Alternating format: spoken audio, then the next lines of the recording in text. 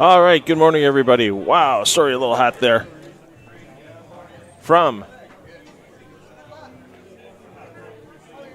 Four Seasons Bowling Center in Freeport, Illinois, this is the 15th annual King Classic in honor of the late Richie Buss.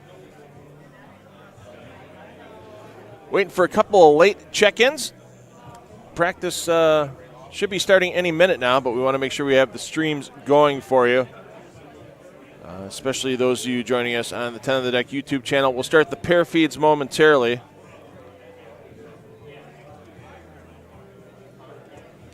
Once again, you're not missing anything. Practice has not started yet.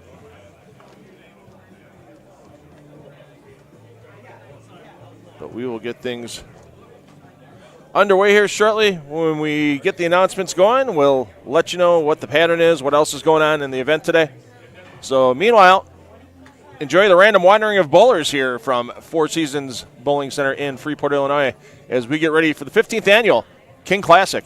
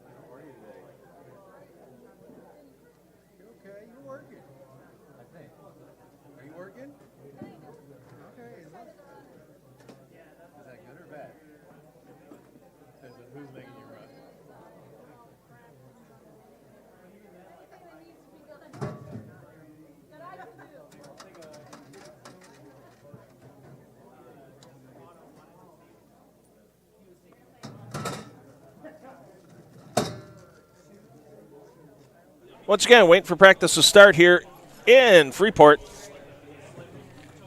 And once practice gets underway, we'll get things going shortly. We should be getting announcements any moment now.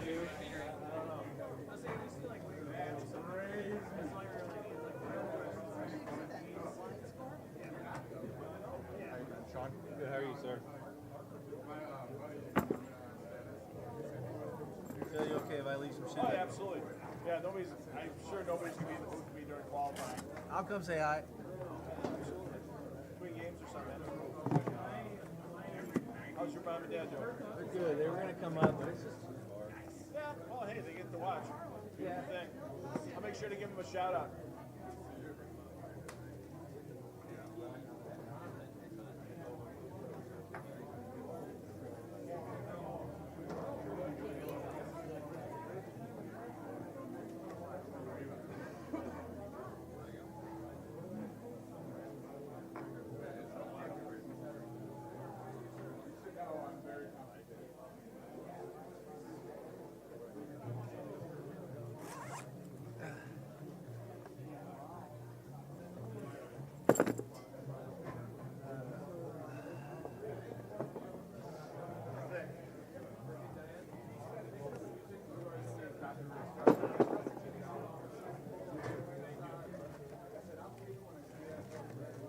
In the background, it sucks.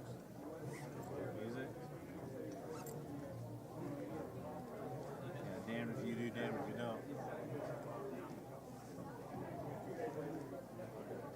This is not as bad as Facebook. Facebook will just shut you down.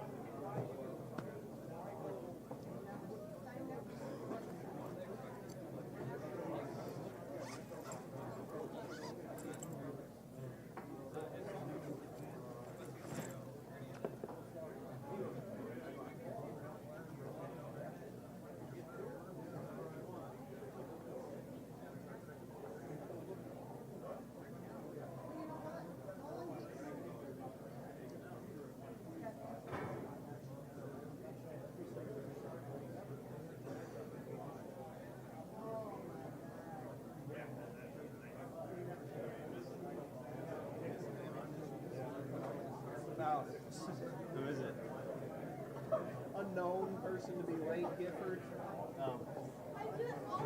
You're used to it.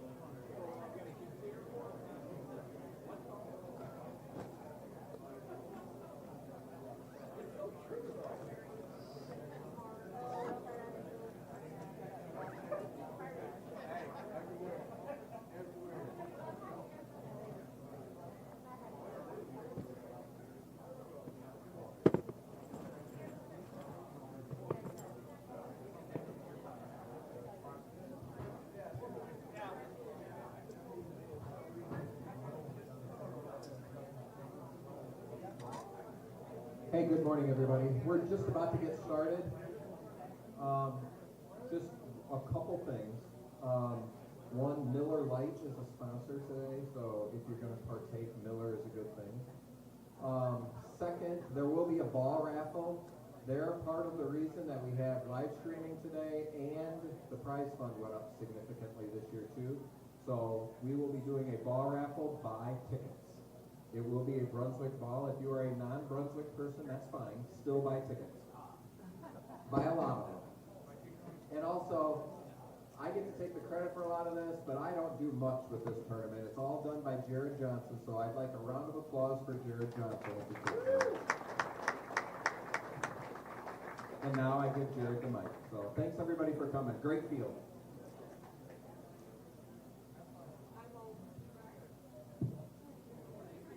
Hello everybody, welcome to the King Classic, a Richie Bus Memorial Tournament. We are honored to host you guys today as we celebrate Richie's memory in this incredible event.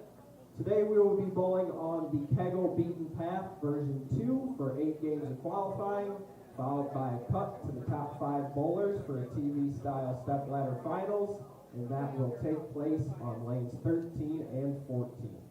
After each game, the lane movement will be as follows. You will move a pair, skip 2 pair, and then back to moving a pair, skipping a pair, and skip 2 pair. If you need reference, they should be on the tables up there. Otherwise, I'll have it posted up here at the counter. The highest female and highest senior out of the money will also receive a check. The highest senior will also receive the Honorable Woodfork Award in memory of Jerome Woodfork, a past King Classic bowler. If you are a senior or if you are a woman, please mark it on your score sheet so that we can get it tallied up here at the counter. We would like to now take a moment to honor our past winners that are here today. Please step out onto the approach so we can recognize you. 2019, Jason Miner. 2021, Josh Powell. 2022, Ron Nelson. Our only two-time champ for 2020 and 2023, Jerry Mars. And finally, last year's champ, 2024, Brandon Mooney.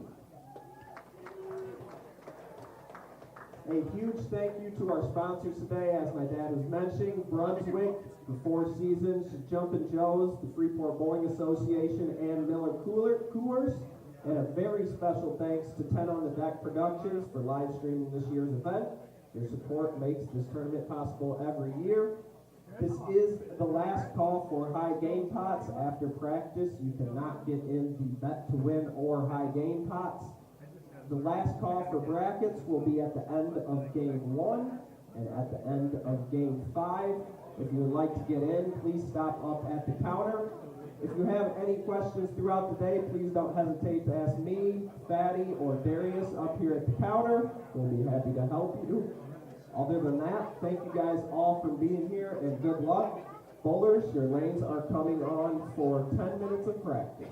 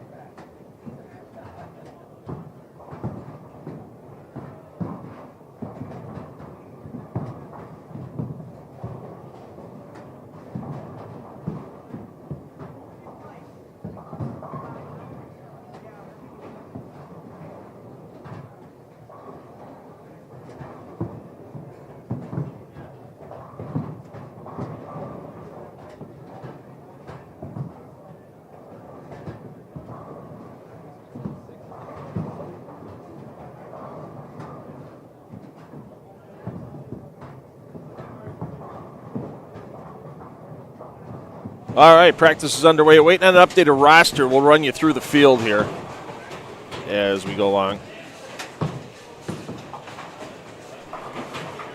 Strike Central feed, we're going to use this for following hot hands, giving you updates on the leaders, that type of thing. All the pair feeds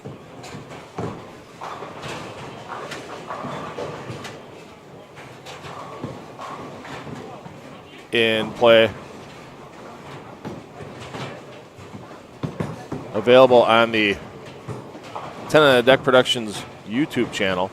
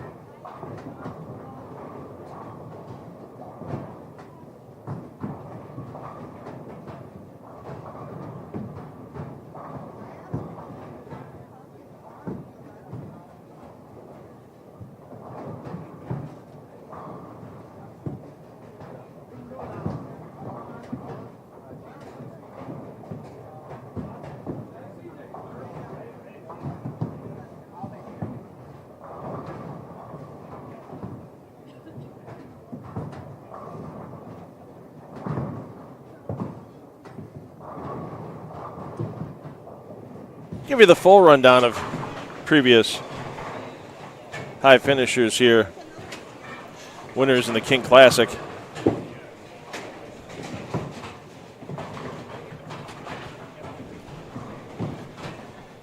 A couple of them I know are in the field today with Jerry Mars, Brandon Mooney. And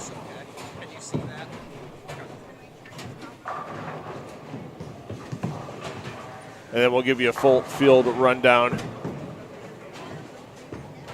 as we go along.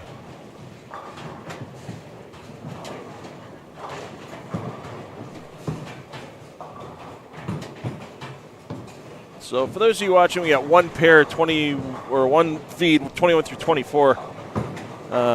Getting a little bit of a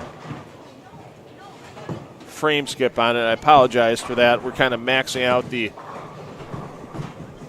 available internet limits here in Freeport. But, hey, we've got 36 lanes of coverage for you. And other than a little bit of frame skip, you're still going to be able to follow your favorite player all day long. And, of course, once our 8 games are complete, then we will have a 5-player stepladder.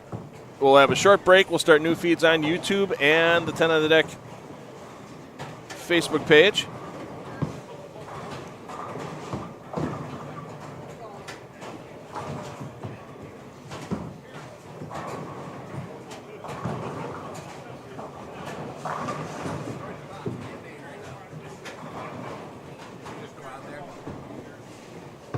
For that step ladder. And thanks everybody for tuning in this morning.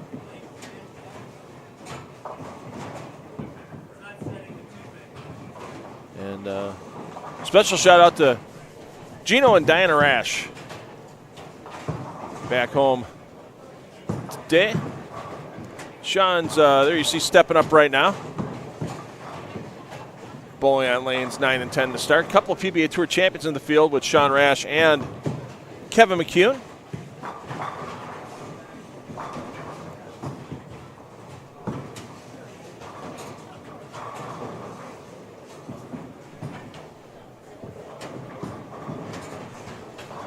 And the players today are battling Kegel's Beaten Path version 2. 41 feet in length. About a 5.7-to-1 ratio, 26 mils in the pattern.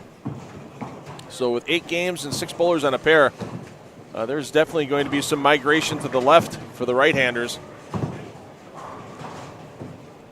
Can the left-handers stay outside of the right-handers' migration to stay competitive? That'll be something to find out as we go along. So a couple more minutes of practice here from Four Seasons Bowl, and we will begin tournament competition for this 15th annual King Classic.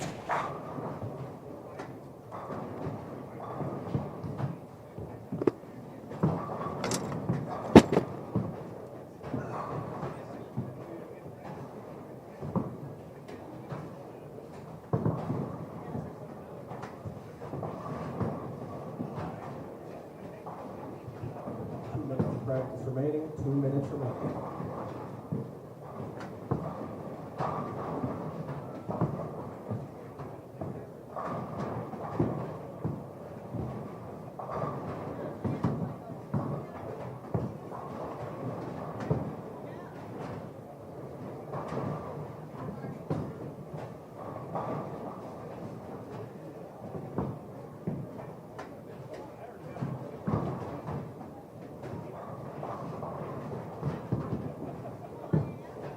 All right, couple minutes of practice remaining, and we'll be underway.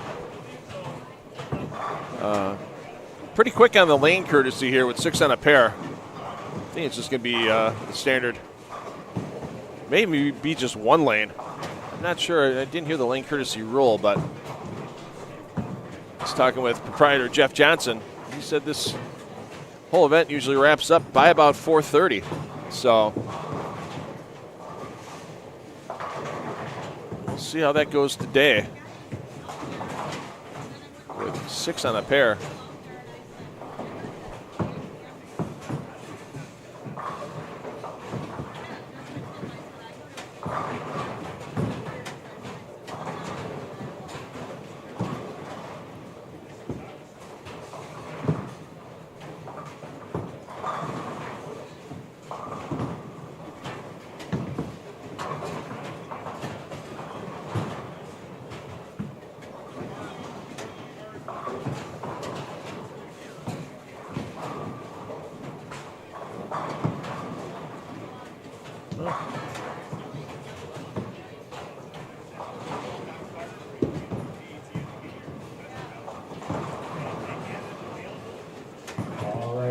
hold up on your practice, please.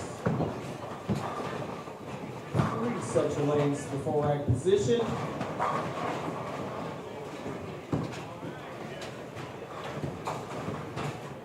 Once again, if you have any questions today, please let me or any of the counter staff know, and we'll be happy to help you. Bowlers, your lanes are on for play, and good luck. Also, last call for high game and bet to win. Last call. All right, with the announcements from Jared Johnson, we are underway. Game one, we're going to take you all the way through the field here in the Strike Central feed. So we'll be switching every frame or so since we have 10 pairs to cover. Let's get down to lanes 3 and 4.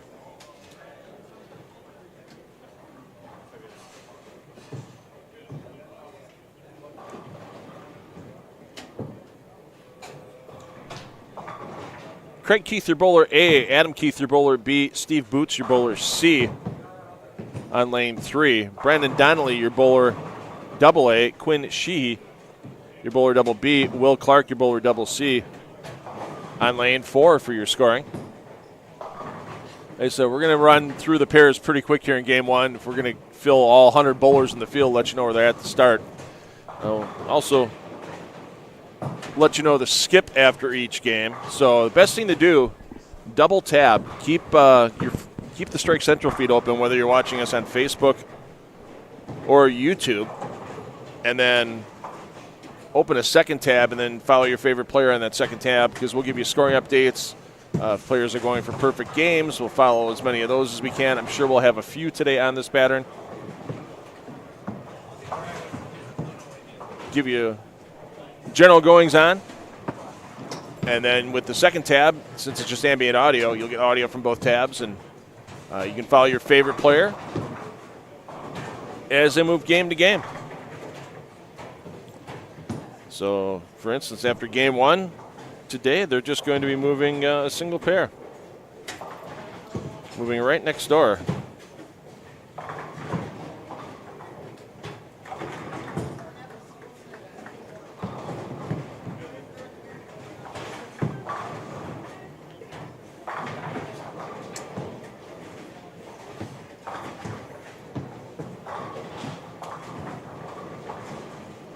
So they will definitely get across the house. Not using the end pairs.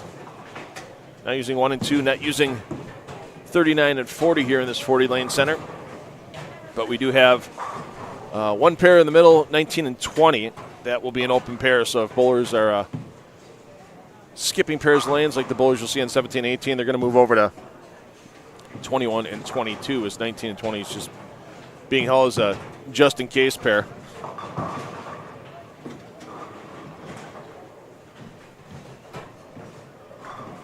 I want to thank the hospitality of the Johnson family here at Four Seasons Bowl. I want to thank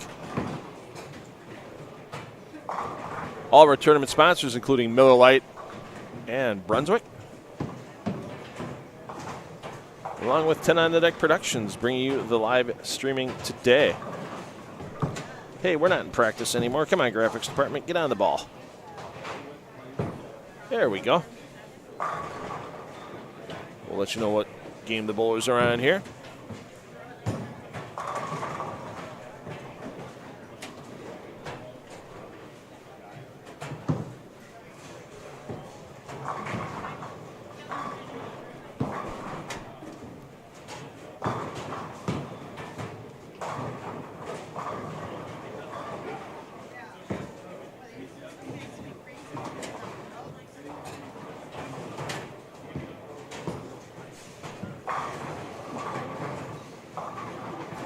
All right, we're going to move on. You know where your players are as we announce them here. So let's move on to lanes 5 through 8.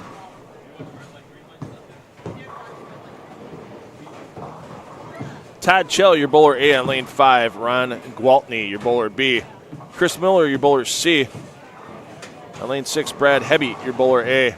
Joe Duarte, your bowler B. Eric Larson, your bowler C. On lane 7, Melanie McDaniel, your bowler A. Her husband Ryan, your bowler B. Brian Thompson, your bowler C. Mike Scholl, your bowler A. Hot hand lately. Ryan Burton is your bowler B. Jason Miner, your bowler C on 7 and 8.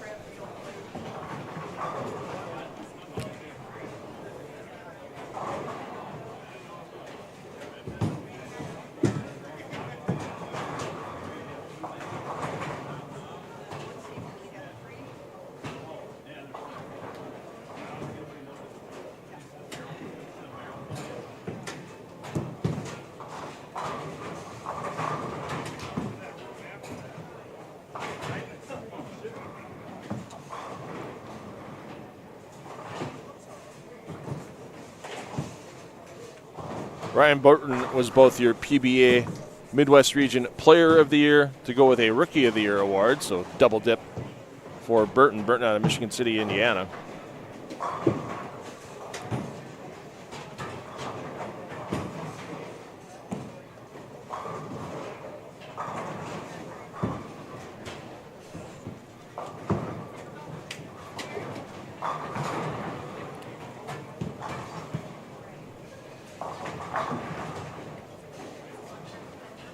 We're going to play catch up here momentarily as we'll get over to lanes 9 through 12. Scott McDougall, your bowler A. Dylan Schafel, your bowler B. James Wakefield, your bowler C on lane 9. Lane 10, Sean Rash, your bowler A. Taylor Ellison, your bowler B. Jim Kalewitz, your bowler double C on 10. Lane 11, Aaron Buss, your bowler A. Erica Herbach, your bowler B. Sean Gibson, your bowler C. And on lane 12, Jesse Buss, your bowler A. Jason Buss, your bowler B. Jordan Hastings, your bowler C. There you see Sean getting ready to take on the PBA Tour season coming up end of the month in Delaware to kick that off. That's also going to kick off the PBA Battle of the Brands. As you'll see Sean with his 900 global teammates. It's an interesting format. Obviously, anybody that's on a national tour contract, pretty much everybody that's under a national tour contract, that's going to be bowling as either an exempt member of the tour or a previous champion.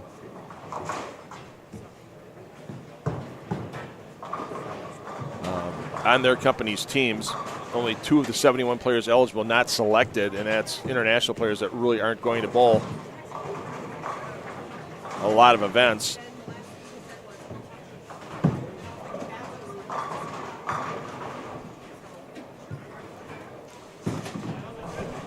But each team manager will select 5 players at the start of each PBA tournament throughout the season once the practice session is completed. And then those players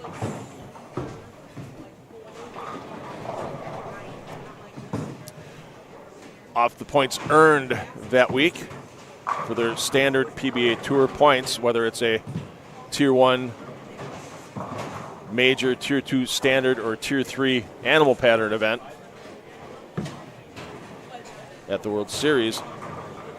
Then once all the points are tabulated for the season, they'll wrap things up with the PBA Battle of the Brands on a weekend late in April from Thunder Bowl in Allen Park, Michigan.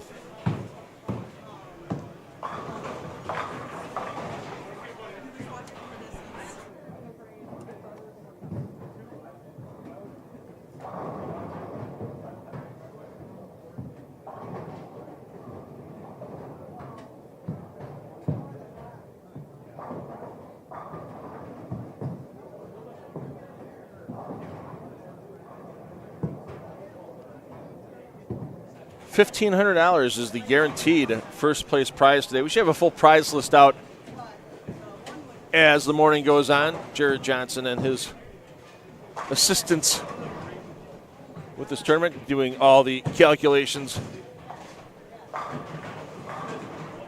on the prize fund. There's some awards as well for high female and high senior out of the money. They're paying out a 1-in-5 ratio, so there'll be 20 spots paid out off the 102 bowlers that are in the field. So the first senior player, first ladies player, they don't cash for a standard check. They'll get a bonus check. I'm not sure of the amount as of yet. Like I said, they're still finalizing some prize fund information.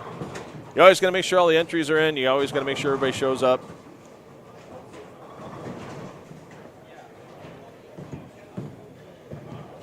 And Bus not happy with that shot. Lucky to leave just a 4-pin. Let's get over to lanes 13 through 16.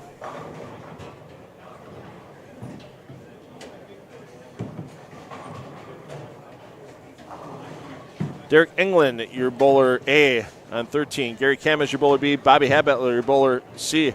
That's probably the largest age disparity between two bowlers on a pair today with Camas and Habetler. Camas just coming back from some knee replacement surgery back in June. Zach Wolfel is your bowler double A on 14. Previous champion Ron Nelson. Nelson took down the title in 2022. Nelson, your bowler double B. Tyler Tornow, your bowler double C on 14. Over to 15 and 16. Quinnell Brooks, your bowler A. Quinton Blunt, your bowler B. TJ Eggleston, your bowler C. Galen Blunt, your bowler double A. Chris Crooks, your bowler double B. Dominic Williams Green, your bowler double C on 15 and 16.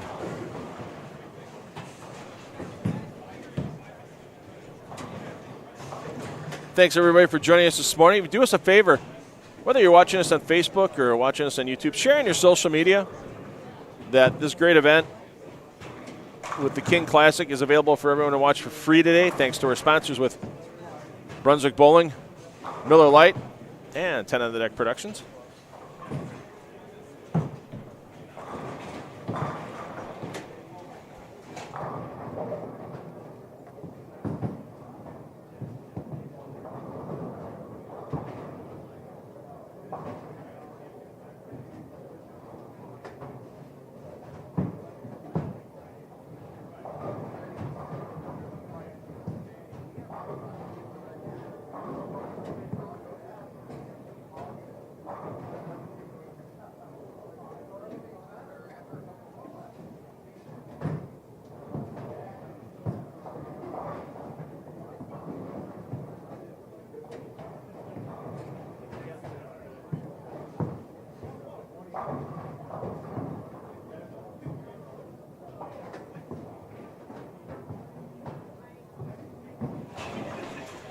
Once again, pretty simple event. 8 games of qualifying.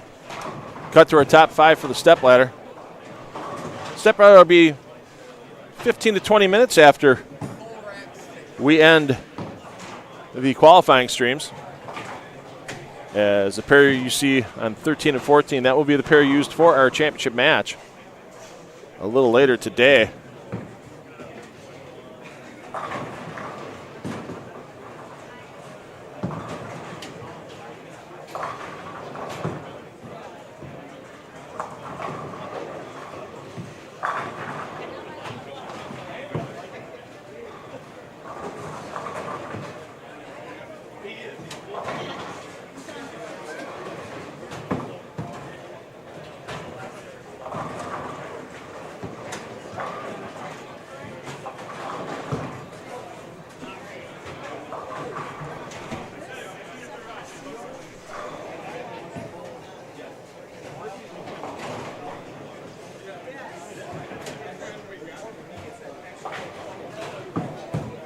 All right, we're going to get you over to 17 and 18.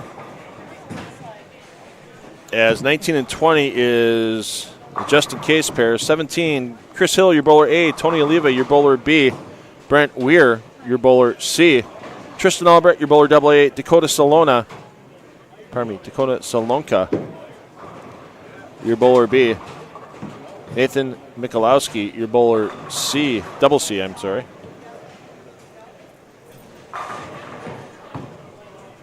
Familiar with a lot of these players on this pair as Wisconsin bowlers. There you see Nate Michalowski. Oh, that's not Michalowski. I apologize. That is Solanka coming up high for the big split.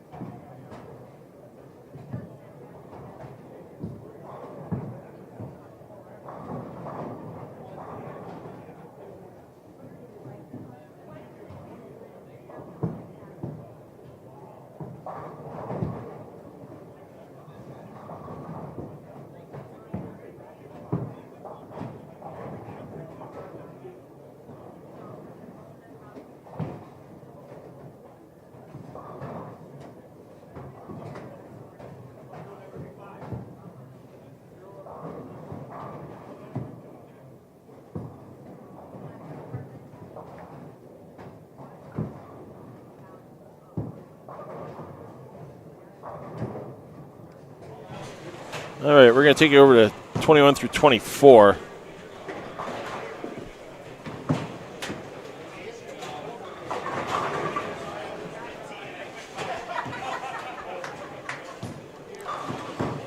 Angelique D'Alessandro, your bowler A. Larry Trimpener, the third, your bowler B. Benji Martinez, your bowler C. Kevin McCune, PBA Tour champion, your bowler Double A. Jerry Mars, two-time winner of this event. Won it in 2020 and won it again in 2023.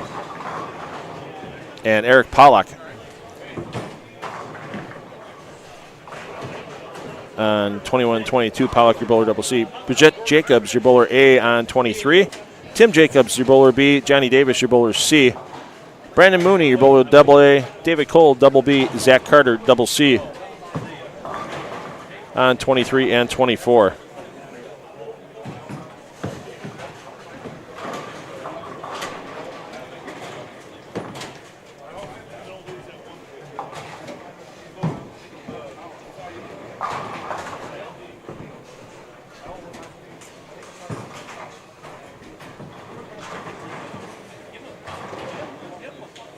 Once again, this is Kegel's beaten path pattern,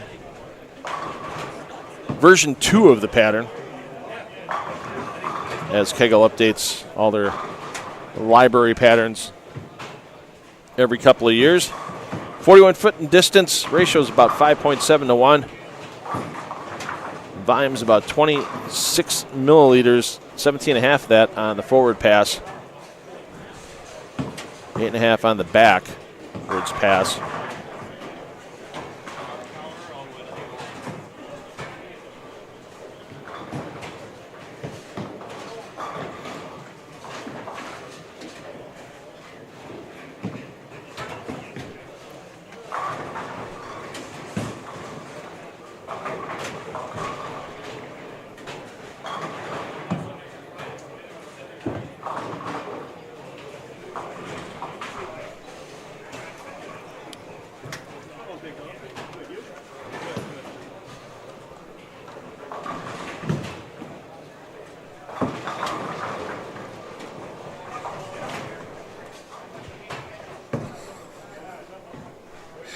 Jeff Johnson and his family here at Four Seasons Bowling Center, just phenomenal hosts.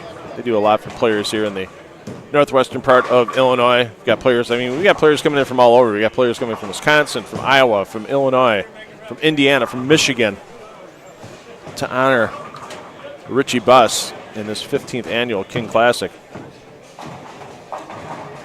Let's get you over to 25 through 28 as we're running through the pairs here in game one. Cal Crummy, your bowler A. Kylie Olson, your bowler B. Chris Peters, your bowler C on 25. Steve Jaros, PBA Tour champion and now PBA 50 player. Your bowler double A. Evan Jaros, your bowler double B. Mike Kickmall, your bowler double C on 26. On 27, Ryan Buss, your bowler A. Shane Buss, your bowler B. J.D. Stewart, your bowler C. Josh Powell, your bowler double A. Becky Kruger, your double B. Tyron Dice, your bowler double C. Dice does a lot of his bowling at Castle Lanes in Racine. He was bowler of the year there for a couple of years. Always enjoy going to Castle Lanes myself. We've done numerous tournaments over the years for 10 on the Deck Productions there.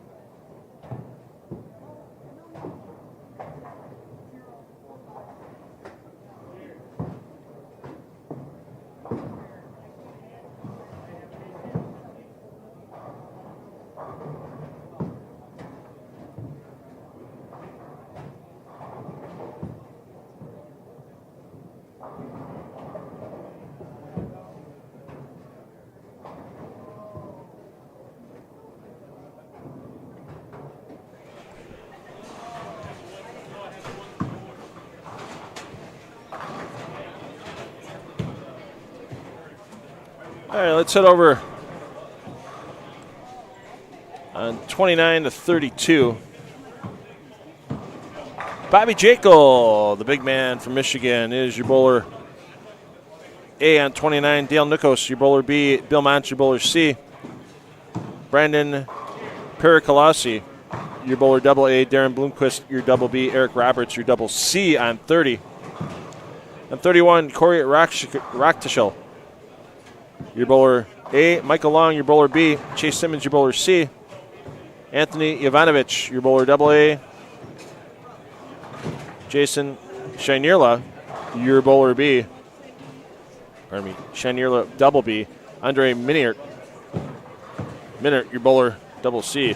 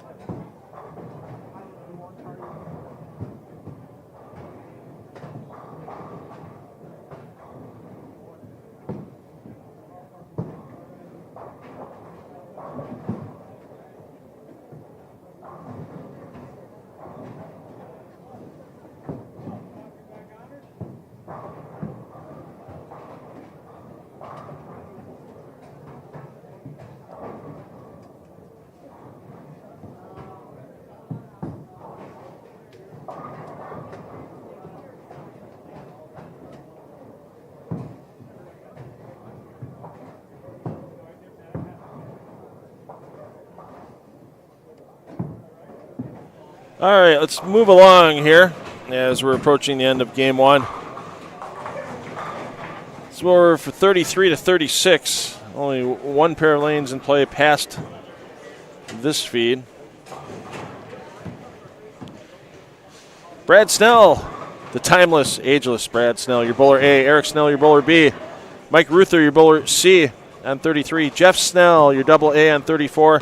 Jessica Mordick, your double B. Kyle Rogstad, your bowler double C. On 35 and 6, Jack Sullivan's A. Mike Stout B. Jacob Gunther C.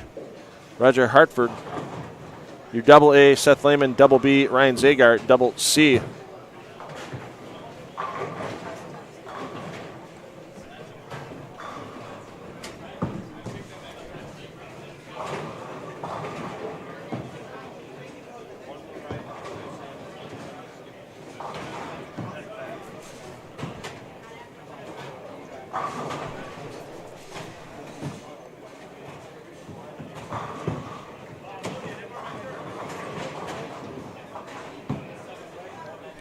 All right, for those of you that are watching 21 through 24, I think we have our problem fixed.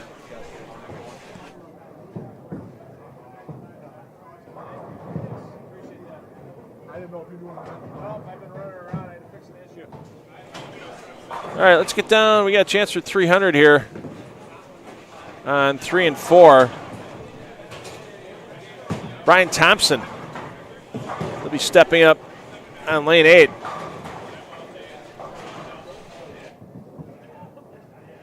Looking to put perfection in the books. We'll get you introduced to the bowlers that were on 37 and 38. They're moving down to 3 and 4. We'll introduce you to them in game 2.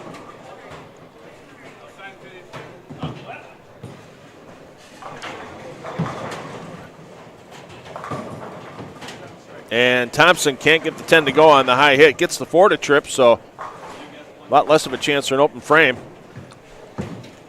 for Thompson. So for those of you following, double tabbing us, players are just moving 1 pair to the right this game. So the bowlers that are in 5 and 6, you don't have to change feeds.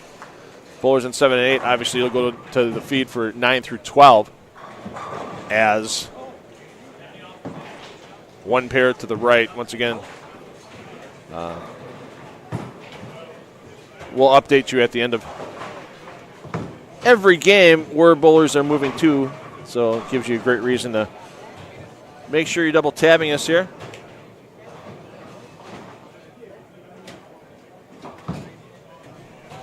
So player movement in game 2 coming up next here from the 15th annual King Classic.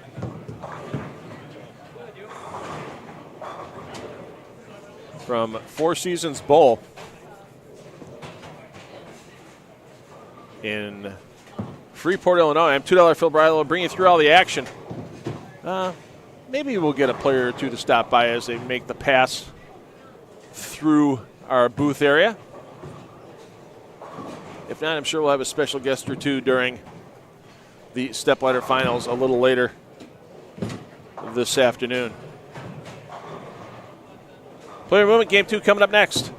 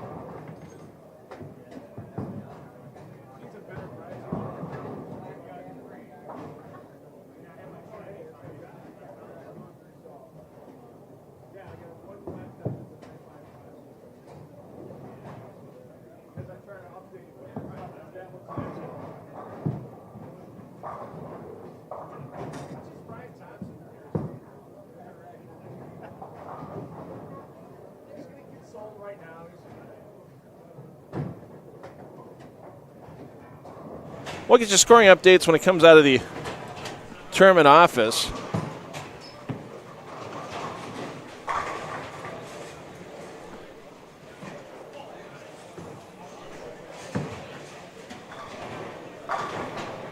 Oh, I think there might be let me see if I can get a QR code.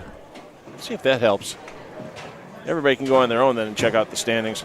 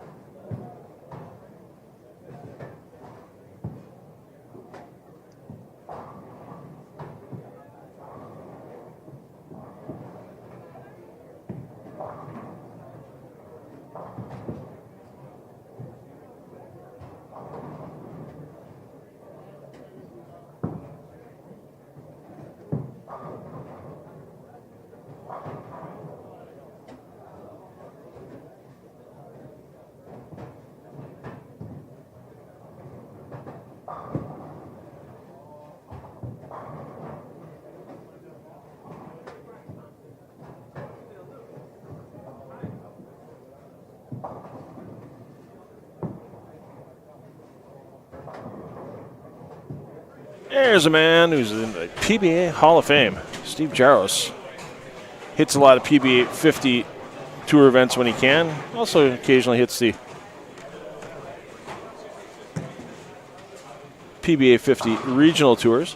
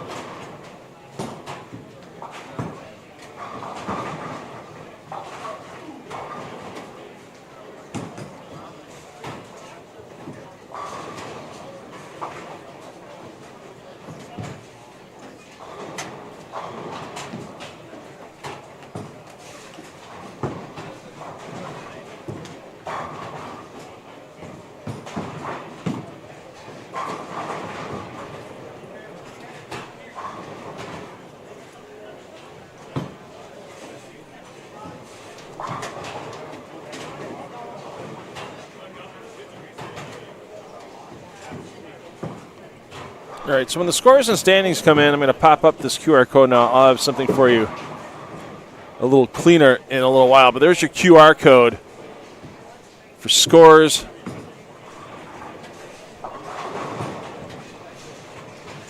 So you'll be able to find your favorite bowler in the field. And if you're a spouse or boyfriend, girlfriend, you want to see how they're doing in brackets and other side pots, there's a link through that QR code as well. So there's your QR code.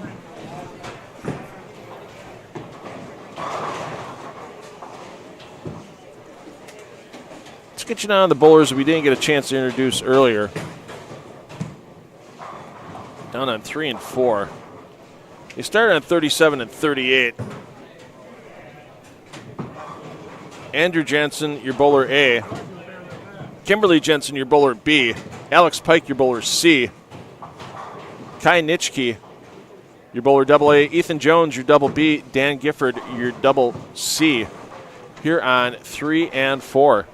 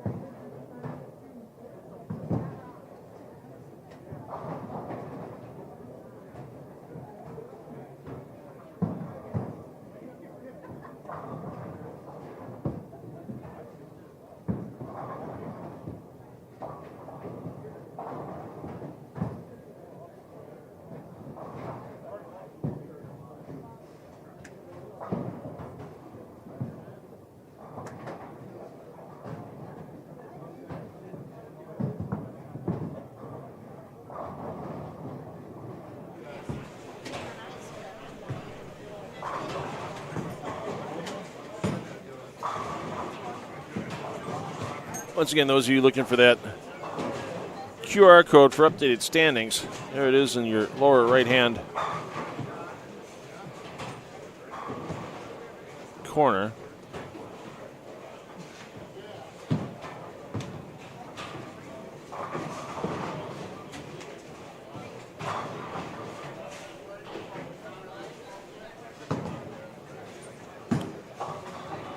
And it looks like it's going nowhere. So apologies for that. Might not be active yet, so I'm going to pull that down for everyone. If you have any questions, throw them in the chat either on YouTube or Facebook.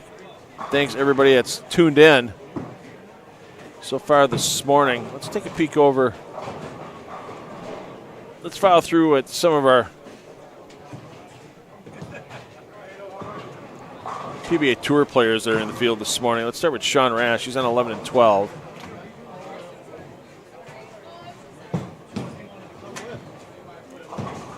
Rash is your bowler A. Lane 11, so not a good start for Rash. Strike open, open. A couple of splits on the board. I'm sorry, Rash is your double A. I apologize. So Rash does have an open, but strike spare open.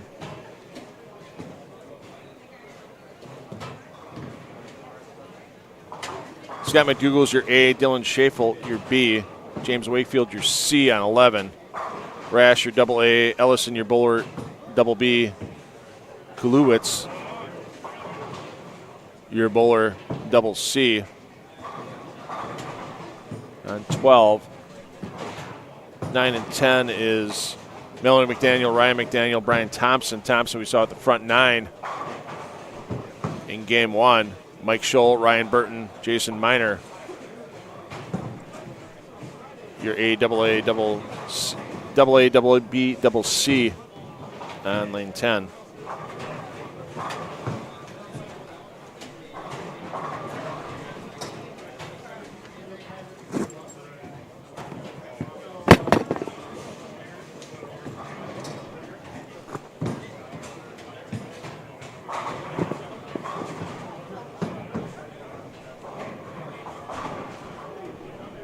That was the crash of a Sean Rash bowling ball into a bowling bag next to our microphone for our ambient audio. Apologize for anybody that was surprised by that noise. I was as well, as it reverberated through my headset.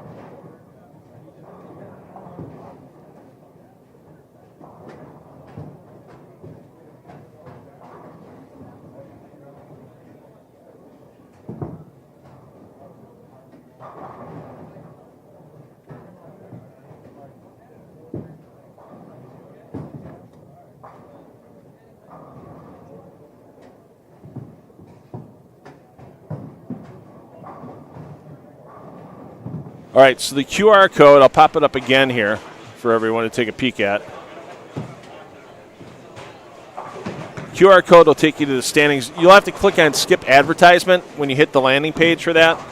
It's a page that trades use of a QR code for dealing with some advertising. So click on skip ad. You'll land on another page for the Four Seasons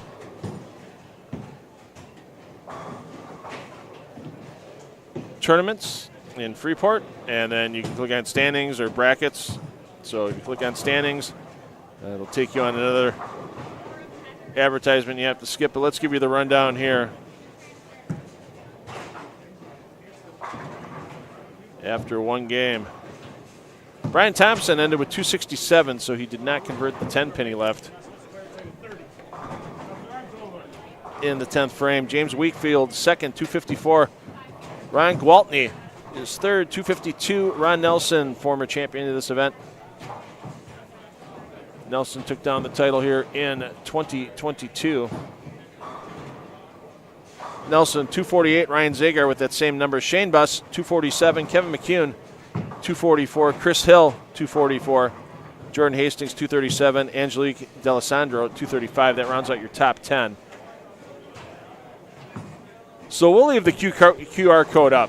That way anybody can click on it, get the standings and such. We'll leave it on during the games, and we'll take it off between games.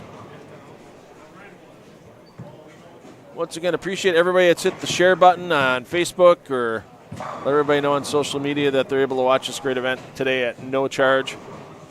Thanks to our sponsors, Brunswick Bowling, Miller Lite, and, of course, here at Four Seasons Freeport, Jumpin' Joe's Sports Pub and Grill. Great burgers. Had one for dinner last night after I was done setting everything up here.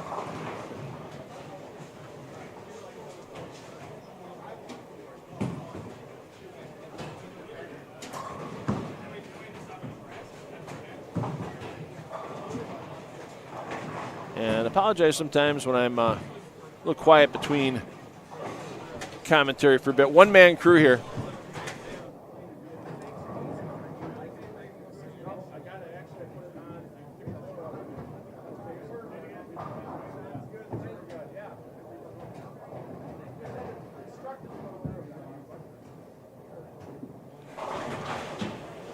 What am I bracket? You know, it's the neat thing about that link that they put up. They have the brackets on there as well with that QR code. I wonder how many hundreds of brackets there are today.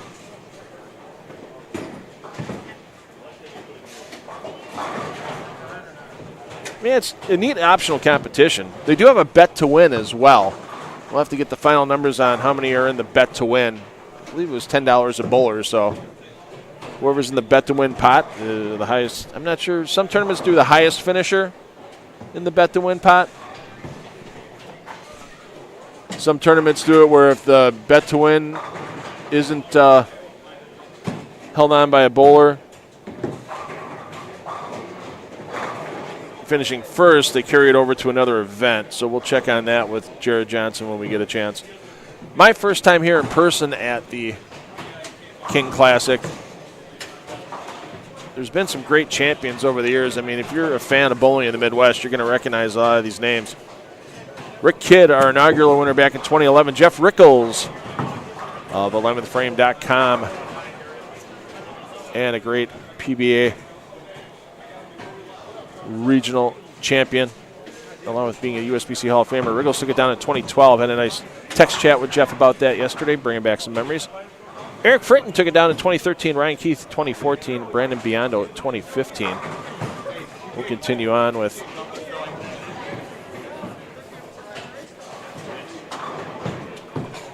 players coming up shortly. There's Rash.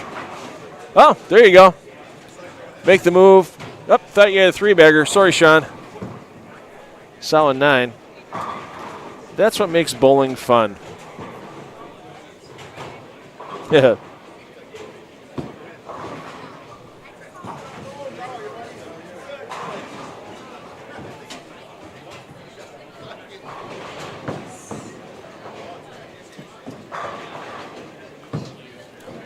Take a peek down on, let's see how Bobby Jekyll and crew are doing here. Bounce around a bit as Rash gets a conversion.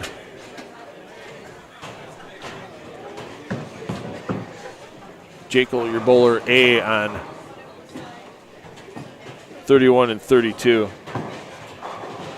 Nichols, your B. Montz, your C. Pericolosi, your double A. Blomquist, your double B. Roberts, your double C on that pair. 29 and 30, Ryan Buster A. Shane Buster B. J.D. Stewart, your C. Josh Powell, your double A. Becky Crew, your double B. Tyron Dice, your double C.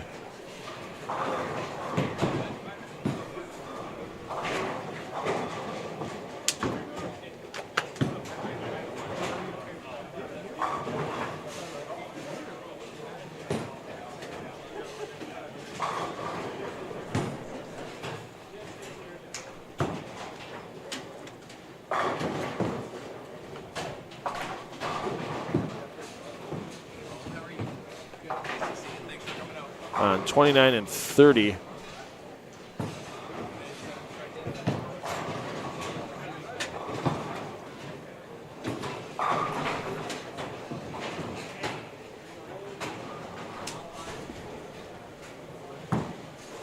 Got a couple players struggling. There you see Bobby Jekyll. Opening the first frame. Got the double. And he won't do it here in the fifth. But he gets the strike in the beverage frame.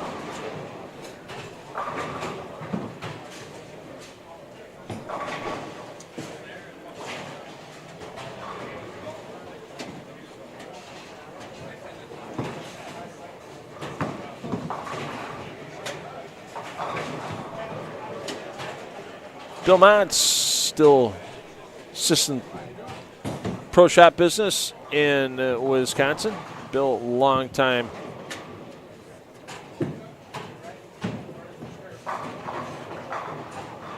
great bowler, along with being involved either working for bowling companies or in the pro shop business for his own. Great coach as well. Phenomenal coach, Bill Monson. I know a lot of players in Wisconsin that have worked with Bill over the years. Here's Jack Sullivan, Mike Stout, Jacob Gunther, your ABC respectively. Roger Hartford, Seth Lehman, Ryan Zagar, your AA, BB, CC respectively. Zagar with a solid game going. We mentioned Zagar started with a 248, tied for 4th and 5th with Ron Nelson.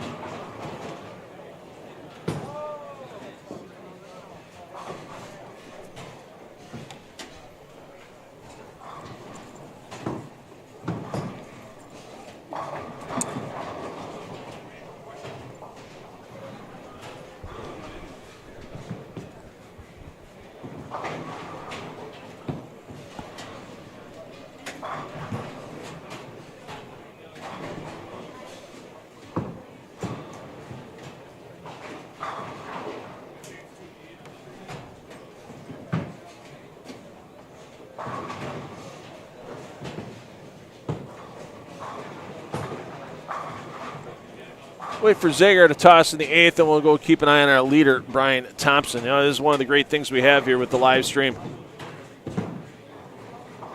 provided to everyone today, thanks to Miller Lite, the brands of Brunswick, and Four Seasons Bowling Center, along with us here at 10 of the Deck Productions.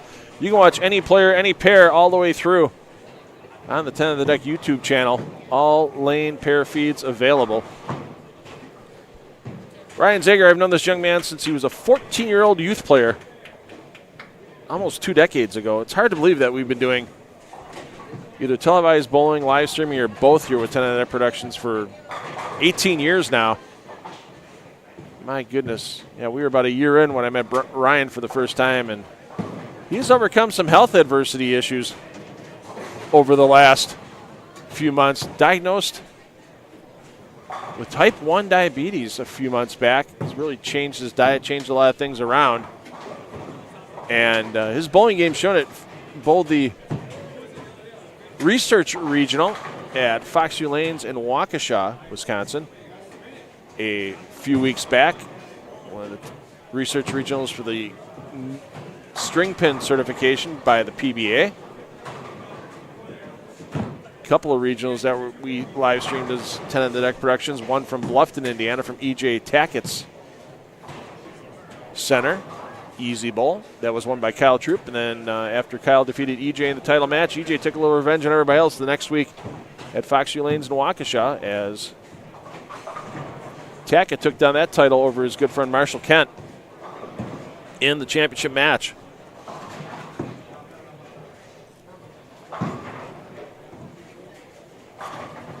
Oh, geez, Burton gets hosed. Almost the pocket 7-10. What a great season Burton has had.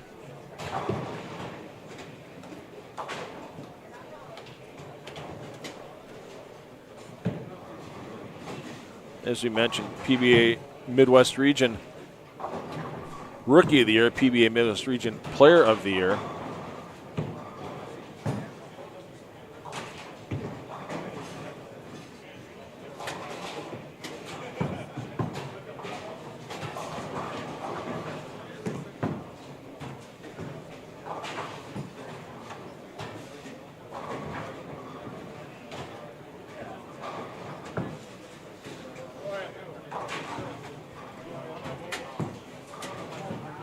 And I'm sure 2025 is going to be looking pretty good for Burton as well.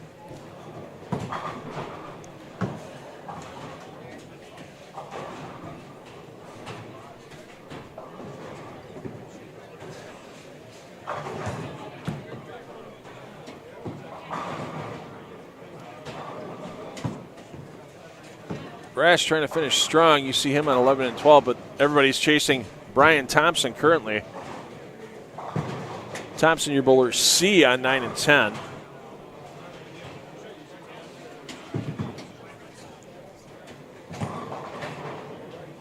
Thompson with a maximum of 258, try to follow up his 267 opening effort.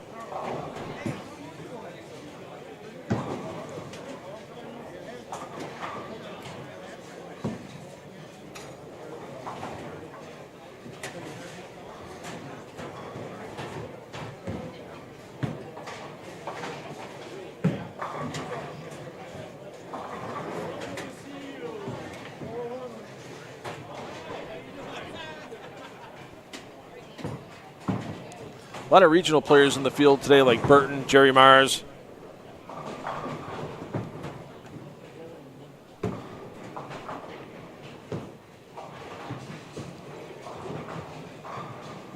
Todd Chell. Well, Todd Bowles on the senior tour as well. He hits every PBA 50 national stop. Melanie McDaniel this past season had a nice run at Strike and Spare 2 for the Celeste Walker PBA Midwest Regional. Made match play. Pardon me, elimination round. That was an elimination round tournament.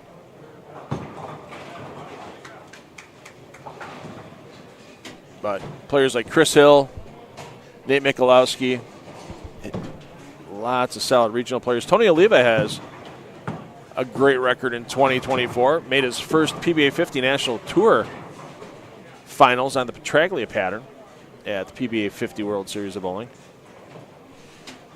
Oliva right now currently on 21 and 22.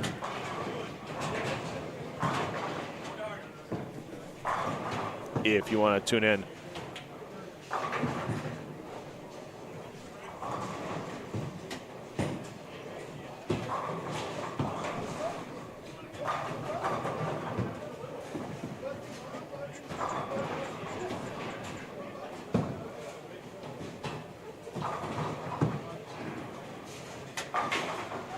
And we're going to make a quick flip here. We got a bowler with a big game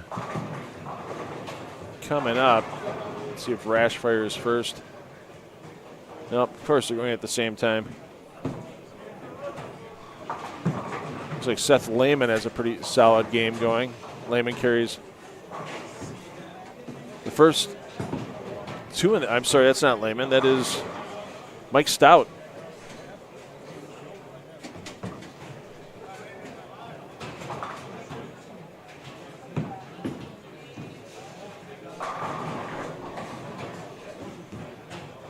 So Stout finishes with 279.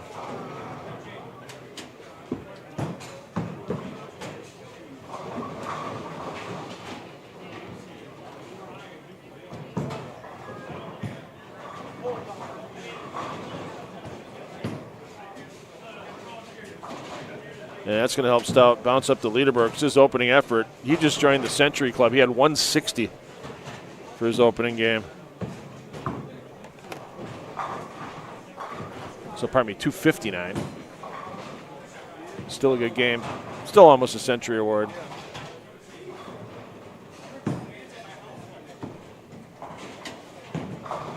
For Stout. We're going to go back over as we were focusing on our leader after the first game, Brian Thompson. We'll get back to Zagar when he steps up in the 10th frame as Zagar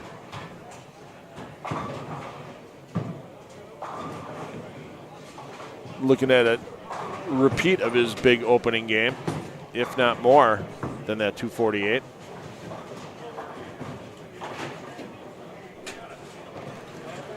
Here's Ryan McDaniel. Ryan specifically begged me today to not put him on the live stream. Too late, Ryan. You're on front and center. No pressure here in the foundation frame.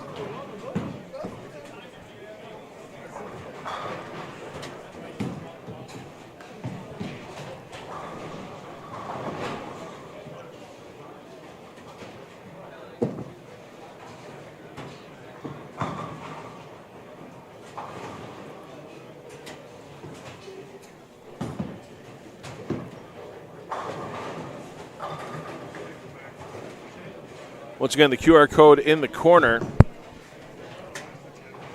will take you to the standings in the event as they're updated. And McDaniel shreds the rack. That 5-pin a little suspicious on that shot. Did a little standing up before it fell. So when you get to that QR link, you'll have to click on the skip advertisement button on your device in order to get to the Four Seasons landing page. And when you get to that landing page, you'll see the link to the standings for this event.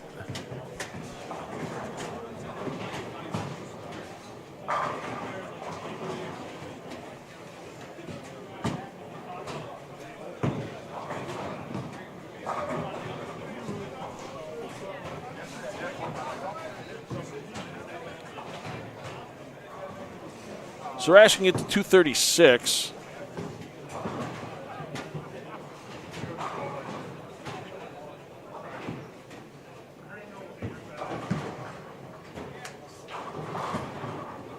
A little higher than his opening game at 225.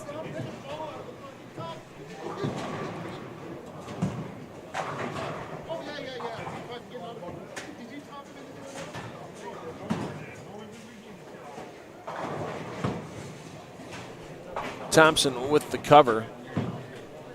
And we're going to have a deadwood clear. Nothing better than a deadwood clear. Sean Rash, what ball are you changing to for your fill shot? Origin. The Origin, okay. All right. Yeah, Sean's got his stuff right by the broadcast booth here. So Thompson can still get to 237. So he'll still be 100 over after 2. He'll be in good shape. That is, of course, assuming he strikes out in the 10th. And we haven't seen that Origin roll yet for anybody. Well, here's your chance for Sean.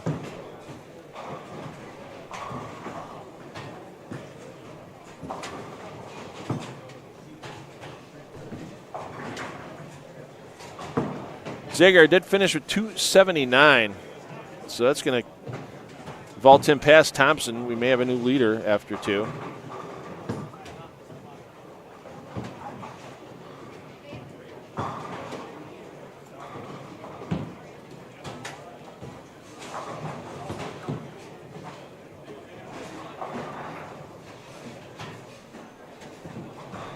Let's peek next door. Let's see how Ron Nelson's doing. Nelson, former champion of this event, was tied with Zagar at 248 after the opening game. Nelson, your bowler, double B on 15 and 16. So Nelson can max out at 225 this game.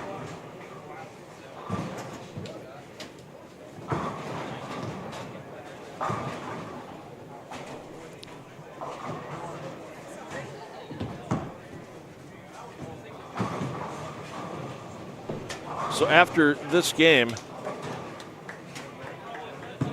players are going to skip a pair, land on the second pair.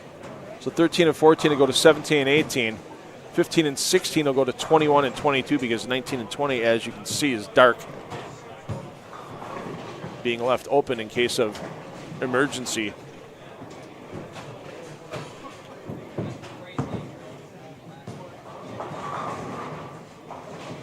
So for those of you double tabbing, players will skip one pair, land on the second, and that means we're going to have Game 3 coming up next year from the 15th Annual King Classic at Four Seasons in Freeport, Illinois. Thanks to our sponsors, Brunswick Bowling, Miller Lite,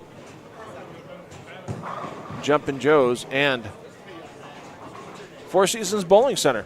I'm $2 Phil Brylow taking you through today. And we'll crown a champion. I'll be taking home a $1,500 first place prize later this afternoon.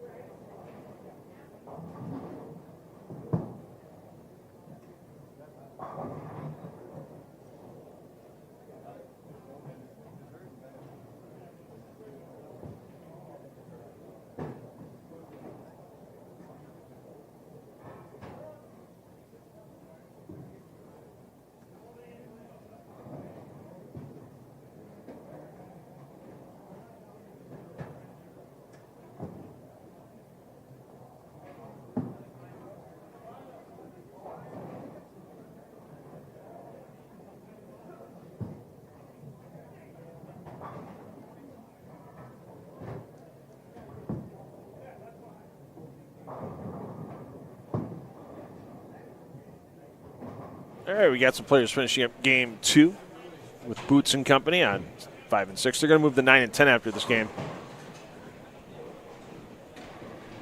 Players down on 7 and 8. They're players that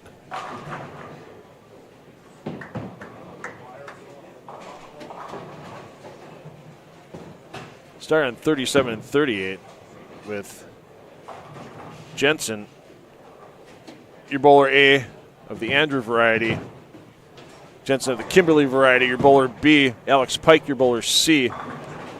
Kai Nitschke, your bowler double A. Ethan Jones, your bowler double B. Dan Gifford, your double C. On 7 and 8.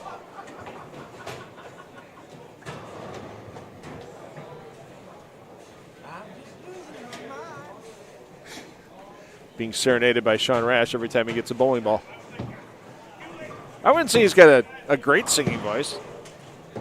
Slightly above average.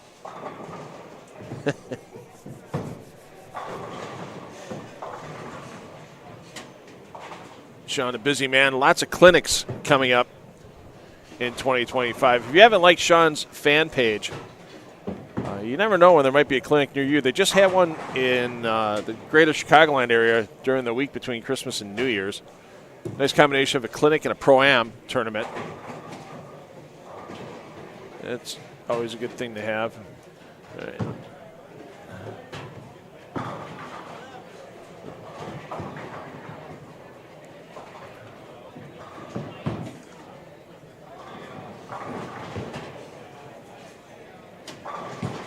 Five and 6 coming on. Going to have the man who might be our leader, Ryan Zagar. Zagar will be your bowler double C on 6 when they come on board. Sullivan will be your A, Stout your B, Gunther your C, Harford your double A, Lehman your double B, Zagar your double C. Once we get to that point on 5 and 6.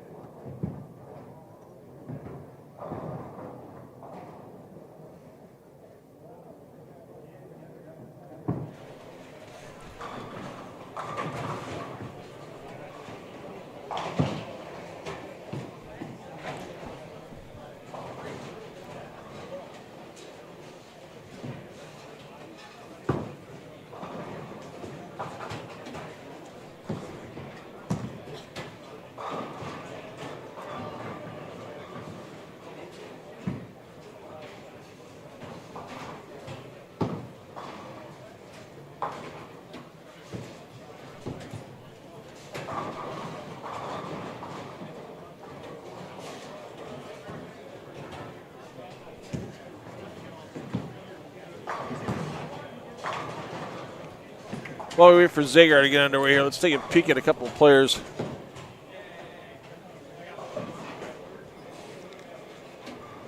And near the top of the leaderboard, former champion Jerry Mars. You'll see Mars stepping up shortly. 27 and 28. As we're fully in to game 3 now. And once again, once all bowlers are completed with game 2,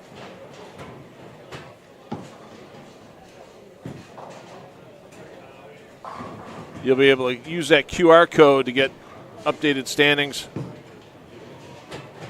Everything you need to know about this event.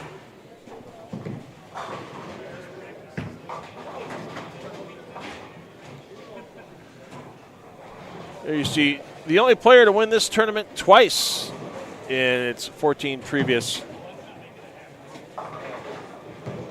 times of being held. Jerry Mars, 2020 and 2023, and Mars did not like that one, and you can see why.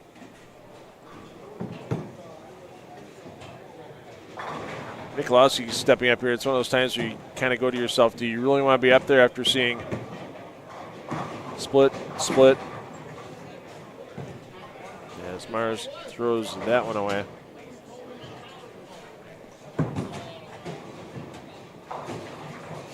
Oliva takes the scenic route, not going to get any type of bounce on that. D'Alessandro on 27-28. She was high woman to this point after game 1, 235 game. Once again, once we get the update.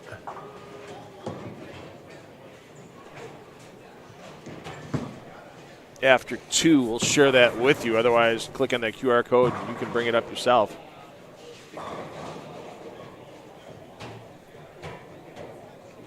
At your convenience on your mobile device.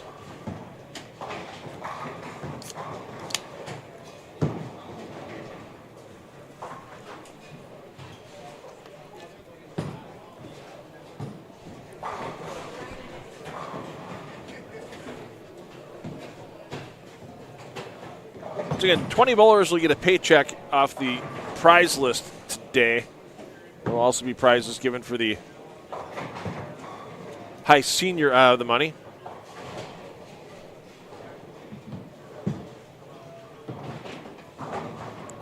And the high female out of the money as well. And the high senior qualifier, which would have been Ron Nelson to this point, we'll get the Woodfork Award in honor of Jerome Woodfork. I haven't seen the Woodfork. Like I said, this is my first time here in person. I've heard a lot about this event over the years. You have to have a pretty good following to have 102 bowlers show up for the event and have the event sell out well in advance. And it was a nice twist to the equation this year that Jeff Johnson and the tournament committee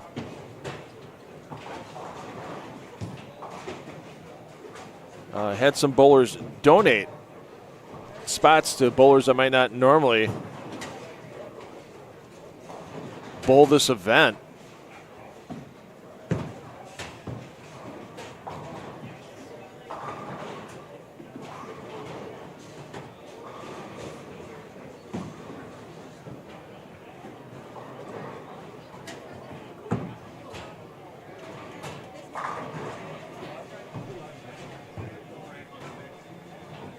So they took suggestions from the bowling public, and once those suggestions were made, the Johnson family designated 3 bowlers to receive entries into this event.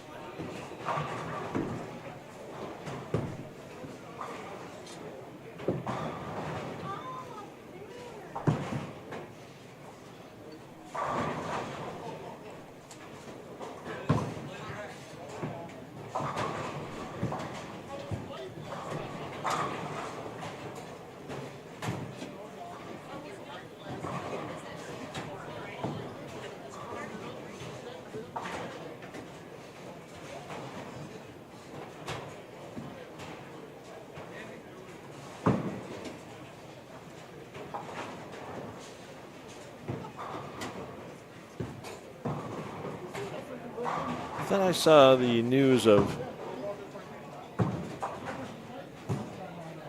who those bowlers were that received the donated entries. I can't find it, unfortunately, on the tournament page.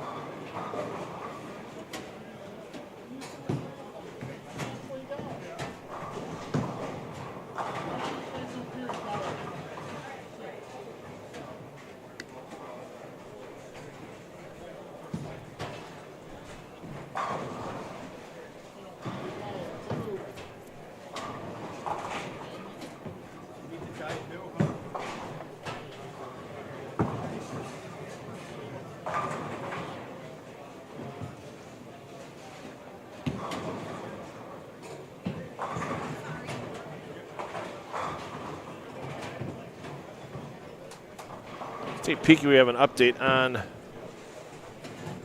the standings.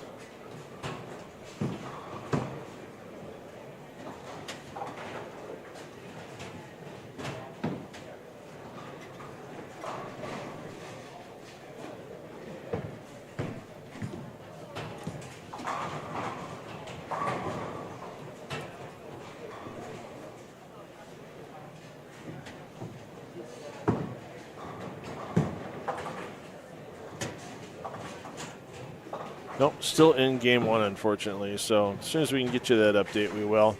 Plus, you can scan the QR code yourself. You can see the tournament standings after 2. As Chris Hill styling in that H5G gear. I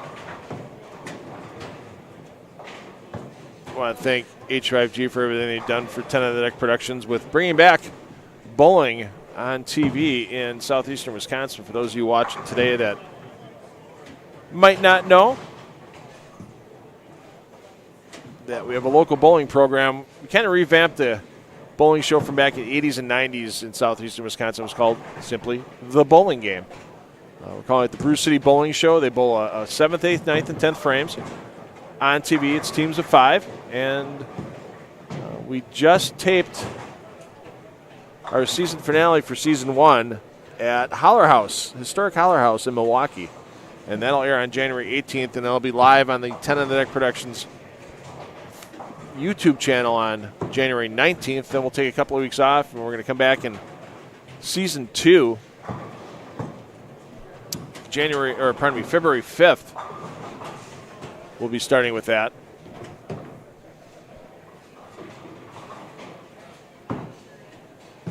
And a little different format. This time we'll bring 3 doubles teams on a telecast.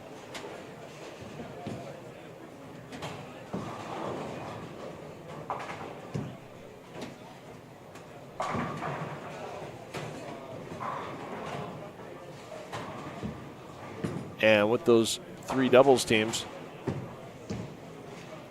they'll battle it out. High doubles team in that 7th, 8th, 9th, 10th frame format. They'll advance to our American Place Casino Royal Roller match. It's a King of the Hill. So after we determine our week 1 winner, that doubles team will move on the next week. And every week you win that Royal Roller match, that doubles team will split $250 in free play and $150 in dining at any of the restaurants at American Place Casino in Waukegan. So I want to thank American Place once again for coming on board. And then our high game of our players bowling the doubles competition qualifier on the show. That high game will get a 2-night midweek stay at Circa Las Vegas and a complimentary daybed rental at Stadium Swim at Circa. That prize alone worth $750. So lots of ways to get your gamble on if you're a bowler with the Brew City Bowling Show and American Place Casino and Circa Las Vegas.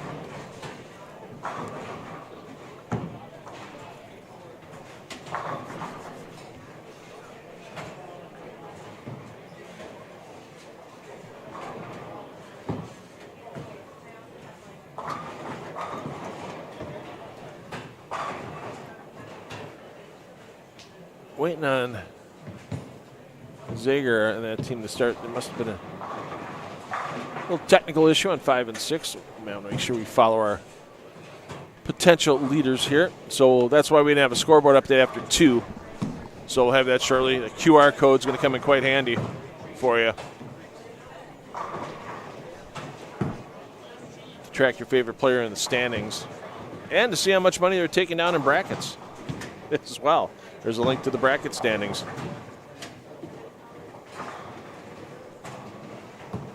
So if you have a bowler in the field and they owe you a couple of bucks and they do well in brackets, you know you can get yourself paid off. As Mars comes back with a strike, but not a good start to our only two-time champion in this event here in Game 3.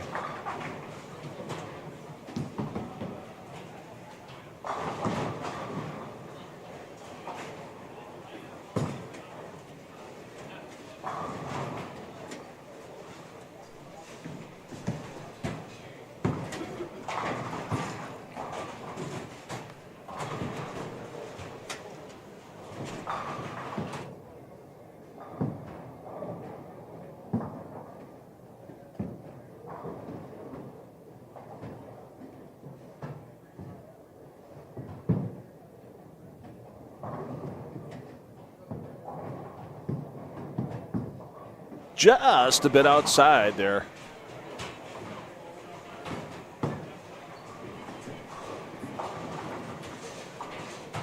For Pollock.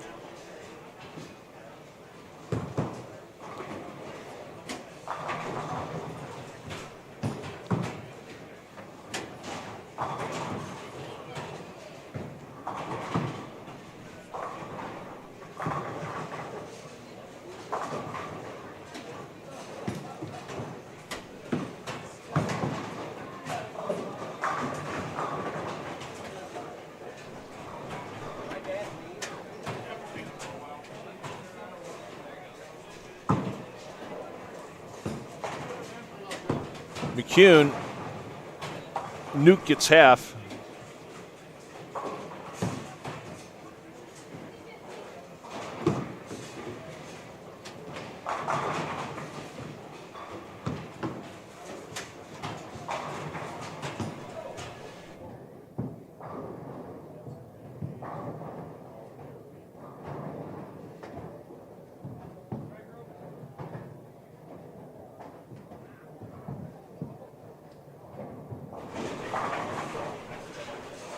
Well, we saw McCune make a big four in Bluffton at that PBA Research Regional a few weeks back.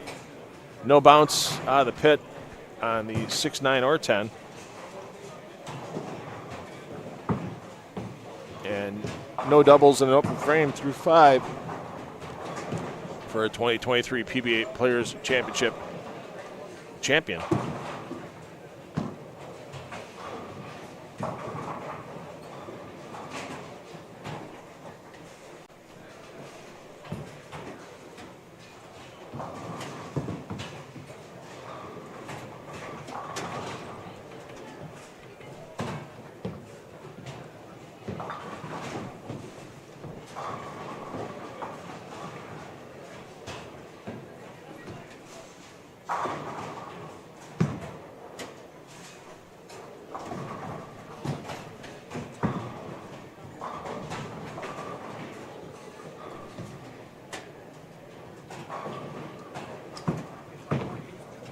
Let's go take a peek on the man who might be our leader. Not a good start.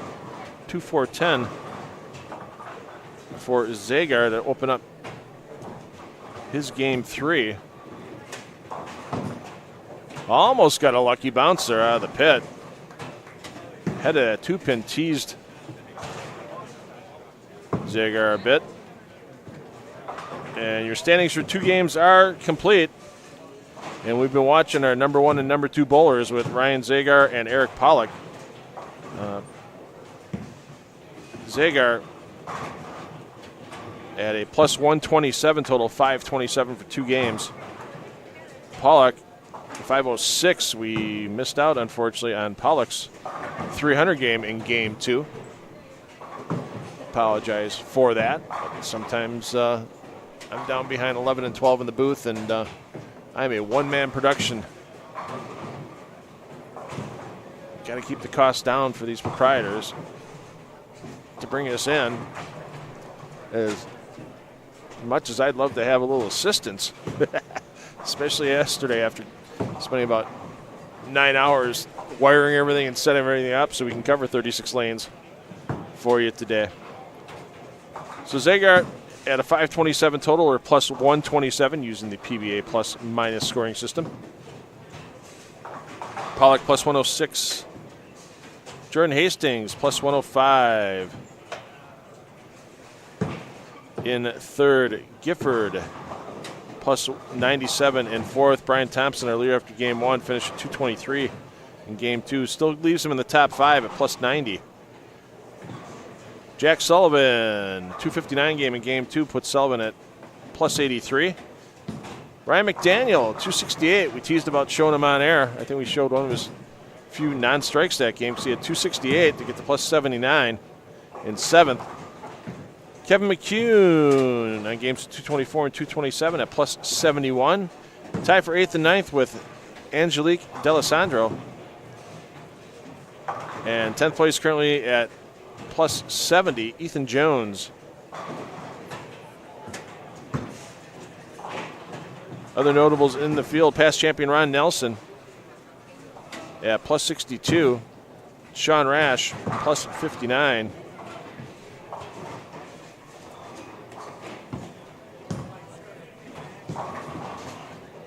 Previous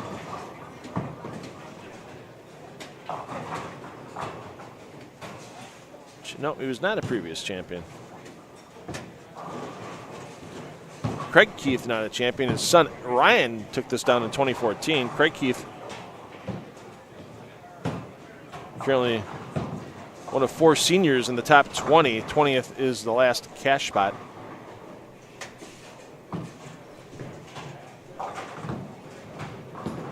Right now, that cash number, plus 46, Chris Hill at that number. Craig Keith at plus 50, just ahead of Hill.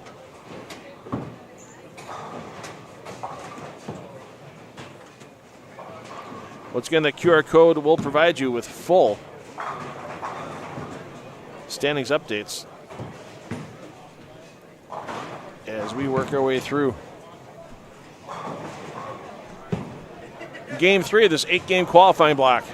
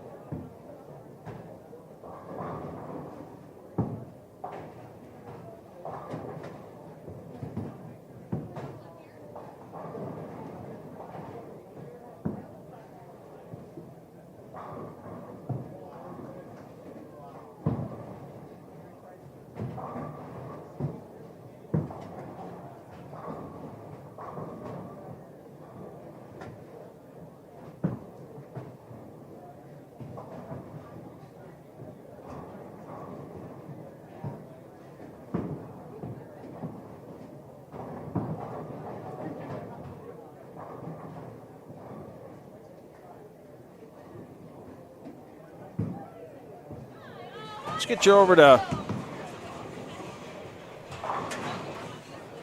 15 and 16 as James Wakefield, he's your bowler C on 15, working on the front 6.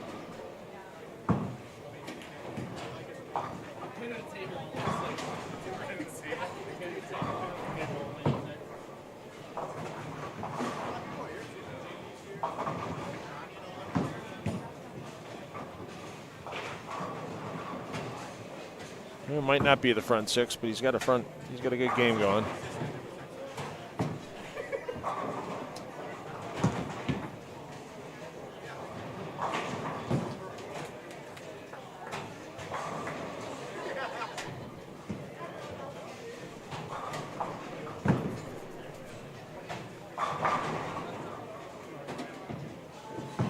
Let's give Wakefield a chance to throw one on the live stream. Keep pounding on the strikes. And he does so. Mentioned Ryan McDaniel in the top 5 currently. McDaniel stepping up at 14. No, it's not a front bunch for Wakefield, but still a good game going.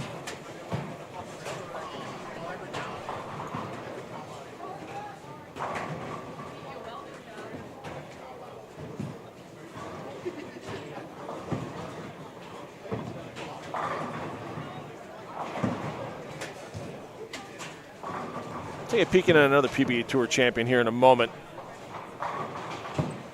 After Rash rings the 10, Kevin McCune.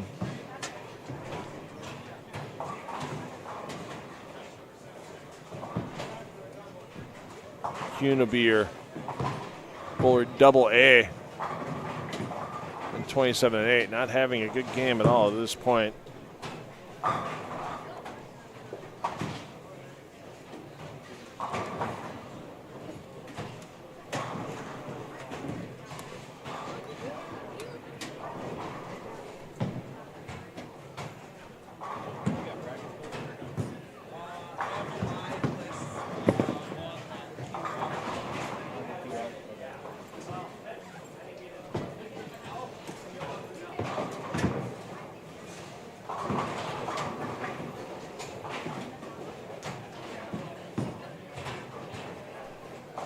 See what Martinez can do here on the cover.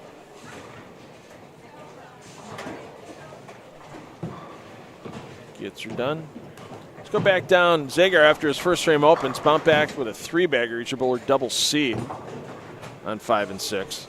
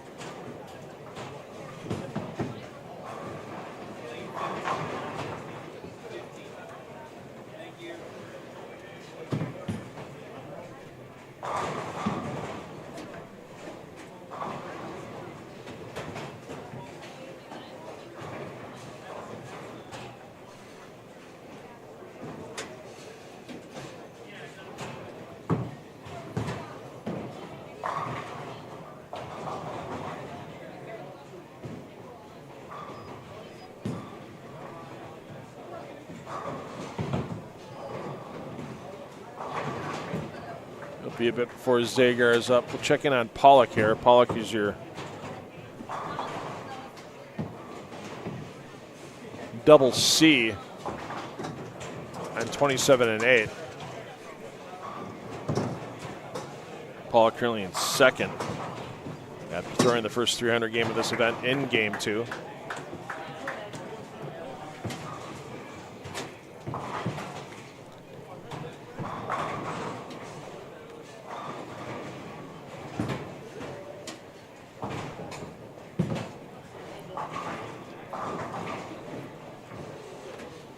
Pollock, owner of the aptly named Pollock's Pro Shop in the greater Chicagoland area. He and his team came up to Wisconsin for the H5G shootout team tournament first weekend in December. And his team had a third place finish in that event.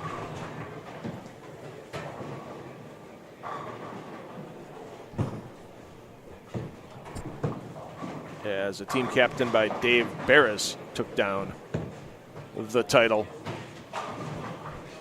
in Sussex, Wisconsin.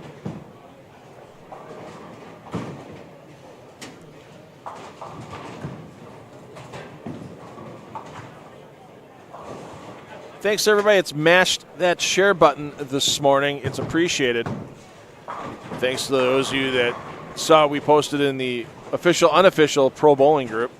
Well, I thank Jeff Rickles for letting us post in there. Of course, a couple PBA Tour players and a couple PBA 50 Tour players. Hey, there's the Paralyzed 5 on lane 29. Stare at it all you want. It's not going down. And that's a bad break there for D'Alessandro. Something you don't see too often with the 3-4-7-9.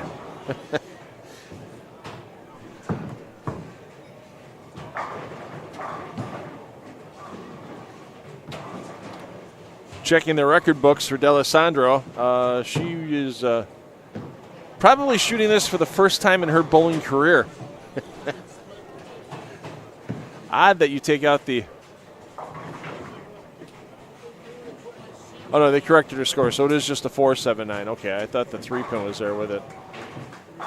Not the first time she shot a 4.79, but it is an open frame. Over to Zagar.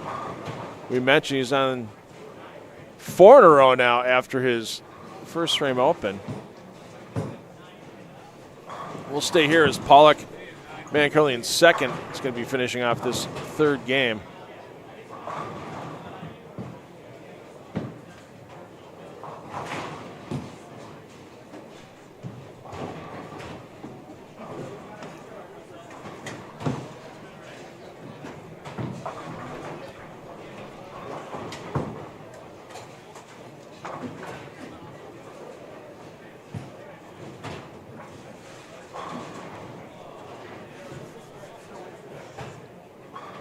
Pollock with a chance for 2-4-5.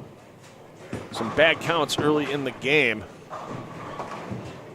Bringing that last digit down a little bit. I do like the pace of this event, even though we're on 6 on a pair. I mean, if we get 3 games done here in less than 2 hours, that's going to be it's pretty good for 6 on a pair.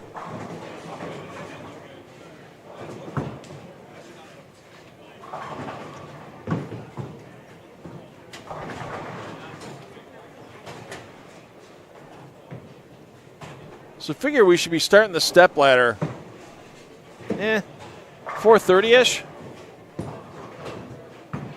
For those of you that might have other plans today and are running back and forth a bit and want to make sure you catch the step ladder. Of course, if you can't watch it live, it's archived. It'll be on the 2 Hour Fill Facebook page. It'll be on the 10 on the Deck Productions YouTube channel.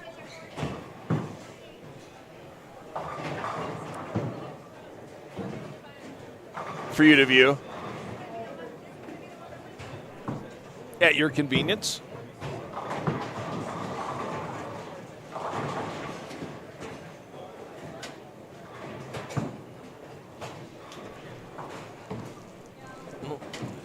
Zagar kept this string going. Now it's out to a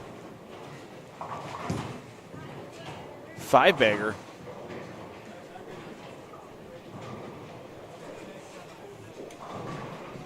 So once Pollock's finished with this game, we'll get over to Zagar, follow our other bowler in the top 2. Zagar 1, Pollock 2 currently. Looking for Brian Thompson. We can take a peek in on Thompson really quick here. As Thompson stepping up on lane 14. Thompson on the fill ball. He's going to drop back in the standings since he's going to be at 192 after that particular shot. So the man that was the number for the stepladder falling back.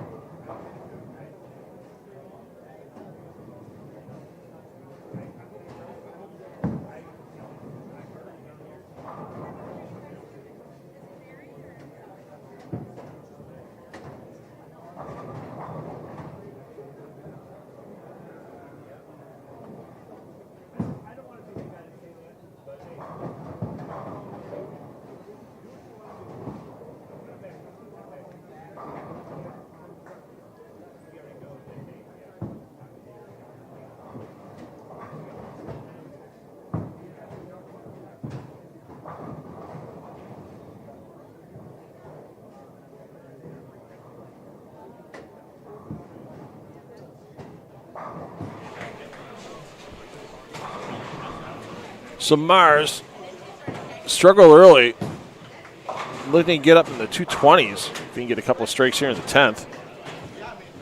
Tempin says not this time. So he'll max at 215 with a spare and everything you can grab on the fill ball.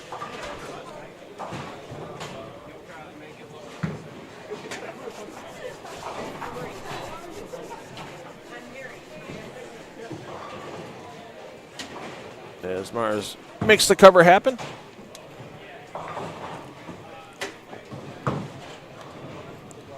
Is there a Bears-Packers game today? Yeah, there is. Sure, there's somebody double screening right now, keeping us on in the background, or keeping the Bear game on in the background. Decent crowd inside of Jumpin' Joe's here at Four Seasons Bowl. Sure, there's some Miller Lights being had, some burgers being consumed, and some football being watched. As not only will they have the Bears-Packer game being local for the Bears, but they also have NFL Sunday Ticket here as well. So Myers with 214. Let's see what Pollock can finish with. As Pollock will be stepping up in lane 27 after a new rack of pins arrives.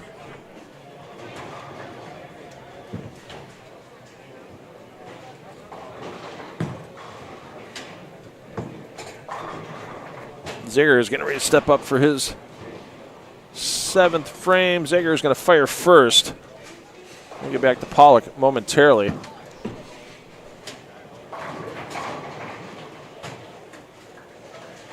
Zager looking for the half dozen in a row. Came out of that one a little short, and you see what happens. Tried to really stay through that shot. Looked a little excessive on the knee bend and longer flat spot. Not enough revolutions to get it back to the pocket. And at least it's just a 2-pin. We saw him start with a 2-4-10 in frame 1. Zager did convert that spare.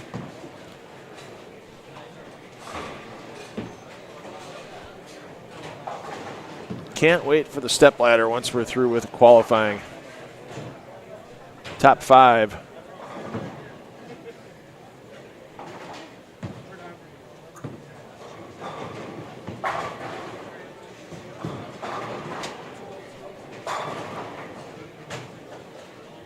will make that stepladder single game matches all the way to we crown our champion and that $1,500 first place check. So Pollock, first one in the 10th. Even with a little rough start, can still get the 2, 4, 5 with the last two.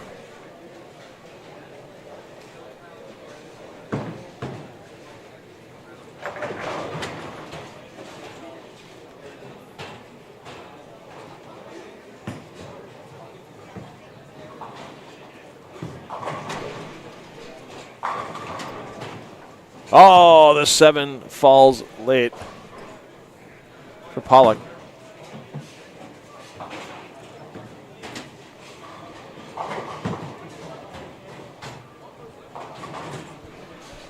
Good tournament run in Beloit, Wisconsin. The Beloit Daily News runs during the holiday week between Christmas and New Year's. I think they actually have some qualifying squads before Christmas.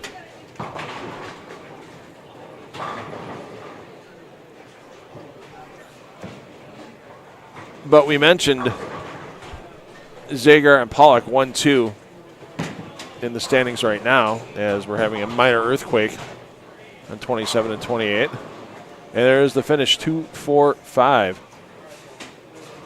for Pollock. But he had a nice run in the Beloit Daily News event. He had a 300.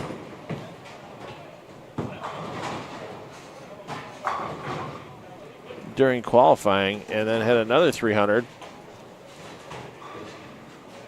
in the semifinals of that event. Ryan Zagar took that title down a couple days back.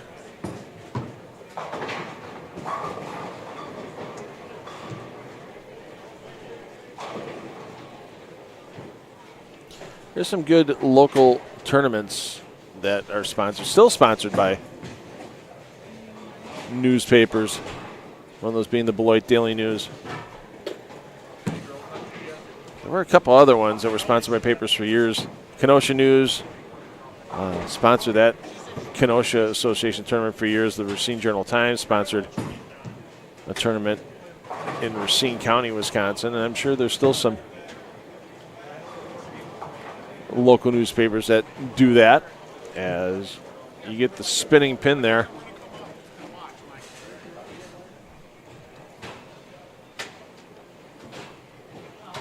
For Roger Harford, everything spins around the 9, nothing takes it down.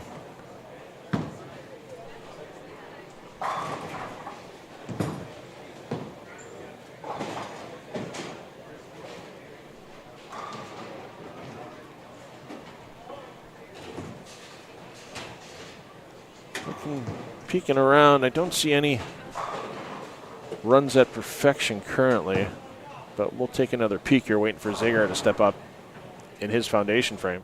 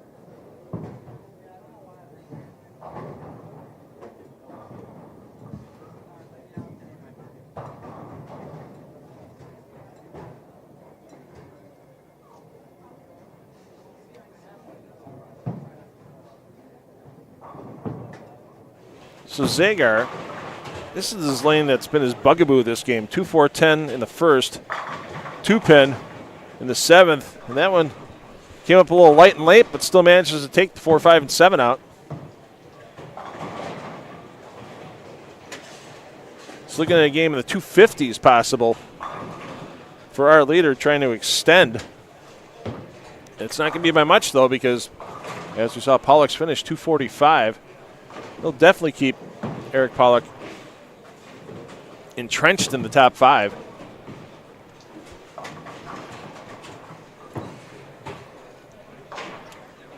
Yes, we have some players already starting game number 4. If you're watching bowlers and you're double tabbing, they're skipping 2 pairs, landing on the 3rd here after game 3. So these bowlers on 5 and 6 will end up going down to 11 and 12 after this game. If you happen to be a Ryan Zagar fan.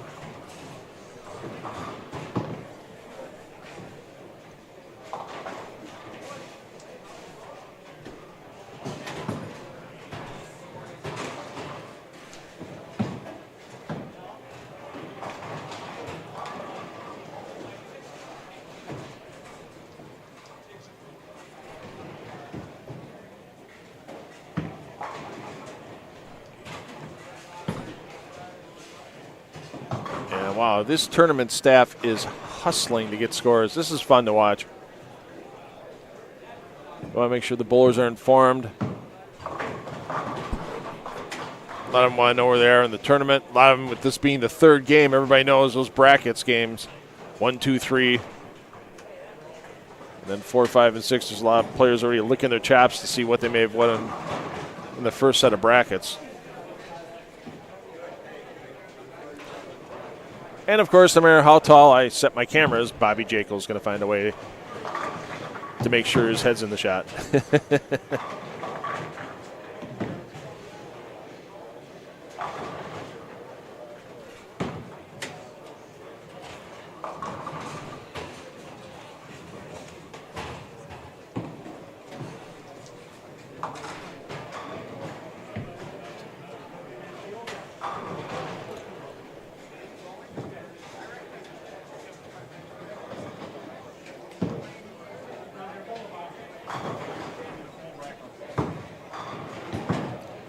So we're making good time here at the 15th Annual King Classic. I'm $2 Phil Brylow. We're taking you through our qualifying round before we cut to our top 5. No match play or anything. After our first 8 games, right into the stepladder for the big battle in the $1,500 first place prize. Coming to you from Four Seasons Bowling Center.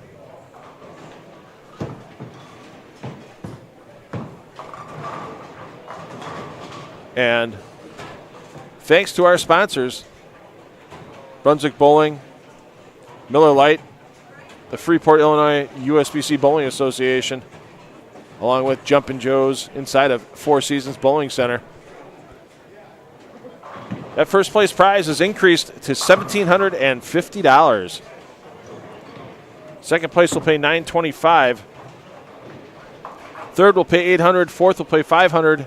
Fifth will play $400. So, boy, if you're a fifth place player, you can run that stepladder. You can really increase your winnings more than quadruple between the opening match and the championship. 20th place, they'll get their entry fee back, and, of course, the high non-cashing senior and non-cashing female bowler will still get a non-casher's check, so technically they're cashing while not cashing. Hi, Diane.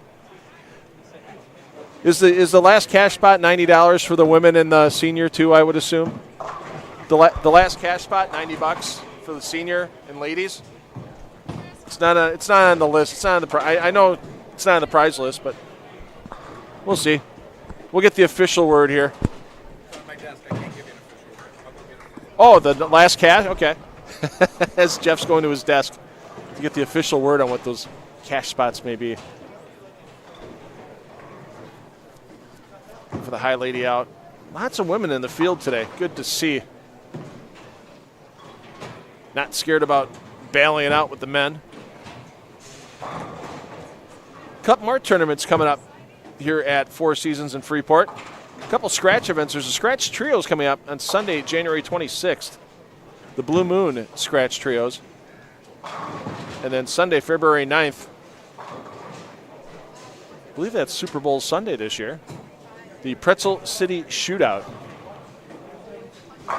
So get all your information either on the Four Seasons website or on the Four Seasons Bowling Center Facebook page. Of course, the website for Four Seasons Bowling Center, bowlfreeport.com. And even though this is scratch bowling here, they have, oh, bad break there for Ziegler. They have room for anything. You want to have a birthday party, you want to have a corporate outing, contact the Johnson family here at Four Seasons, and they will get you set up for any bowling extravaganza you plan on having. Player movement, game 4 coming up next.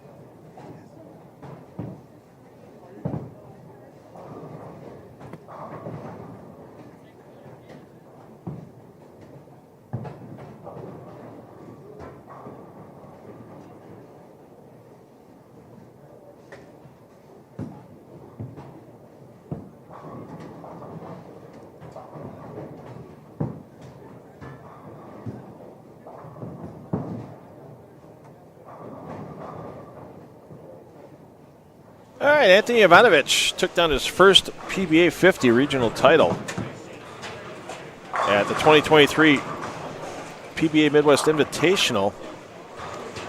Remember that event because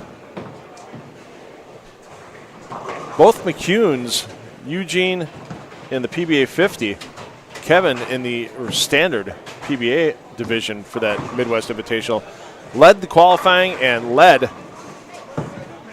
going into the stepladder finals for both of those divisions. And both McCunes lost.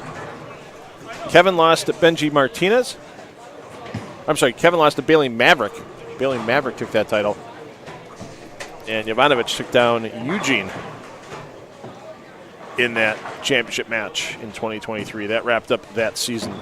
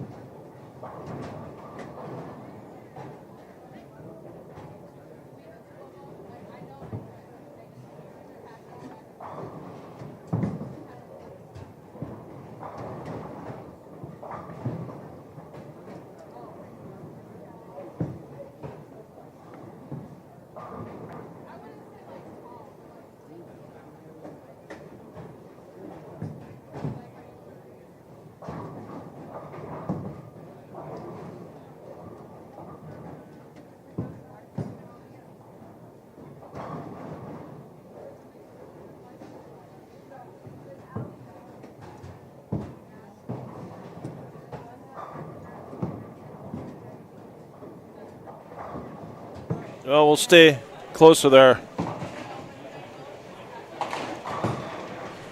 Two leaders we know are on the board. In the top five, Ryan Zagar. You see him on 11 and 12. We also have Eric Pollock.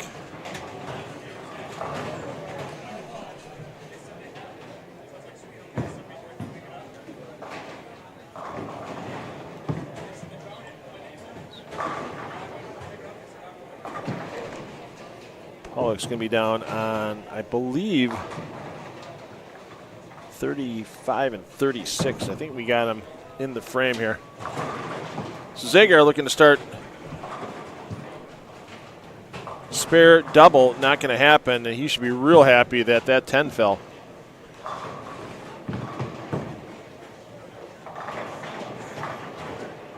And we got a little got some dancing graphics in this game on some of our scoreboards. For those of you that might not be too video technically inclined, sometimes we have to kind of open up the apertures a little bit, brighten things up, and sometimes it can cause some things to appear on camera that aren't appearing in person. So yeah, we don't have the dancing scoreboard like you're seeing when the player is highlighted in the, is that chartreuse, I'm going to say? That looks like a chartreuse for a color. Chartreuse, chartreuse, chartreuse. I'm not sure if it's definitely a purple. Hot pink? Let's go with hot pink. I like the hot pink. That's what I was looking for. Fuchsia. Thank you. Diane Johnson with the assist on our colors.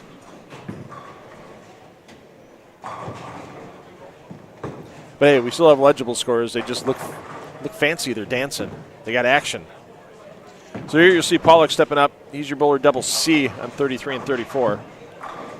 The QR code, once again, you can get score updates as they come about each game. And we should be pretty close to having game 3 available. So use your mobile device. You have to go through a couple of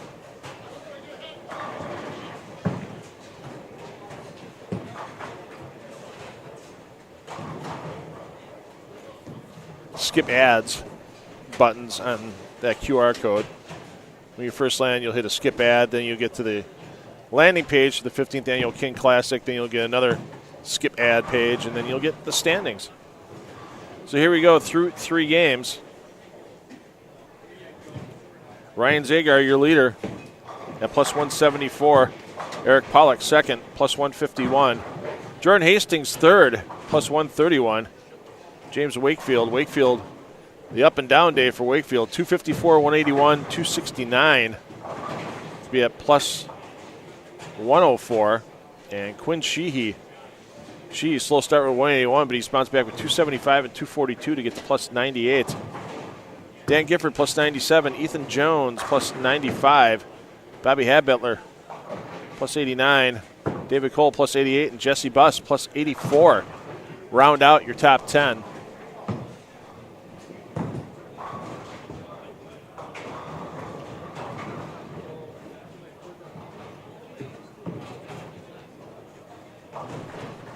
As we continue to march towards our top 5 this afternoon.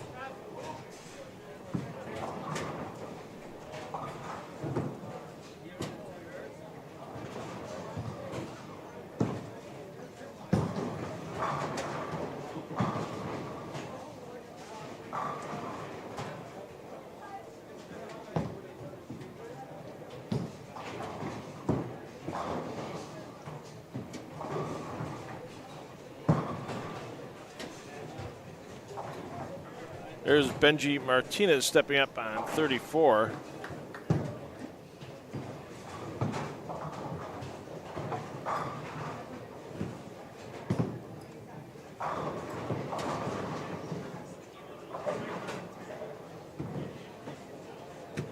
Martinez is currently back in 64th in the field, so he's going to need to be a pretty big run. 145 in game 3 dragged Martinez back down the standings.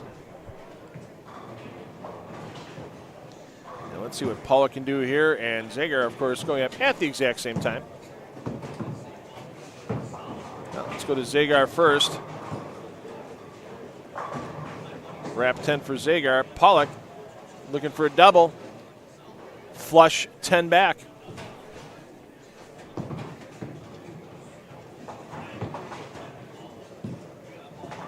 Well, that's a big break there.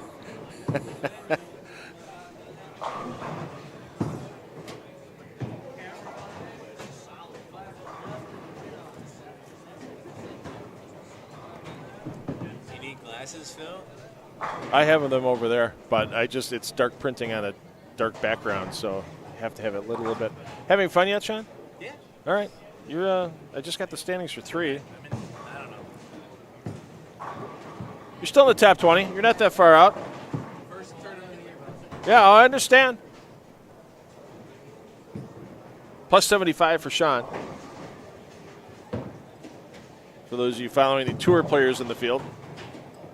Sean Curley, 19th. Kevin McCune, plus 71 in 16th position.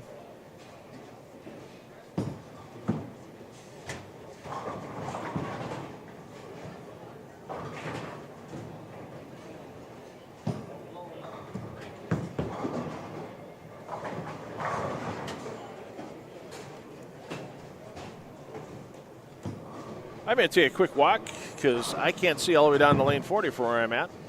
And I want to see if anybody else has got a chance for pursuing perfection to this point in Game 4.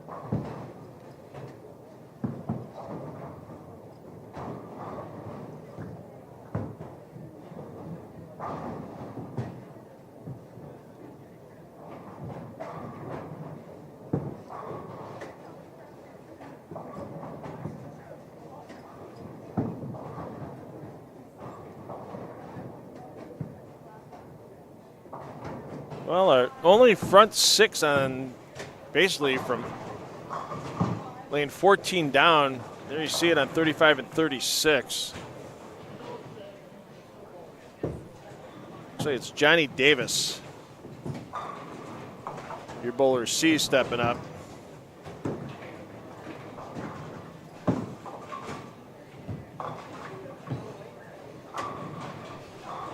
And Davis gets the front 7. Looks like we got another front 7 attempt coming up on the low end.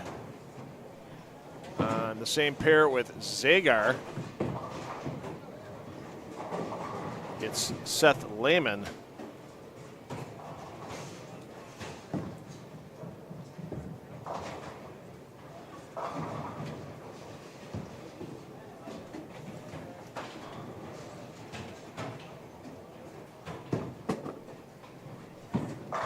So we'll get down to Lehman momentarily as he'll have his chance for.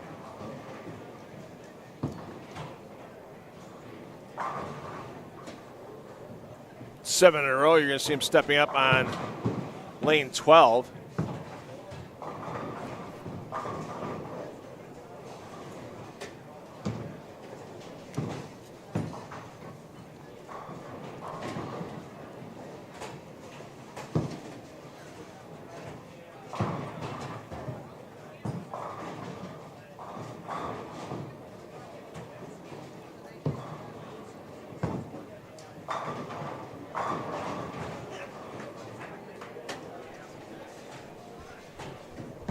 And success on the front 7.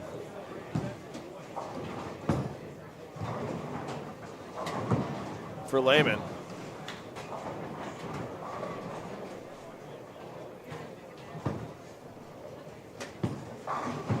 Sorry, that wasn't Lehman, that was Stout, Mike Stout. My apologies. Some of the players not familiar with. First time meeting some of them.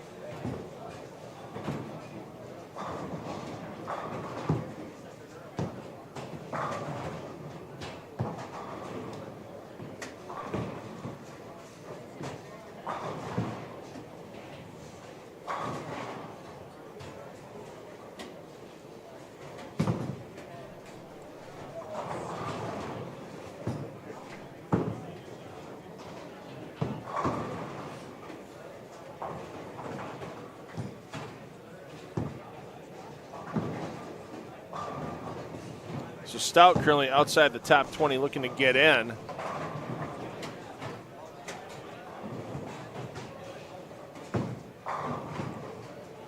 Zagar once again strikes.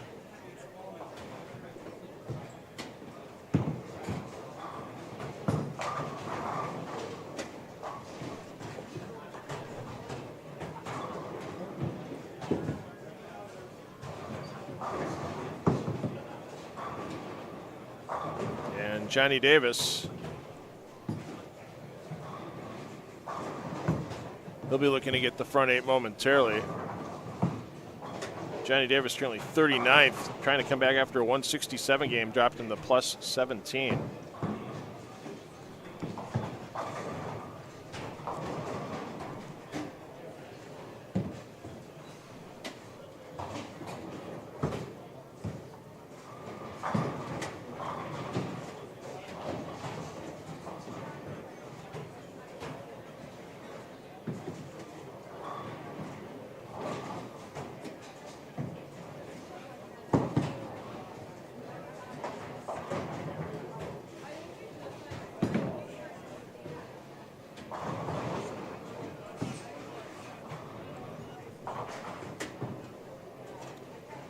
So Pollock, blemish on the scoreboard, first one in a while, and he's looking at a 212 maximum.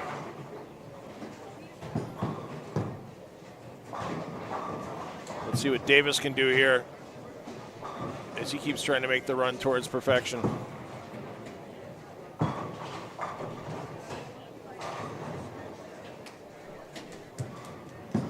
Stout stepping up at the same time. Davis fires first. Front 8 for Davis, over to Stout. Front 8 for Stout.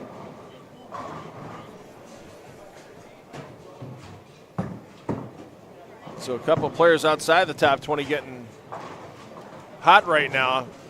Our 2 leaders, Pollock and Zager, are slowing down a little bit from there. Fast starts. Hi, Steve Giles. Not too bad. Zaga, though, still room for 237.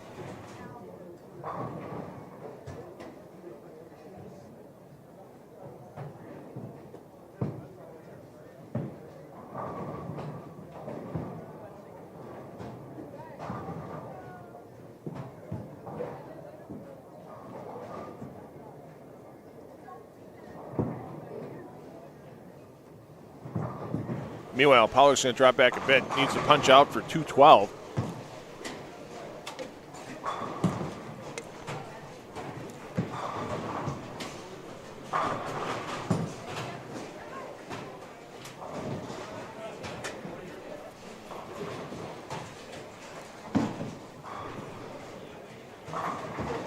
Yeah, let's see what Davis can do to get the front 9.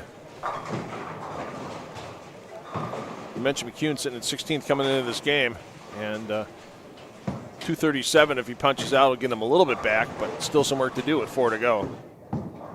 Far from out of it.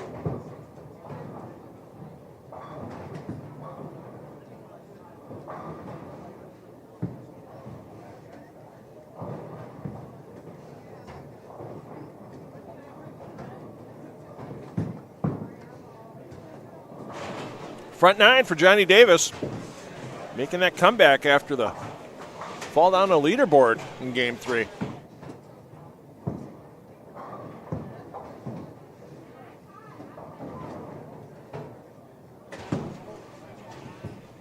You'll see Mike Stout coming up on lane 12. There he is, creeping into the right side of your picture.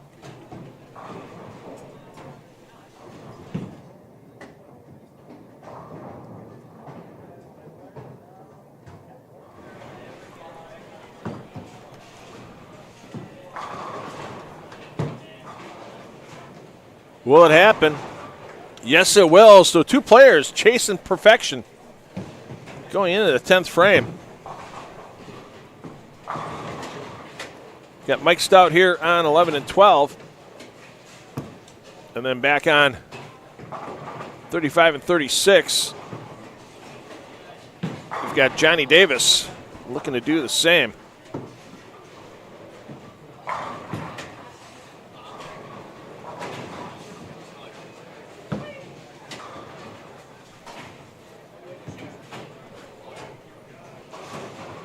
Zach Carter, crossover.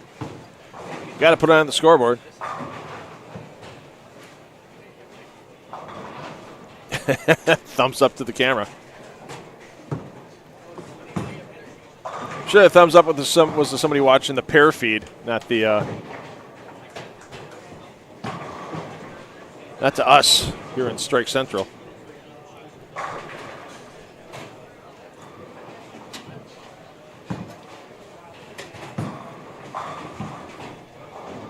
Once again, that QR code in the lower right-hand part of your screen is your standings update. Use that QR code. Take care of business. Let's get back to Zagar. Zagar looking to stretch his advantage over Pollock a bit. Can still get to 237. He'd have the last 6 on the scoreboard to do it. Well, there's 3 of the 6 in the 7th, 8th, and 9th.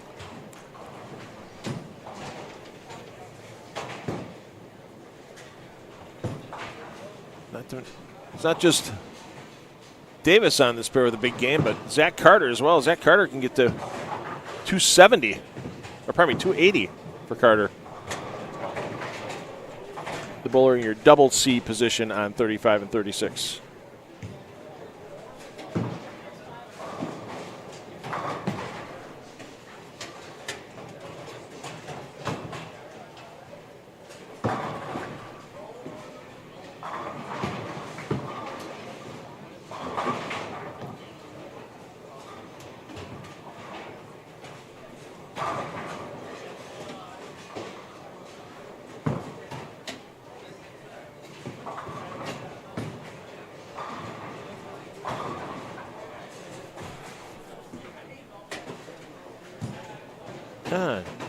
Jerry tweak something there, or walking a little gingerly on the way back.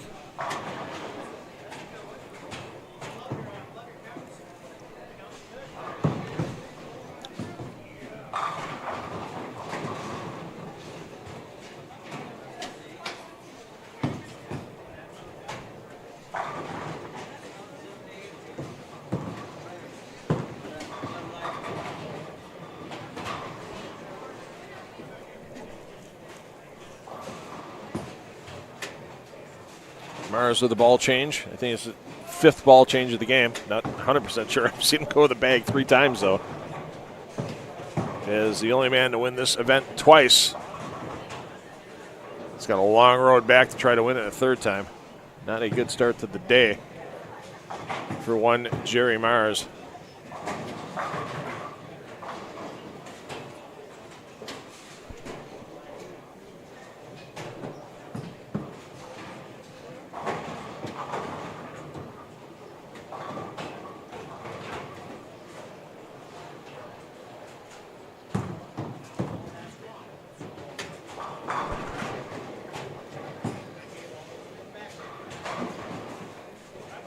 All right, see what Pollock can do here. We're waiting on Stout to throw in 11 and 12 in the 10th frame as he's making a run at 300. And we've got Johnny Davis right next door to Pollock on 35 and 36 looking to put 300 on the board.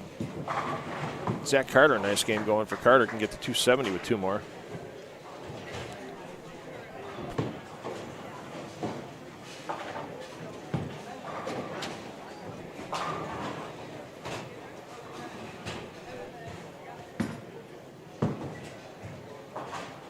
Carter needs the help, though. He's quite a ways down on the leaderboard.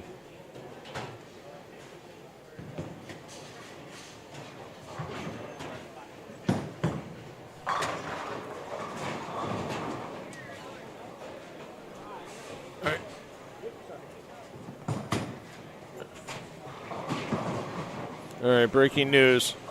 Looking for the front 10 here for Mike Stout.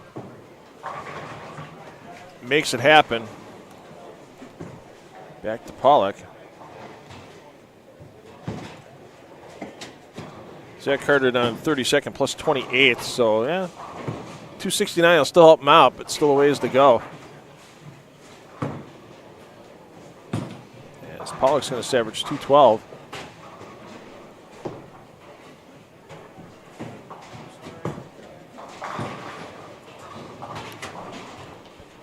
And we'll get back to Johnny Davis when he's up in his 10th frame, which he will be momentarily. Stout, front 11. Yes. Davis, front 10. Let's go back to Pollock. Let's finish this off strong.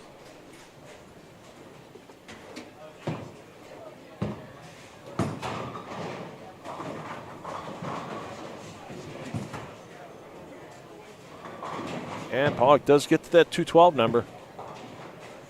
Over to Zagar. Zagar keeping things going. He knows he got away with one there. Davis, front 11. No, not even close. My goodness.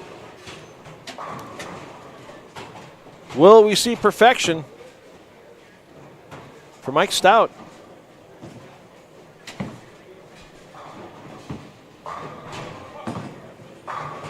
Yes, we will. Stout flushes 10 back.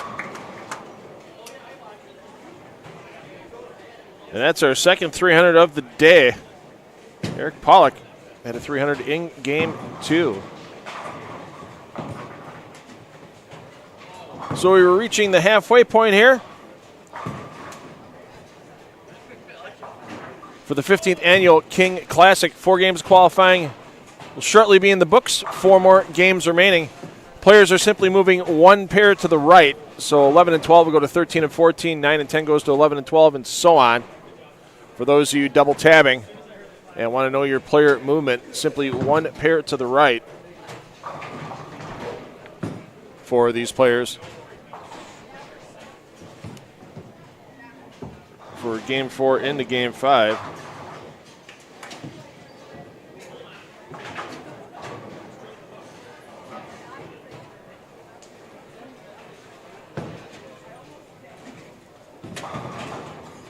So Zagar salvages 226 player movement. Game 5 coming up next here from Four Seasons in Freeport, Illinois.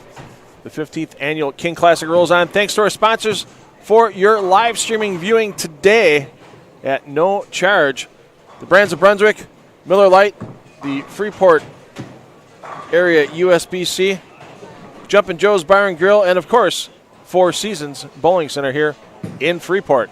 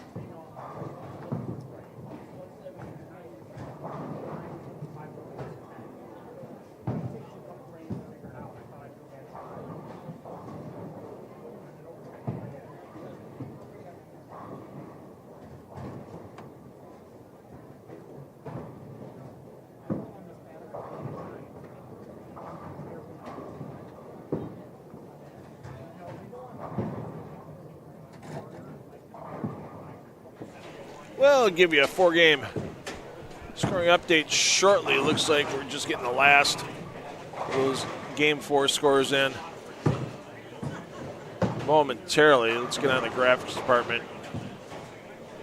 Apparently the boys taking a breather or something watching the Packers-Bears game because they didn't have the game right there. There we go, boys.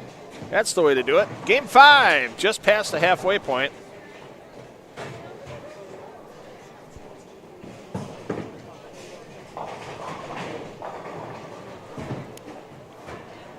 Should be starting the step ladder around 4:30, maybe a little after at the pace we're setting here.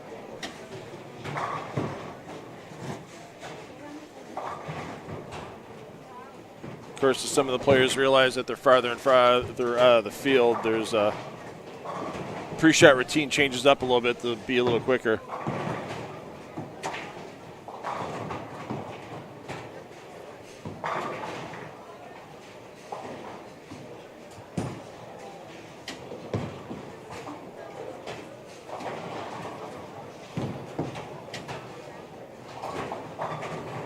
Oh, somebody letting me know that was Jack Sullivan on 11 and 12 with the 300. I had, yeah, my bowler listing was off then. My A, B, and C. So, players I don't know, I do the best I can, but thanks for letting me know it was Jack Sullivan with the 300 in game number 4.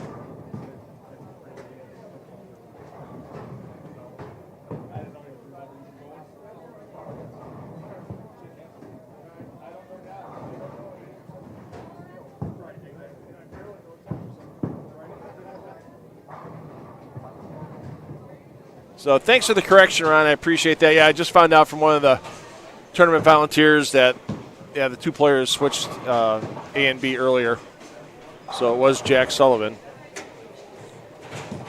It's appreciated. We're far from perfect on these live streams at the, I'd say, higher amateur level of tournament competition and apparently of live streaming. Yeah. There's enough people I unfortunately don't know yet out there, but I appreciate everybody dropping a message in and letting us know when they see something or if an error is made. We're always happy to fix it up. not for Sullivan. Where was Sullivan going into that game? Sullivan was 15th, coming off a 192 game at plus 75, so plus 175. Probably going to move Sullivan into the top 5. We'll get the fully updated standings shortly.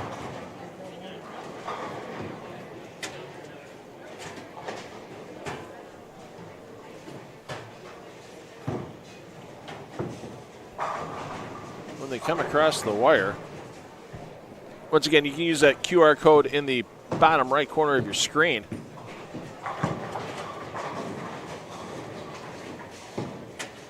Get your scores. Just remember, when you land on that first page, hit skip advertisement. Hit that second page where you get to the tournament page for this 15th annual King Classic. Then click on standings, click through one more skip advertisement, and that'll get you into the standings.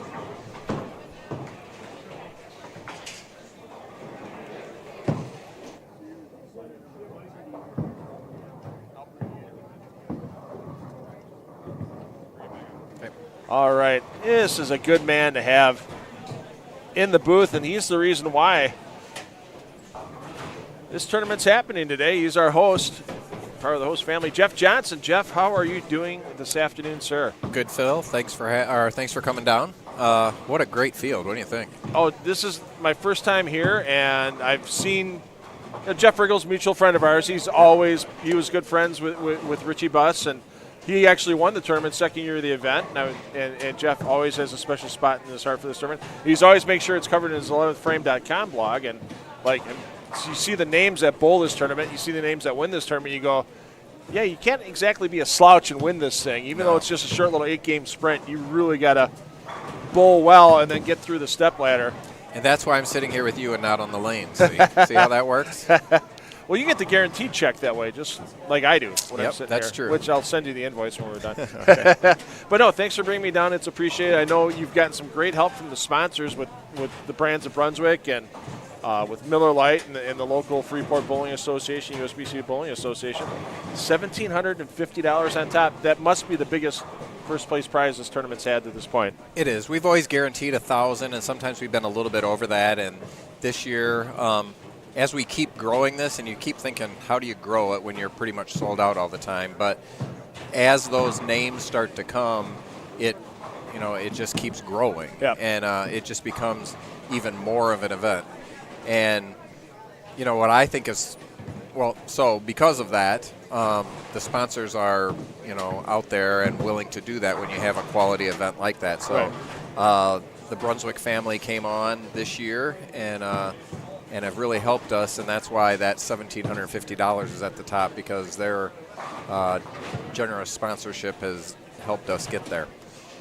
One of the new things with the kids tour, as you guys like to call it, with the PBA tour this coming year in 2025, is the Battle of the Brands. The PBA league that we've known for about the last decade or so is now fallen by the wayside, and it's pretty interesting to see the few names and faces within the Brands of Brunswick that kind of changed around, because now there's only 4 brands out of the 7 brands that they have that are, I guess you could say, Battle of the Brands eligible. You got Brunswick, you have Ebonite, Hammer and Deviate. Yeah. Yep.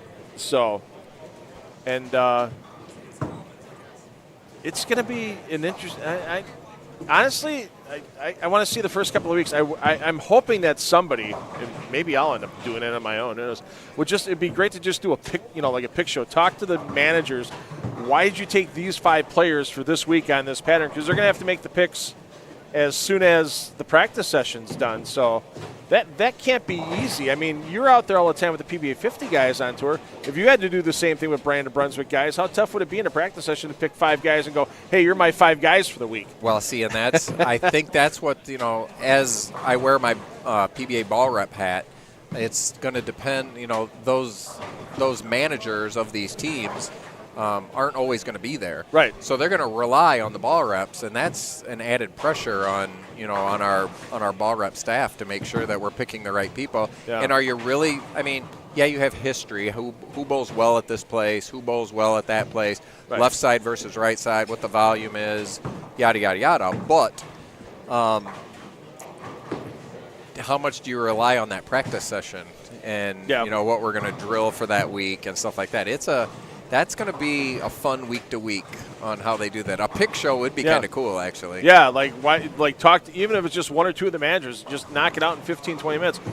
Why did you pick these players this week and just kind of get their feeling for it? I mean, obviously you're not going to want – I mean, that draft the other day took, 2 hours almost? Right. So, I mean, nobody's going to watch 2 hours of managers explaining their picks, but you get a couple of them explain in 15, 20 minutes, and that can be a real informative show. And the neat part about this, too, is – once again, even though the PBA 50 Tour is only featured on Bowl TV, that could be a fun little one-off. Like if they did that for the PBA 50 Tour this year and then wrapping up the tour at whatever the final event is when that schedule comes out, hey, here's our battle of the brands, and do that one day of the event. Even if it's not for, there's obviously not going to be $100,000 in prize money out there, but that'd be cool to see, you out there, helping make picks for the brands of Brunswick, and some of the guys that are out there with Storm, even Kelly Kulik's out there sometimes ball ripping with Storm, or Lenny Borst Jr. Who are they going to pick for the Storm and Rotogrip and 900 Global, and who's Motive going to pick for the guys on set? Yeah, that'd be fun on the PBA 50 side of things too. And how would you feel if you took 5 and number 6 led the tournament or something like that? Exactly. Then it's a slam in your face that, hey, why didn't you pick me? Right. Give me some love next week. Yeah. Because there's going to be some things like there's not going to be a week that Belmo's going to get left off the Storm team, or there's not going to be a week where Anthony Simon. I mean, even on the cheetah patterns, they're not going to leave Belmo off the team. No chance. No. Brett Spangler from Motive was funny the other day though. He goes, he was going to goof around and not announce EJ as part of the team till last to just make everybody sweat. So. I was like, Brett, you should have just had yourself on there. I mean, he is a Steve Nagy Award winner from 10 years ago. And Brett is the perfect example of that. He's ball rep extraordinaire, start to finish, on the truck, does everything. Yeah. And now added responsibility of making sure he picks those 5 people. Yeah. And all his 5 aren't even full-time people all the time. So, right. When you pick them, you got to be right. He's pretty good. I think he'll figure it out. But yeah. And then, the format, once it gets to the TV show. I mean, it's 2 days of TV show, but you're in that bottom 4. It's one game and you're out. One Baker game, that's it. Not even a best of 2. It's one Baker game and you're done. So there's definitely going to be an advantage to finishing in that top 4. I agree. It's going to be fun. Yeah, and looking forward to it. So there's a couple other events coming up here. I was reading the poster board behind me with you've got the Blue Moon Scratch Trios on January 26th and the Pretzel City Shootout on February 9th. So can people get that information from the Bowl Freeport page, or best way to sign up to? It's all on the Bowl Freeport page, and it's on our Facebook pages. Jared also has events made for both of them. Okay. That schedule is very condensed this year because normally our tournament schedules end sometime in May, and we have to wrap up in March because we're hosting the Illinois State Tournament this year. Oh, wow. So there's 10,000 new faces coming through the building in March, April, May. So our tournament schedule is pretty condensed in the next little while.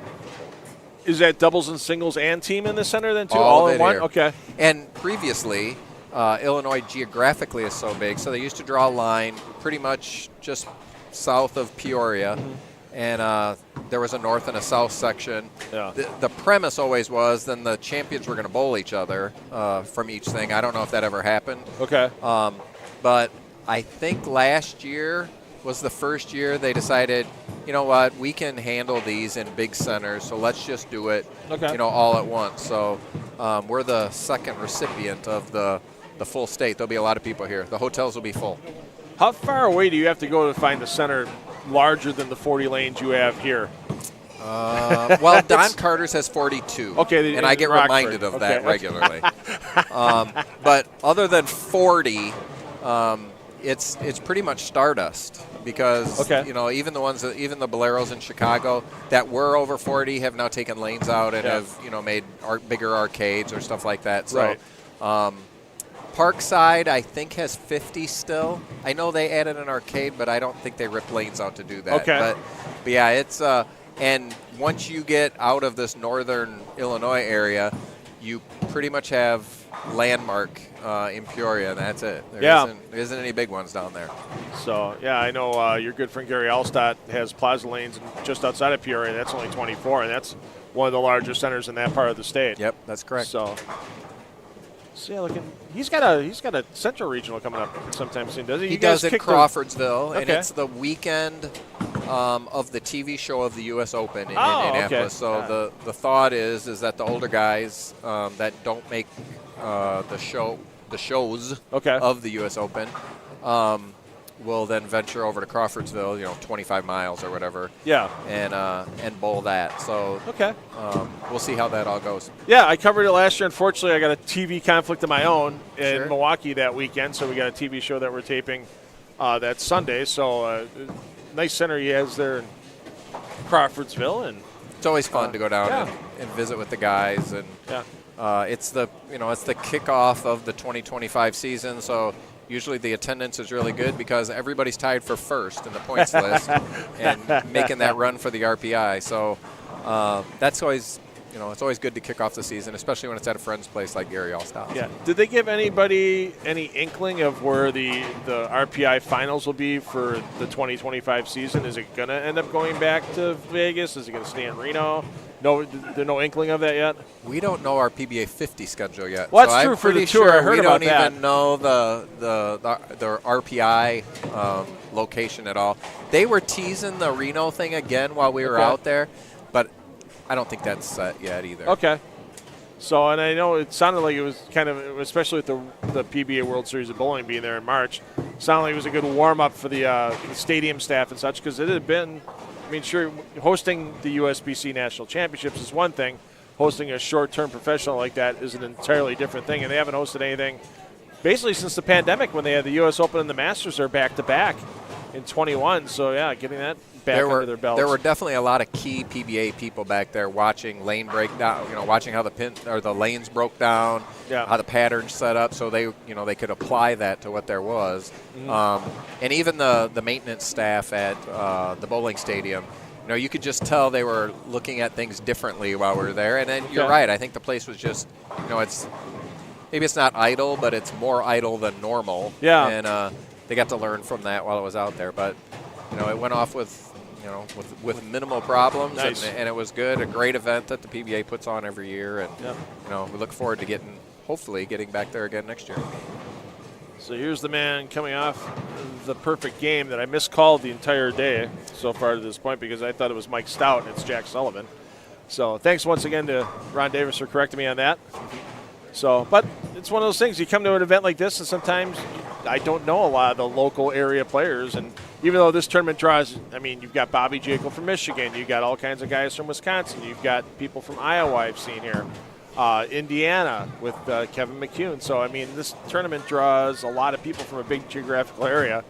And sometimes without a name on a shirt, it's a little, it's a great cheat in a lot of events where wear your name jersey. It's kind of funny because, a lot of our communication during entries, although Jared handles most of it, I just come in, as needed and help quarterback some things. But the last 2 weeks of an event like this, you're shuffling people off a waiting list because somebody got sick or they got called into work or they're going to have all the other stuff. So I've seen a lot of these people as a name on our notes app or a name on Facebook or a random text that I got or something like that. Okay. And when they walk in and I see them, it's like, oh, I remember you. So yeah. Another thing that I think is cool actually about this is there's many young, really talented players here. And for a tournament that's, memorializing Richie Buss, who was my roommate on tour when we used to be back then. Okay. I do everything I can to educate them young kids on who Richie Buss is. They know it as that's Jesse Buss's dad. Yeah. Which is great, but Richie was a unique person, and just the most calm, collected, thoughtful person who thought outside of the box back when we were using black hammers and ebonite turbos. Gray angles and those things because that's the era that we were in. Right. But it's kind of cool to have those discussions with that young generation, just so they know that this is the King Classic, but let's learn who the King is. Yeah. And the King isn't always Elvis. Yeah, and of course, to our left, people can't see it, but to our left, there's a nice picture of Richie in the glass case, the display case over there, and such. And how many? I mean, I know Jesse's Richie's son. There's a number of Jesse's cousins, and I'm sure are they all cousins or are any of them brothers? No, Jesse and Jason are brothers. Brothers, okay. Yep, and that's the only 2 sons of Richie. Okay. And then Shane Buss, Ryan Buss, Aaron Buss, Erica Herbach, which was Erica Buss. Okay. They're all cousins of that. It's Richie's brother's kids and Richie's cousins' kids as well. Yeah. So lots of buses. Lots of buses. And then Jamie, that runs the bar for me, is a bus now. She was a Birchall, now she's a bus as well. So you become a bus sooner or later.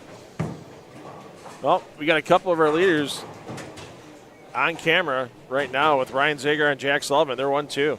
So Zagar at plus 200, Sullivan plus 175. Eric Pollack, his 212 dropped him down to third, plus 163. Just a pin behind that is James Wakefield. And then Ethan Jones now in fifth at plus 153, but there's still 10 players within 50 pins of that number, including Sean Rash, including Bobby Habetler. So, yeah, there's don't count anybody within 60, 70 pins out of it yet in any way, shape, or form. You got that right. And then you get to those pairs that maybe everybody didn't chew up them first couple games, and you saw what happened with Jack. All of a sudden you have a little bit of push, you still have your kick at the back end, and a 300 pops off, and then that all changes. So 13 and 14 is going to be our championship pair. So is there going to be a reel before the stepladder? No reel. Nice. We get started right off the bat. There we go. I'll have cameras moved in 10 minutes. We'll be in beautiful shape for that stepladder. And how cool is that Richie Buss banner hanging down there? That we're working on a sponsor for next year with Chameleon jerseys. Okay. And we're teasing it with the small banners that we have over the pairs. And while we were talking about that, we thought, wonder where Richie's banner actually is. So we called Linda, and she said that Jesse had it in some memo or memorial box, something or other. And he brought it this morning, and we hung it up. So that's the first time that's been up, but it's pretty cool. And I'm surprised how many people have came up to me and says that is, that's kind of the cherry on top. I wonder why you chose, because you get to choose your colors with the Champions banner. So I know the reason. You know for okay, this. let's hear it. Because Richie was colorblind. Oh.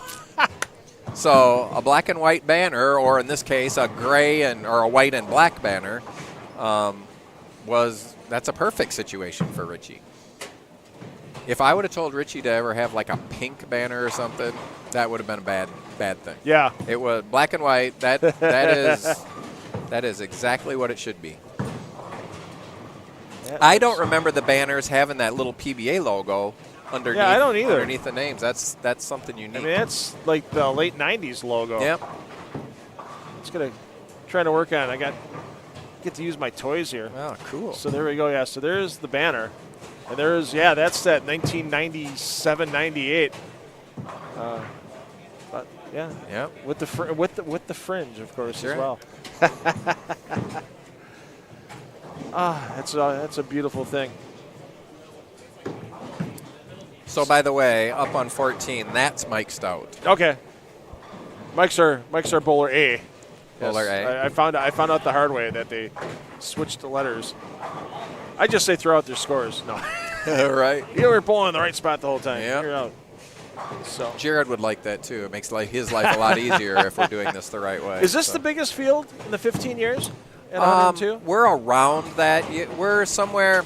Again, we had a snowstorm one year. Okay. We're always at 102. Okay. I don't think it usually lands at 102. I think it lands in the mid-90s or whatever. But we actually sold 100.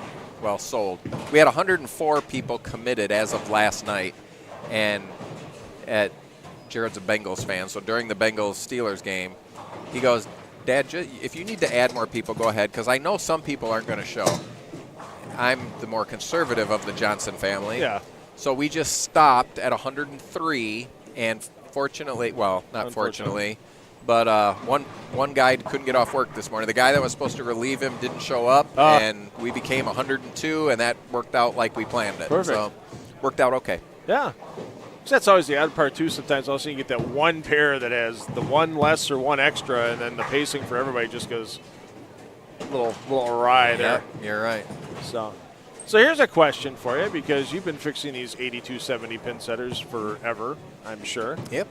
Do you see the day where you may have to inevitably make the switch to the string pins, to the whether it's Cubica AMF or Brunswick or whoever? I bowled the first PBA tournament on the strings in Florida, Lehigh, Florida. Yep. Chris Keen's place, correct? Chris Keen's place. And I didn't bowl very well, but I just didn't bowl very well. It wasn't because of the strings. I have then bowled a couple other string events. So I think that's where the future is actually going to land. I can see us doing that at some point, I guess, but we're one of those unique places that I have a head mechanic, and I think we have 6 other trained. That's loosely on some of them, but that are able to go back there and wrench on a pin setter if we need. So we've kind of set our stuff up, and Jared's one of them. So we've got some of the younger generation that have kind of bought in that part of the gig is you got to learn how to do these pin setters, and it works out. It works out pretty good. So parts haven't been an issue, finding replacement parts and such. Okay. No, not for us. It hasn't. Okay, because I know with some Brunswick centers, like the original A's or jetback modifications, like those parts have all kind of, been real tough to find. Yeah. Yep. Holy cow! It's an old guy. It's a really old. Well, it's not a really old guy. Yeah, but he's really Steve old. Jaros. He's 60, by the way. Oh, he is gonna. Okay. Yeah, he's a super senior, Steve Jaros. Just when Lenny Borstad had a little room to breathe in the super senior ranks. Let's hope he gets this straight, because I have a quick little story about this. If he does. So he came up after game. Is this game 5? Okay, yeah. So after game 2, he says, I can't believe how much they're hooking. I think he had a bad second game. And he says, there's no way I'm going to be able to compete. It's going to become 2-handers that are jumping left, and they're going to hook it more and whatever. And then I think he went 250-something game 3 or 240-something, I think, game 3. And then he must have had a pretty good last game because he made the flip, and now here he is with the front 10 again. So he could score. I'm trying to see where we're at here with him. He's around even, I think. He's the first senior out of a check. No, Craig Keith is. Front 11. Front 11 for the Hall of Famer. Yeah, Jaro 64th. Yeah, that 147 game in game 2 got him minus 18, so plus 82. That helps. If you flip it around here. I held the Peterson lead until Steve bowled a couple days before the tournament over. That's right. Yeah. He snagged you out of about 10 grand that cost you? Well, he snagged out a little bit of cash out of that. Yeah. Still finishing. Maybe. Oh, yeah. There you go. There we go. Steve Jaros. Team old guy. Still got to be a good feeling finish second at the Peterson. Still got to be a pretty healthy check. Yeah, my last 2, I think I was 5th the year before and 2nd this year, and I had 1601 and 1600. So I've kind of figured that out. And then next year will be something completely different, and hopefully I can figure it out then. But yeah, those are pretty good paydays. Is it back out in?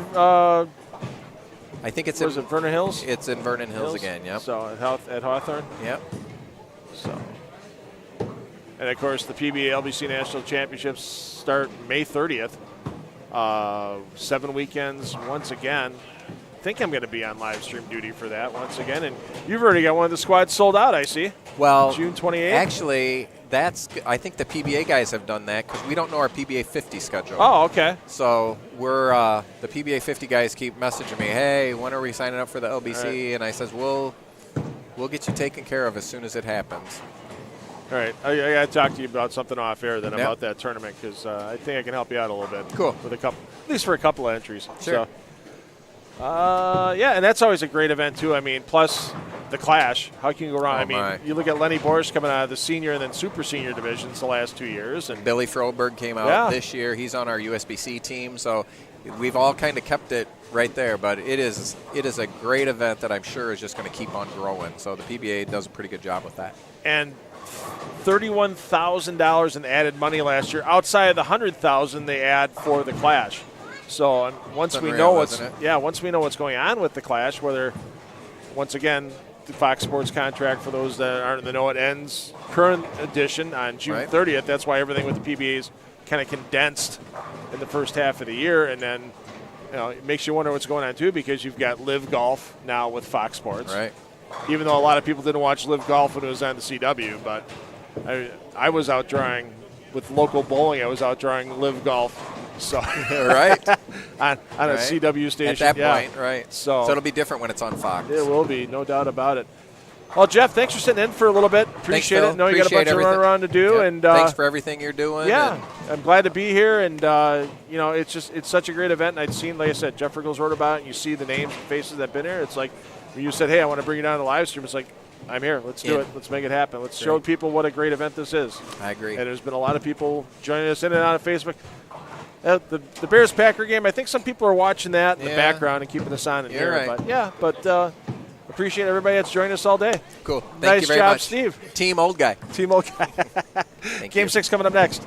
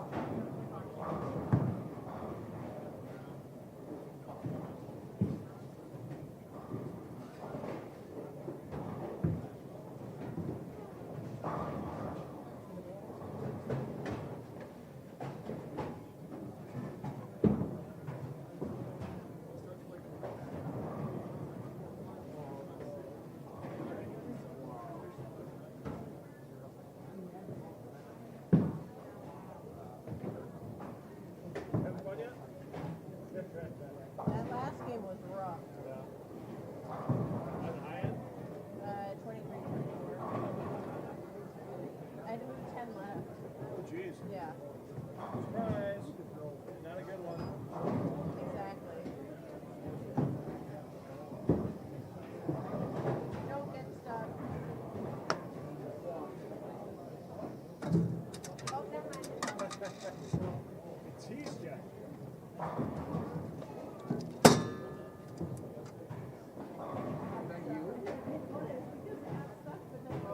Yeah, sooner they're tweaky. Now all of a sudden say, oh, that's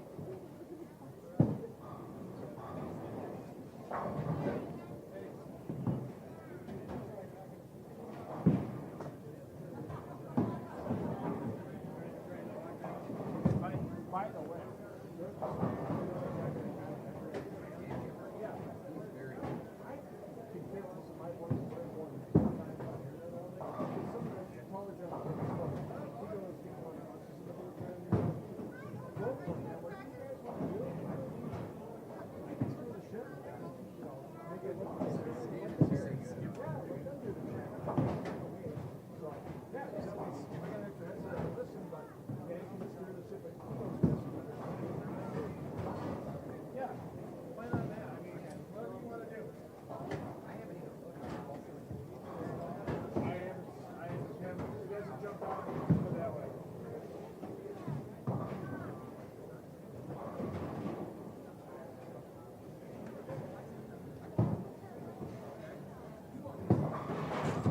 All right, so we had the old skip a pair, land on the second for our players after game 5.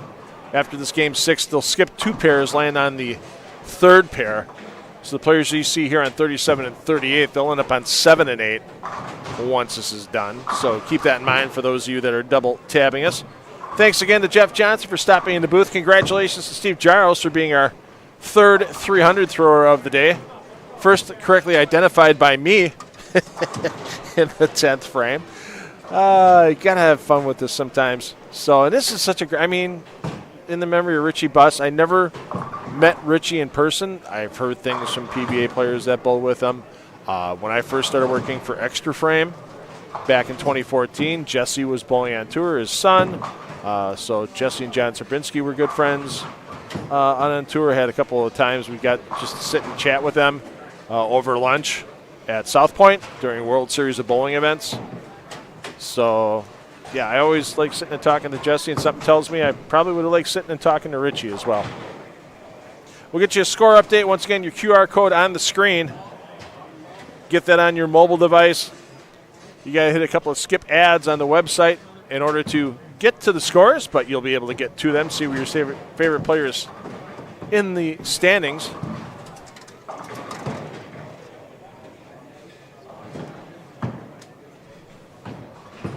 Through 5 games. Yeah, once again, the time rate we're going, probably looking at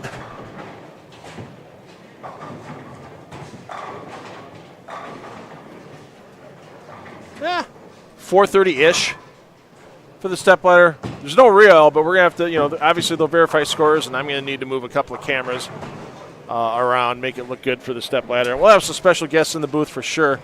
Not sure if we'll have Jesse in during the stepladder, but we'll have a couple of people in there. We're going to have Dan Gifford in here as well if Dan doesn't make the stepladder. We'll have Dan doing some of the commentary as well. He'll know a lot more of the players in the field. Like I said, I personally know maybe 15, 20% of the players in the field where I know them without a name shirt on. A lot of other ones, yeah. So we'll let Dan handle things on there. And, of course, when we say TV-style stepladder finals, we mean TV-style stepladder finals. We have some neat camera angles, that type of thing.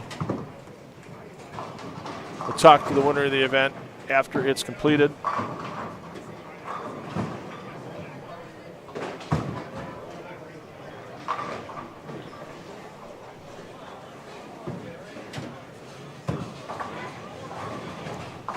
So you see Ryan Zagar, he's our leader after 4. I'm sure he'll be our leader after 5 with the advantage he had. With Jarls way back in the field at 300. Gets Jarls up the leaderboard, but may not necessarily not going to get him into the top 5. May get him in the top 20 near the cash line, though, for as far back as he was.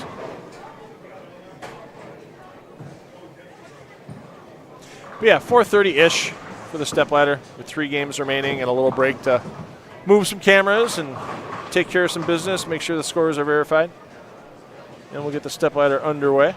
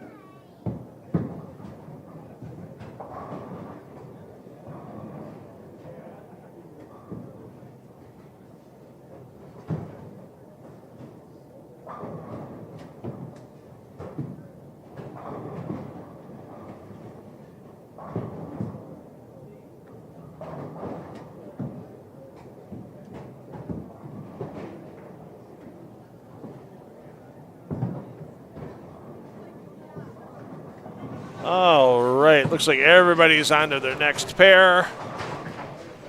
It's a good day here in Freeport, Illinois, the 15th annual King Classic.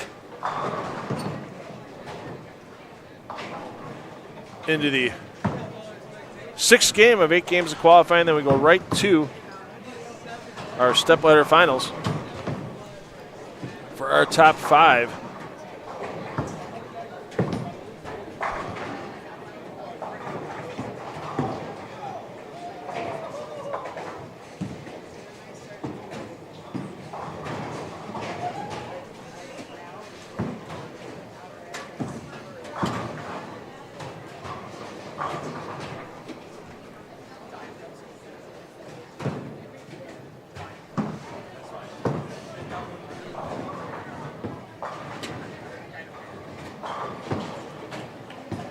Still waiting in that Game 5 scoring update. Shouldn't take too awful long.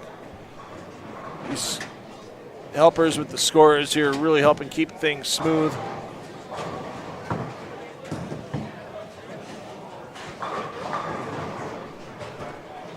As we progress towards our stepladder. Going to take it a little light on the commentary. Here in Game 5. We'll pop in and out. I'm going to take a walk around, and once we get the Game 5 update, see where we can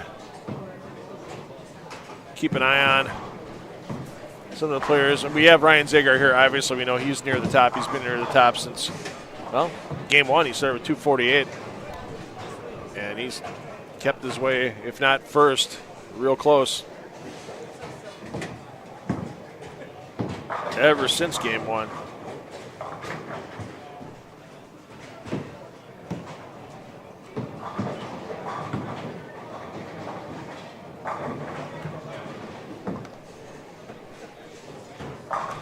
Zager is now going to try to convert this 10 pin.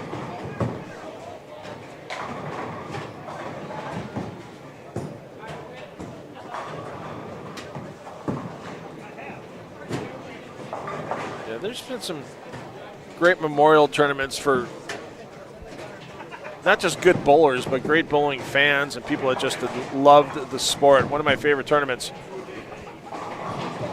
back in the day, covering when we did it for Time Warner Cable Sports Channel in Wisconsin, was the Sean Yona Memorial up at Lakeshore Lanes in Sheboygan. Always fun covering that tournament. Always fun with the pros. Actually, a few times on the Friday Night Pro-Am, I was one of the pros bowling with the teams that would sign up as a fundraiser. Always a blast, and they gave away so much scholarship money to the youth players. They had high school and collegiate divisions. They kept them separate because everyone knows one of my pet peeves is youth events that pile everybody in there and let youth bowl till they are 23. Sorry, if you can have a beer, you're not a youth anymore. But that's just my own personal peeve.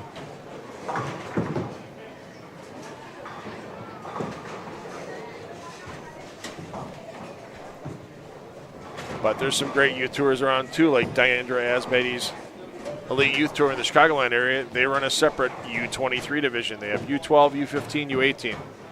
And then on tournaments, not all their tournaments, but some of their tournaments, they run a separate U23 division for younger players to keep them involved in the sport that might not be bowling collegiately or were bowling collegiately and aren't anymore, or now maybe just might be adult league bowlers. So that's pretty cool to do, and it gives the younger kids, some mentors to work with as well. Remember a couple years back, live streamed one of the Elite Youth Tour tournaments when Emil Williams Jr. was on assignment, and Deandra was nothing but gracious and courteous, and her whole staff, Rochelle Blake, does a wonderful job. Corbin Sadowski. Others whose names are slipping me right now, but such a great youth tour and first class all the way. And see my friend Emil out at the Team USA trials, helping with that coverage on Bowl TV. Somebody took a picture of him where he was wearing a toque, I guess you could say, a wool cap and a jacket and such. Yeah, it can be a little chilly in the National Bowling Stadium on occasion because when the bowlers are comfortable, spectators are a little chilly. And I do not blame Emil one bit for being bundled up when he's on those telecasts.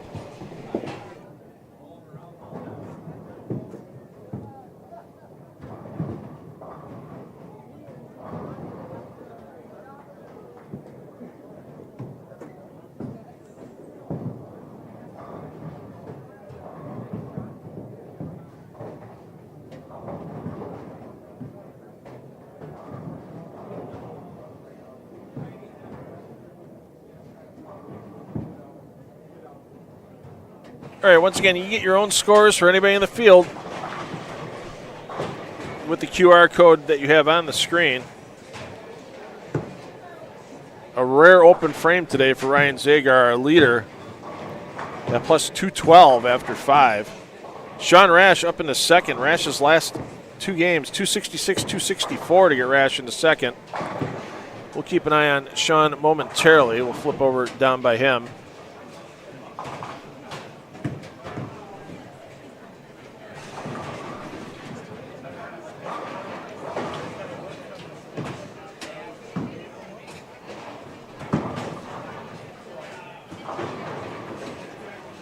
Rash, let's see, Rash just went through the face.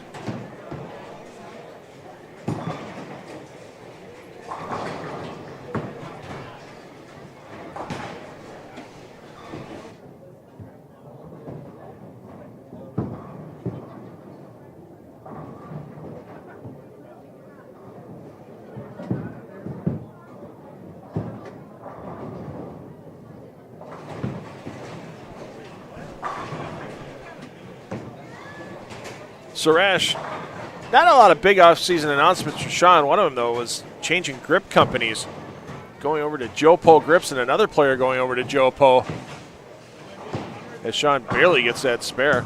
EJ Tackett. Zach Tackett was on staff last year with Jopo. Oh, and the overcut on the 4.9 in the open frame. And got a chance to do some PBA Neil Stremmel bowling breakdown videos at the World Series of Bowling last year with Jerry Pensa from Jopo Grips. And yeah, definitely a gentleman who loves the sport, loves to give back, and to be able to sign a couple of high-quality names such as EJ Tackett and Sean Rash, the quality of the product is there. No doubt about it. Quinn Shee up into third at plus 176, and then it's real close after that. Kevin McCune just a pin behind that. Another pin behind McCune is Jack Sullivan, who authored the 300 in Game 4 that you saw here in the Strike Central feed.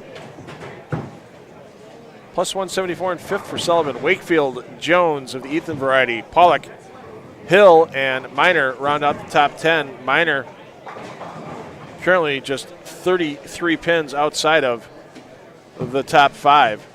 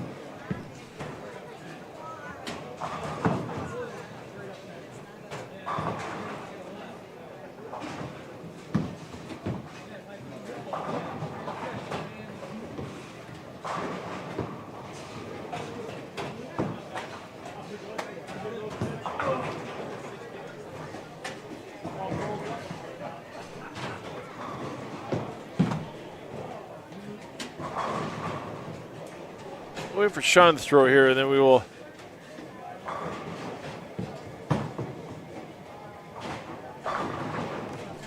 track down McCune for a frame or two.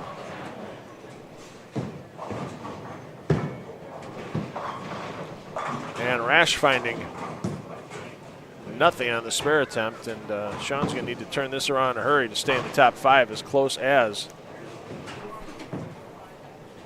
the standings are at this point.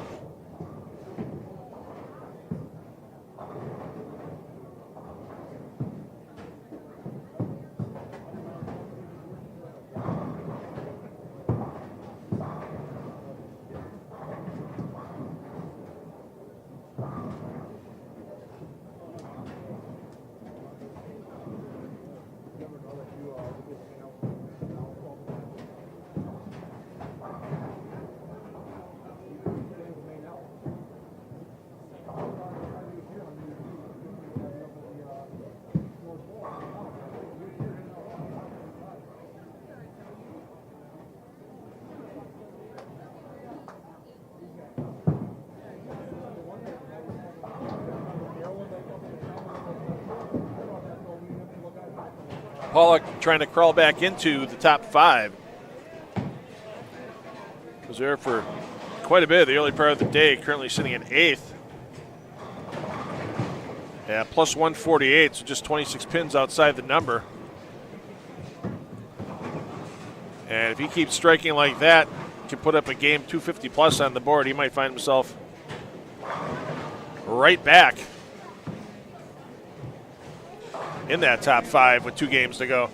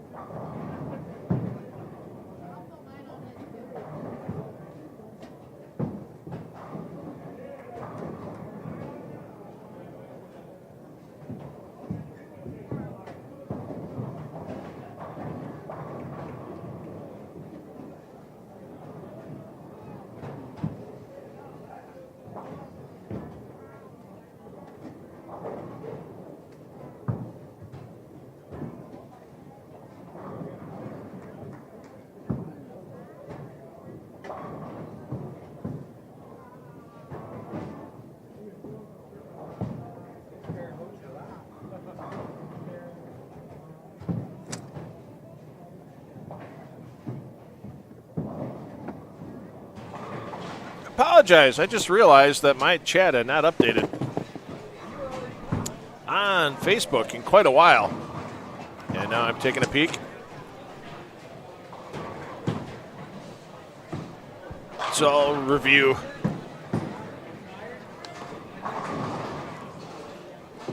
the comments over the last couple of hours. Sorry about that. One-man production crew.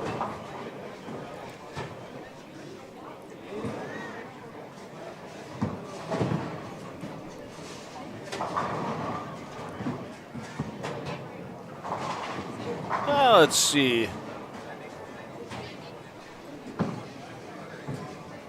As McCune fires the spare down.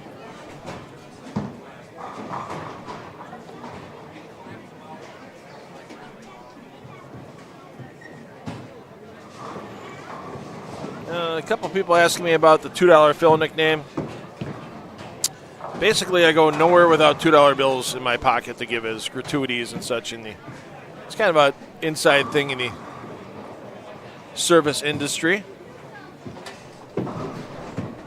But bowling center I used to do some work at in Delavan, Wisconsin. That was originally started by Ron Wheeler. And his son Trevor took it over in the late 90s.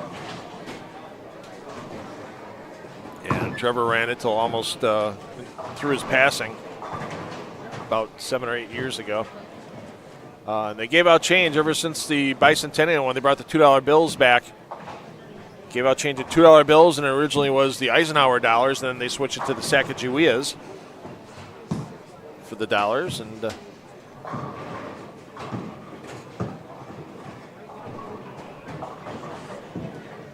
they never stopped giving change away, so I'd get the $2 bills from tipping. I'd help Trevor out once in a while, bartend for him. odds and ends, and a lot of people leave the $2 bills as tips, and people started recognizing that, wow, hey, it's a $2 bill.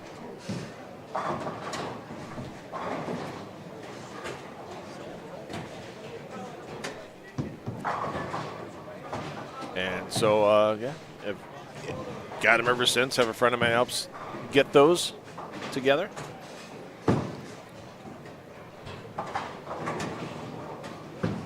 After this toss by McCune, let's take a peek in on how Rash is doing.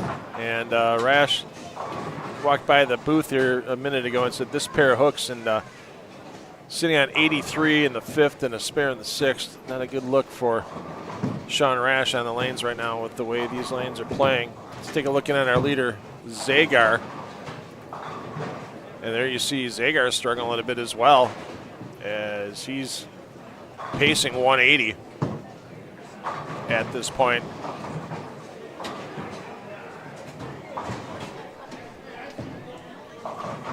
PB League. Yeah, ball. We talked to Jeff about that, about the new Battle of the Brands. We'll see how it goes. I'm more interested in the manager selections than, because anything can happen during how many games of bowling.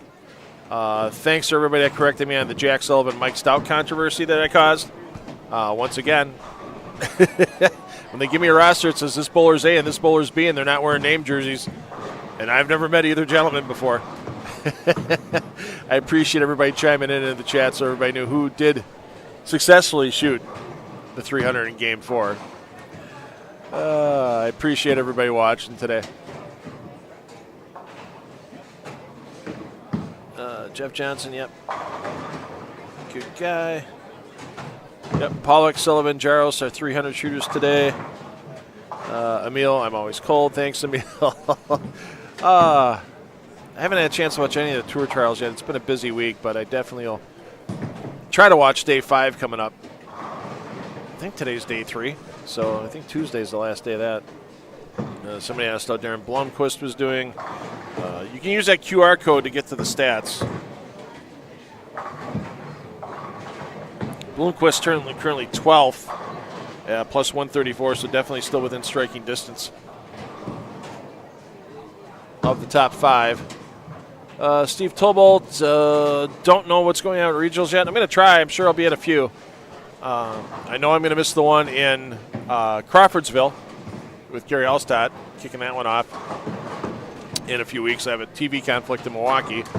Once again, got local bowling back on. There's only 2 local bowling programs on a weekly basis currently.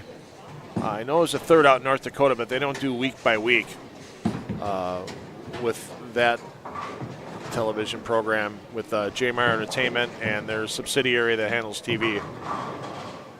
But we're on a weekly basis, 6 months a year. Same thing for Beat the Champ, presented by Storm out in the Western New York area. That airs on Madison Square Garden Network. So they have a nice coverage area for that on MSG all throughout New York and New England. We're just local in Milwaukee on the local My Network TV affiliate, My 24. But we've surpassed the TV station's expectations. They renewed us for another 13 weeks. We end our first 13 weeks on January 18th, basically 2 weeks from yesterday. A couple of weeks off, right back with Season 2 on February 5th. And, of course, if you didn't get enough bowling today here from the King Classic, you can see all those Brew City Bowling Show episodes that have aired already. And that's the nice part about that format, the short 4 frames, the average really doesn't matter. We've had 220 average bowlers get all 4 opens and win bowling lessons. And we've had 170 average bowlers throw 3-baggers. So it just, it's a lot of fun. It really is. It's a great format. We held the classic bowling game format in our first season, changing it up a little bit. In our second season, we'll actually have a full Baker match to wrap up the show in doubles. And please, if you don't get a chance to watch, if you don't live in southeastern Wisconsin, you can't watch live on Saturday mornings at 9:30 on My 24 Milwaukee, please watch the replay as we post to the 10 on the Deck YouTube channel the following day.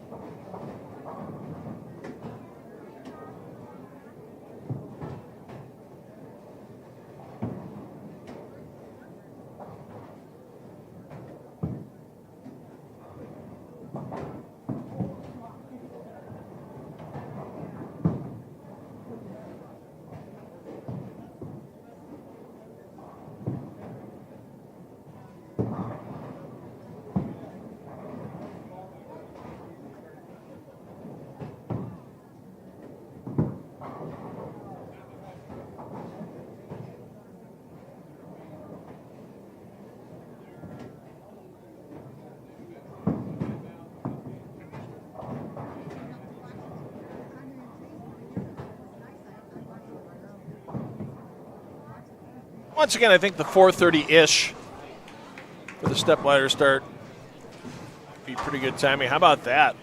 Look at Pollock try to get back in the top 5, having a hell of a game here.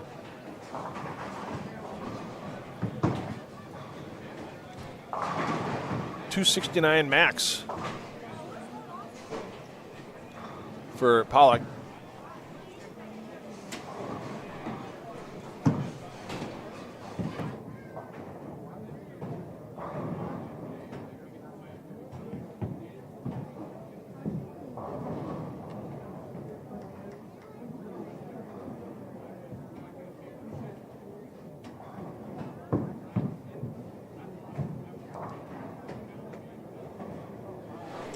Check back in on our leader, Zagar.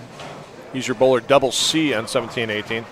19-20, that pair has been out of play all day as a emergency pair.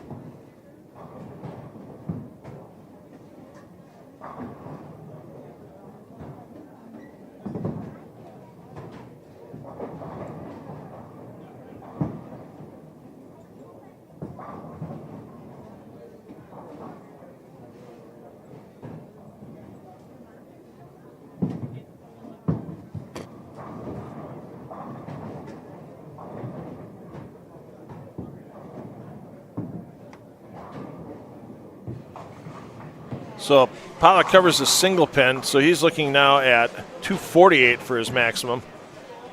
Punching out in the 10th. Ziegler with that 710. That's going to bring him back to the field.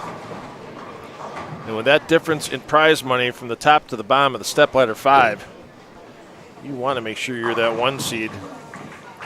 Because it's $17.50 for first. If you're the number 1 seed, as McCune takes one in the shorts, as he's trying to make sure he stays in or near the top 5 with 2 to go. Your champion, $17.50. If you're the 1 seed, the worst you're going to walk out of here with is $925. 5th place, $400. Yeah, that's a lot of change.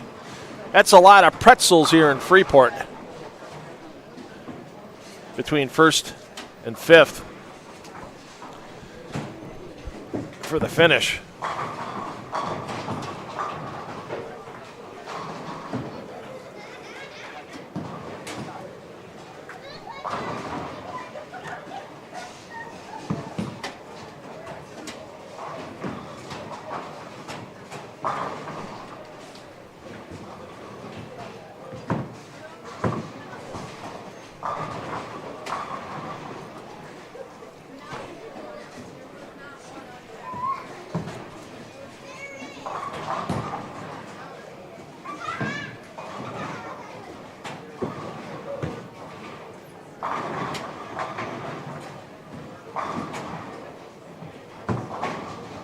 And McCune fills it up 238.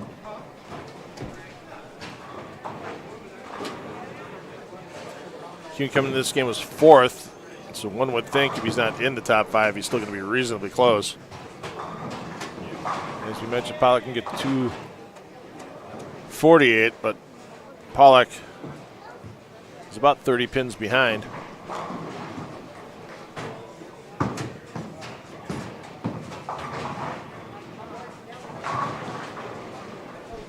So we'll get you back down to our leader, Zagar. Once Pollock's complete with his 6th game, players are going to move 2 pairs and land on the 3rd. Skip 2, land on the 3rd, so these players will move down to 9 and 10.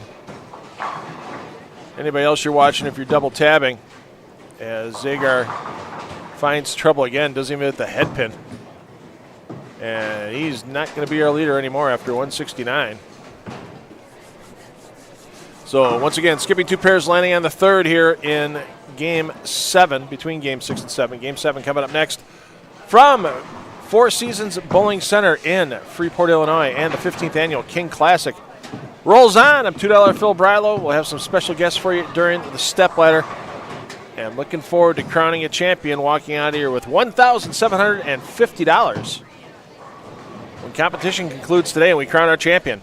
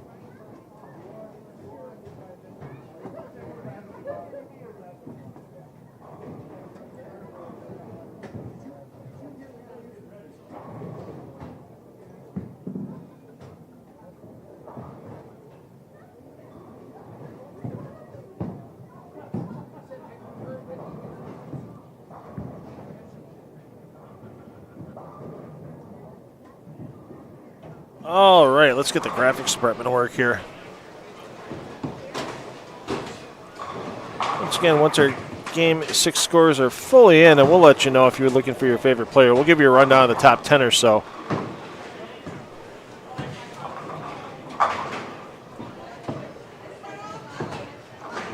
Once it comes in, but you can use that QR code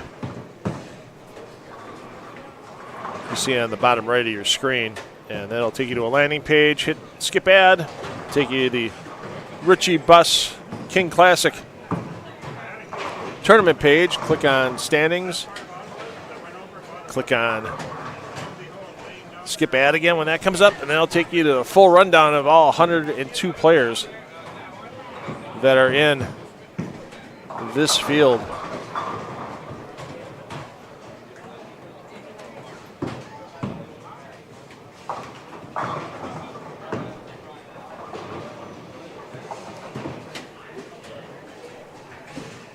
Let's take a peek in here, and a couple of players, one in the top 5 last game, one just on the outside with McCune and Pollock. McCune, your double A, he's already got open in the first. Pollock yet to throw.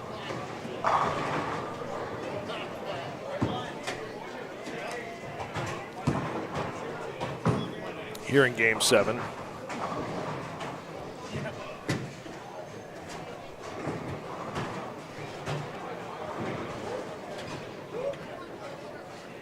Yeah, I'm going to go 445 for their step ladder now. Things are slowing down a little bit. Of course, the players that are close take a little extra time to offset the players that aren't close, that don't take a lot of time.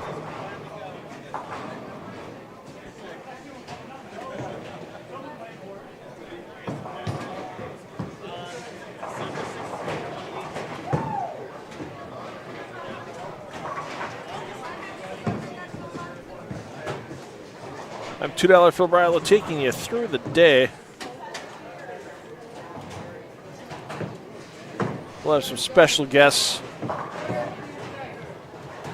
during the step ladder. I'm sure we'll have one, if not 2 members of the Bus family come in to talk a little bit during the matches. And I'm assuming we'll get Dan Gifford in here as well.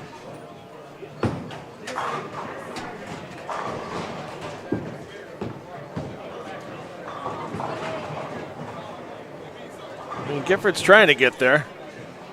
Problem is 194 in Game 5, 172 in Game 4, dropped him back to plus 63. So it's close to the cash number after 5, but not close enough to that stepladder number.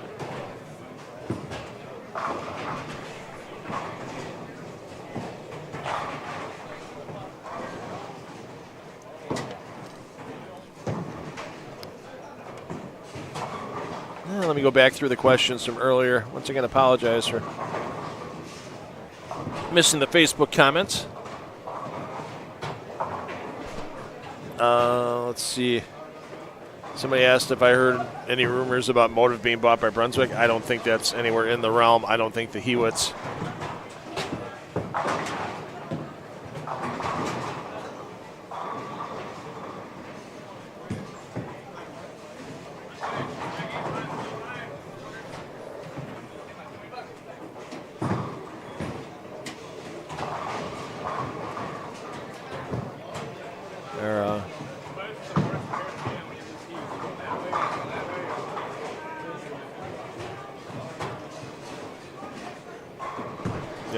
I don't think there's anybody at Motive that wants to. So I said Hewitt. I'm sorry, the Wilbers. Scott Hewitt, one of the marketing and R&D people there. But yeah, that Motive's going nowhere. I don't think you're going to see any consolidation anytime soon when it comes to the ball companies anymore. I think what's there is pretty much enough for everybody. I mean, there's a couple smaller companies like Swag that are basically imported bowling balls from the Asian market. There's a big Asian market for bowling, so sure, There's Brunswick equipment and Storm equipment and Motive equipment that's sold all over the world. Let's be honest. But there's other brands as well. But getting into the U.S. market, I think you're pretty saturated right there. As we saw with Big Bowling try to make a splash before the pandemic. They had Rhino Page as a staff player, then they had Marshall Kent, but the pandemic and the low supplies of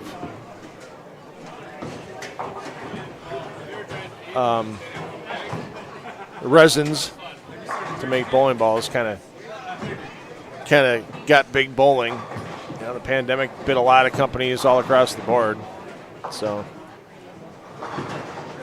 yeah, I just don't see any more consolidation or expansion for quite a while. If somebody's going to expand into the bowling ball industry, they're brave souls. They really are. Maybe if somebody started making balls for recreational use, you already buy glow-in-the-dark. Ebonite used to have the Quasar ball, which had LED lights in the cover. Cosmic Light is a non-sanctionable bowling ball, but another bowling ball, lights in the cover stock where impact on the lane triggers the lights. And sure, it's neat and fun and everything. You can't use it in certified play, though. But yeah, I don't see.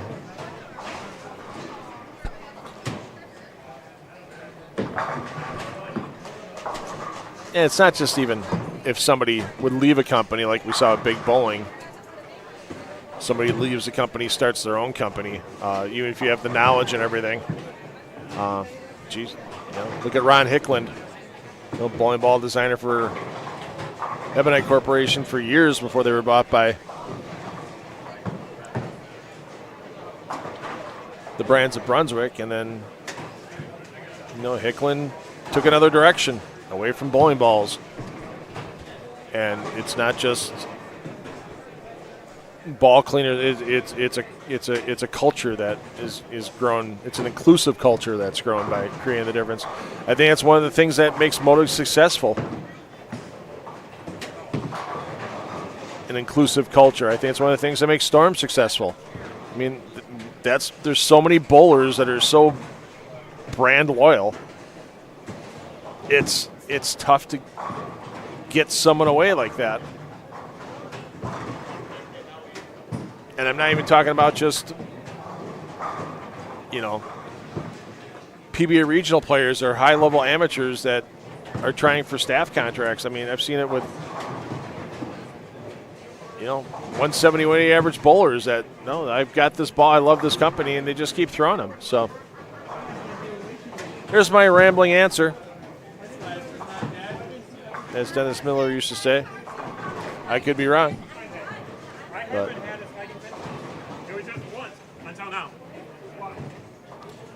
yeah, that footwork by Mars is a little suspect there. Glad he didn't go over the foul line or possibly hurt himself.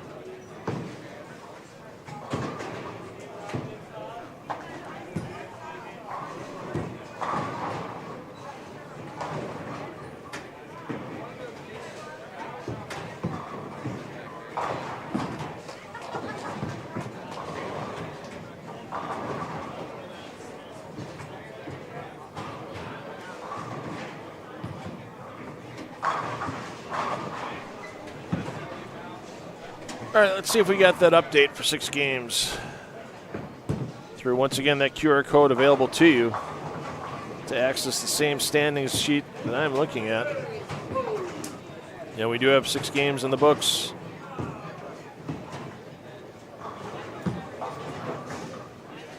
Quinn Shee is your new leader. We'll peek in on Quinn in a little bit. Take a look and find out where he's at the moment. He's down the high end of the house somewhere. Shee plus 224, McCune plus 213, Jack Sullivan, who had a 300 in game 4, 201 to the positive. Jesse Buss, games at 235 and 268 his last 2 games since Buss at plus 191. Ethan Jones rounds out the top 5 at plus 189, just 6 pins back. Our 2 players with Eric Pollock and Ryan Burton. Darren Bloomquist continues to crawl up the leaderboard. He's up now to 8th. At plus 182, Ryan Zagar falls from 1st to 9th after a 169 game to plus 181. Sean Rash falls to 10th after a 175 game. to plus 173.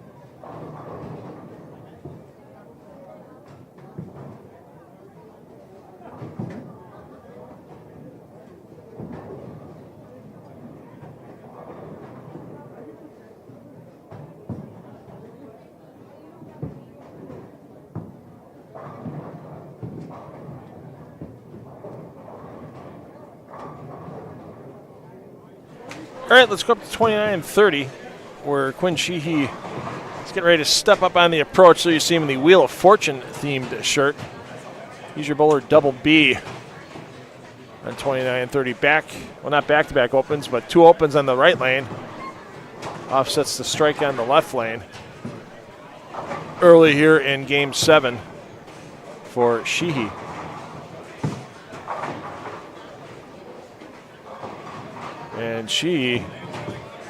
And lanes must really be hooking, and he's trying to take the lane out of play. As that ball thrown like a rocket.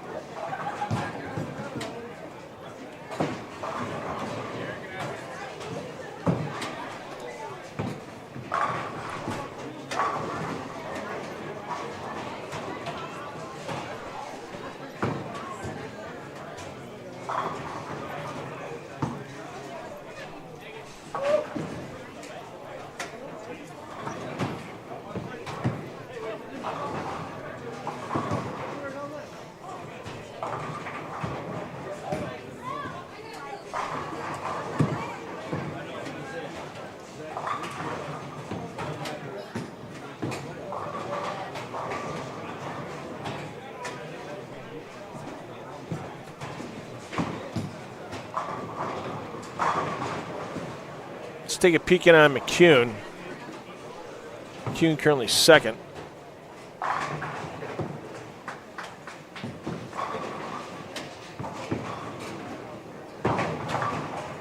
Open and now a 4-bagger for the man from Munster, Indiana. The 3rd generation PBA Tour titleist after his grandfather Don and his father Eugene. That may be a record that may take a while to be broken. Because if you look at some players like Ryan Barnes, if you look at Justin or Brandon Bone, might be taking on the tour.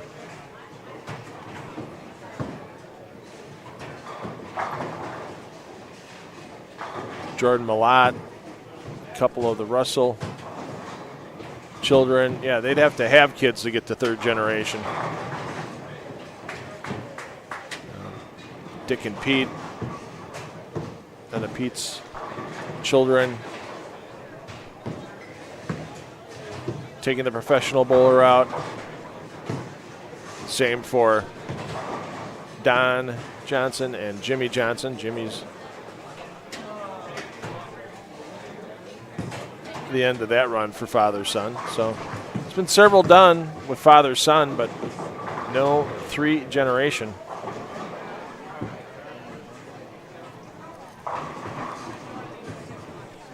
Until Kevin McCune pulled it off. Pollock first man out right now by 6 pins. And yikes. 4 shots. And it's not just the open frame that hurts on that, but yeah, that bad count on a string. Oof. Get 4 here, move on. But when you know you're first out on a shot like that, it's just going to irritate the heck out of you. Well, let's see if he hooks that and gives it a run. Old clip of Lisa Bishop making the right-handed version of this spare has been making the TikTok rounds lately. And and add the insult to injury, you see the wry smile on the way back for Pollock as 6 out. That is painful on the scoreboard. Yee, ouch.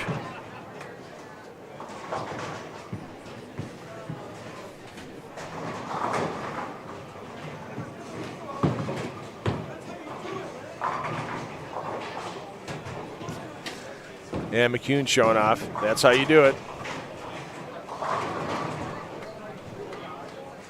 We'll get back to Sheehy momentarily.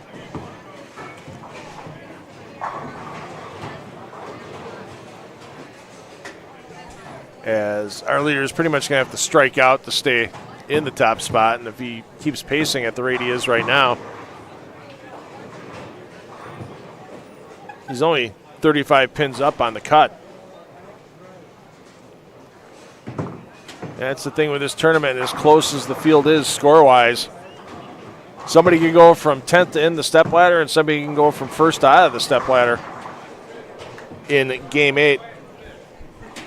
There are going to be a lot of scores to be juggled.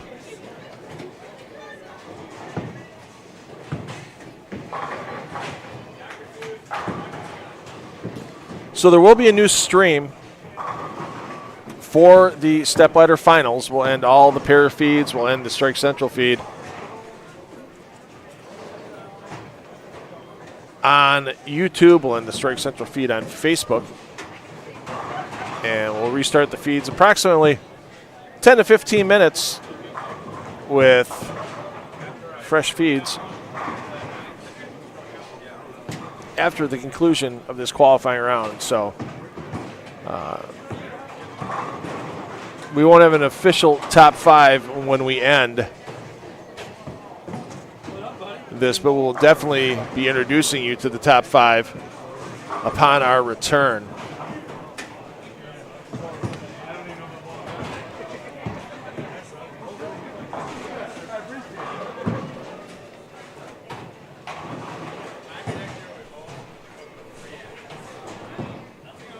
Well, let's see what Eric Pollock will do here in a moment, trying to bounce back off the 42, the tribute to Jackie Robinson.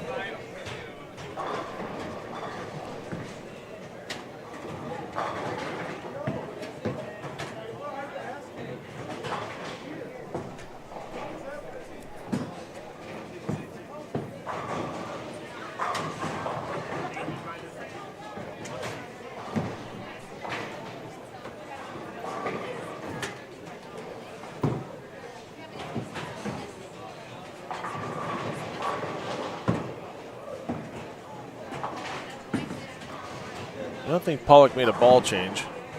Nope, same rock in his hand. And let's go from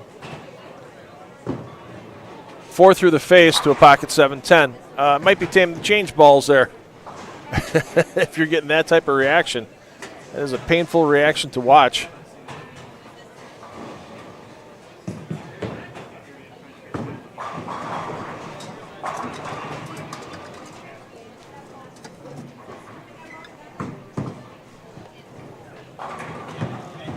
Oh, and then Martinez almost matched him.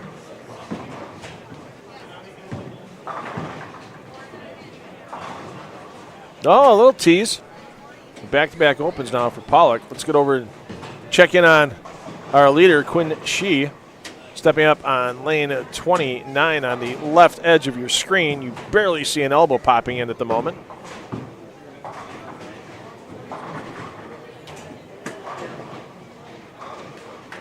And there we go.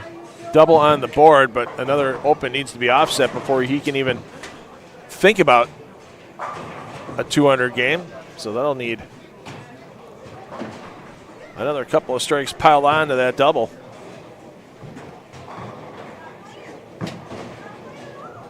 McCune's going to be looking for the half dozen.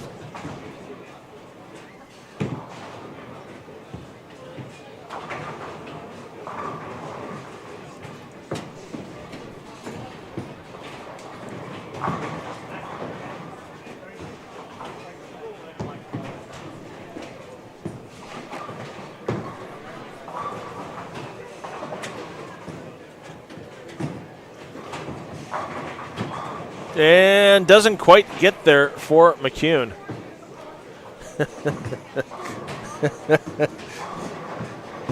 Right now, I don't think Eric Pollock really cares about your messenger not hitting there, Kevin McCune. I think Pollock's got issues of his own at the moment.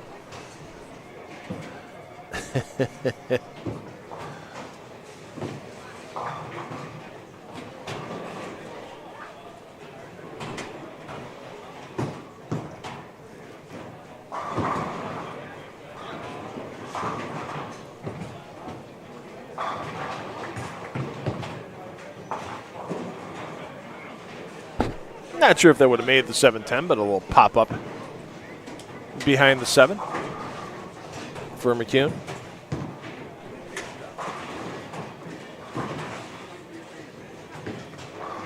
We'll go over to Sheehy, looking for 3 in a row.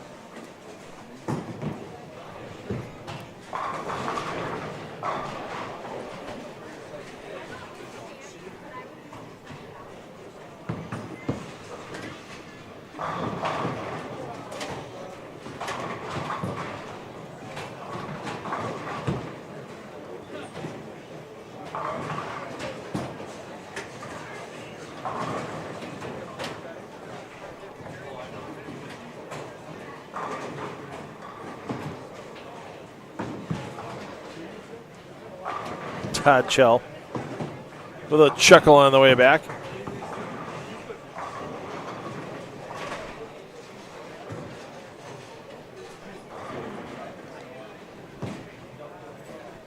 If I remember correctly, Todd and his wonderful girlfriend, Jenny Wonders, took down a doubles tournament in southeastern Wisconsin region recently. I think Jenny carried the team, if I remember correctly. I don't know if she's watching right now, but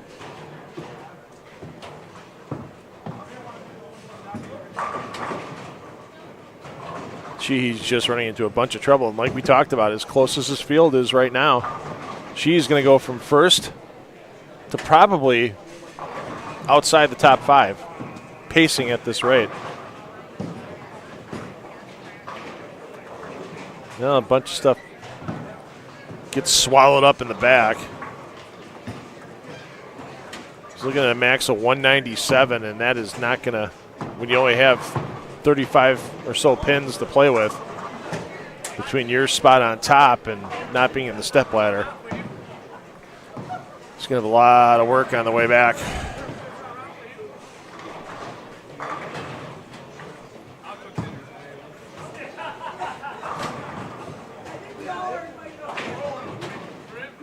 So Pollock stopped the bleeding with a strike in the 7th. McCune will be up shortly in the 8th on the left lane.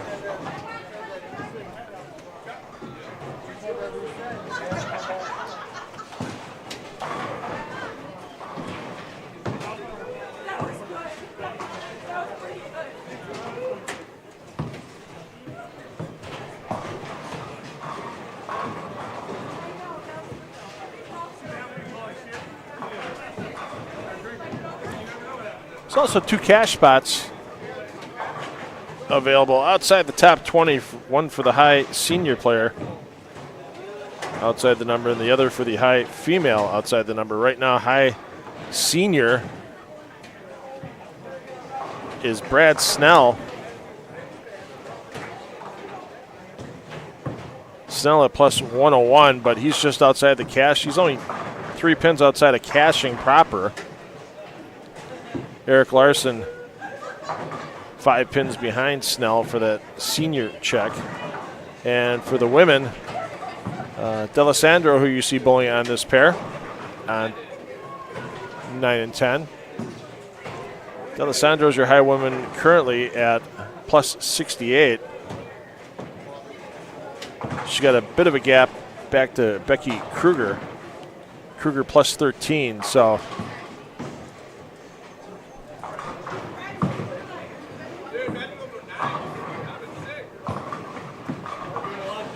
Angelique pacing a nice game here. Getting to 230s, and then she pretty much lock up that women's check. Might be a little too far back. She's 35 back at the cash number. So, 237 here and 250, 260 the last game. She could get in the cut number proper. Maybe make a few extra bucks instead of the $90 for that spot out of the money check. Yeah, it's nice that this tournament offers those little bit of a bonuses. Sure, it's your money back, but hey,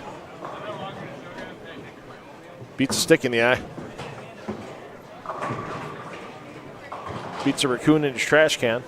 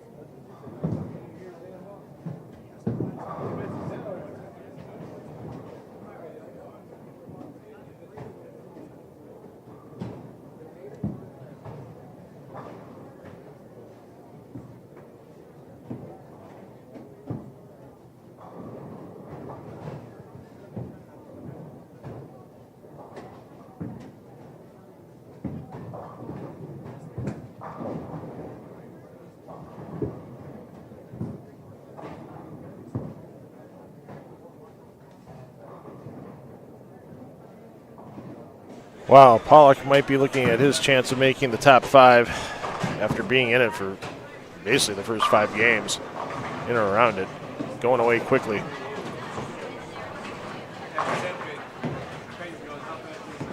We'll check in on the current leader, Sheehy. He will definitely not be the leader going into our 8th and final game of qualifying in a little bit.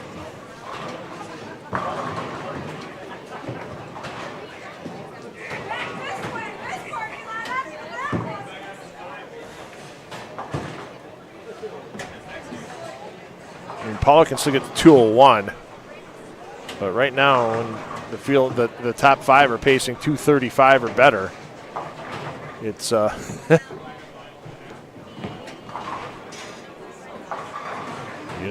not gaining anything. That's for sure.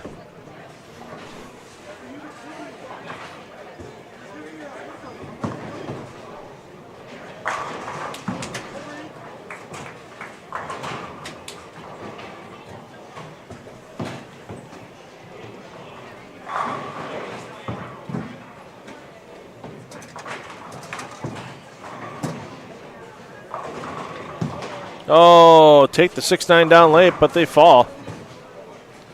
Checking on Sheehy as he's looking at trying to make a railroad here in the foundation frame. Yeah, 175 max this game for Sheehy. And, yeah, it's going to require a big fire in Game 8 for Sheehy to have any chance of getting in the top 5. And that's, it's kind of a neat thing about the format of this tournament. There's no match play. There's no extra games. There's not a chance I got time to make some more pins up. It's a straight 8-game sprint. You're in the top 5, or you're spectating or going home for that stepladder after the 8 games are complete.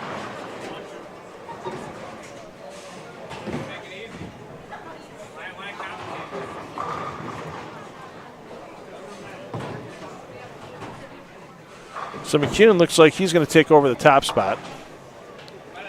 McCune, new ball company on the jersey with Rotogrip. He'll be part of that team for the Battle of the Brands.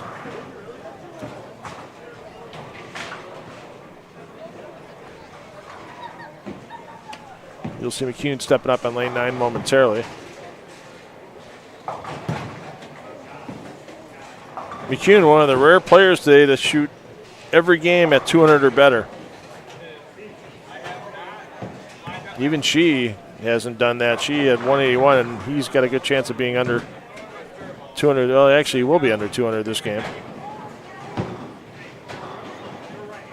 Sullivan in an under 200 game. Buss is at every game over 200.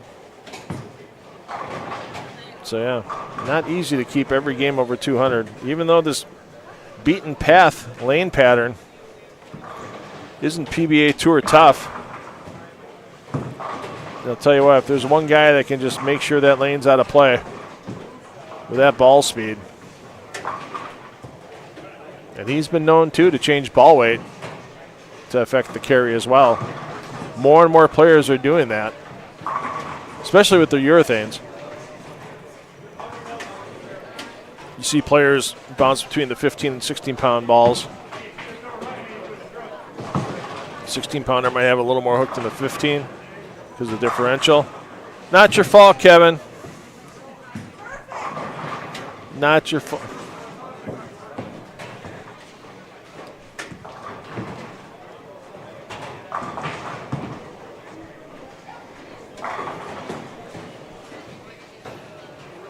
So just a single game of qualifying remaining here from the 15th Annual King Classic. Bowlers this time, if you're double tabbing us and you want to follow your favorite player, skipping 3 pairs and landing on the 4th. So the players you'll see here are going to go from 9 and 10 to 17 and 18. Bowlers seeing 11 and 12 are going to go to 21 and 22, with 19 and 20 being a emergency pair. So skip 3, land on the 4th for your player movement here, as we're getting into the last game of the 15th Annual King Classic from Four Seasons Bowling Center in Freeport, Illinois. I'm $2 Phil Brylow. Just want to say thanks again to everybody that's joined us today. I know a lot of you have been popping in and out around football or whatever else you may have going on. We appreciate each and every one of you that took the time to tune in, and we appreciate our sponsors helping you bring this live stream. Every pair and play available to you on the 10 of the Deck YouTube channel, thanks to the Brands of Brunswick, Miller Lite, the Freeport USBC Bowling Association, Jumpin' Joe's, and Four Seasons in Freeport.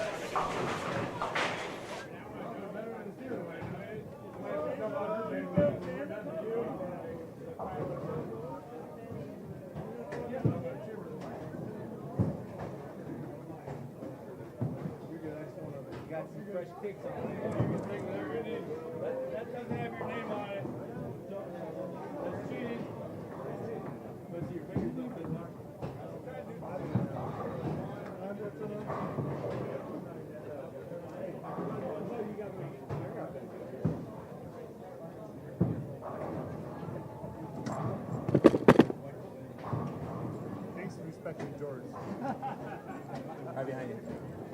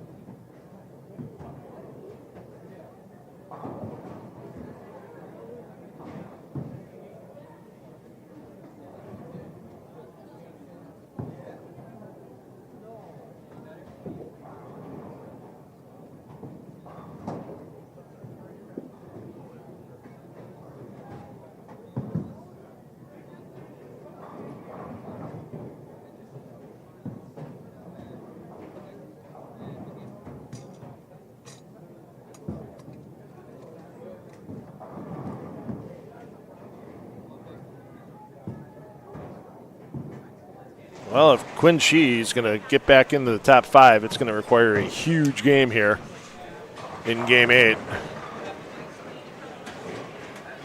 And if you're going to start a huge game, you may as well start it with a strike.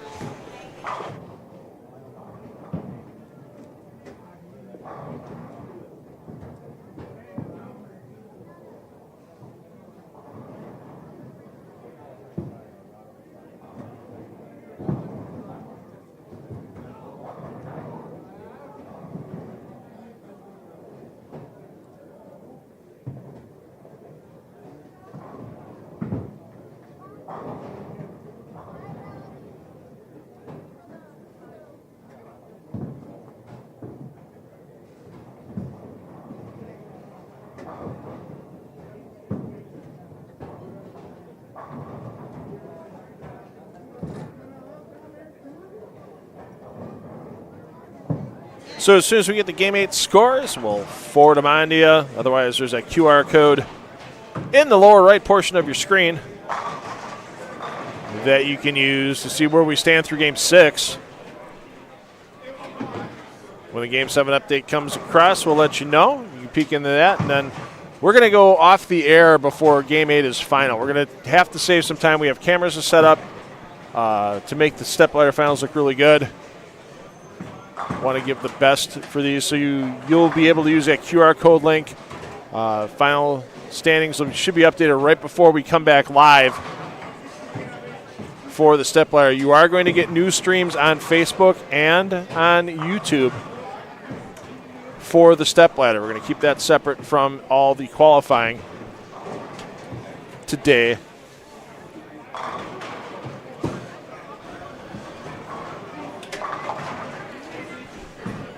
And if you have something going on, and if you're unfortunately going to miss a stepladder live, that's fine, because you'll be able to watch that archive at your convenience anytime on either the $2 Fill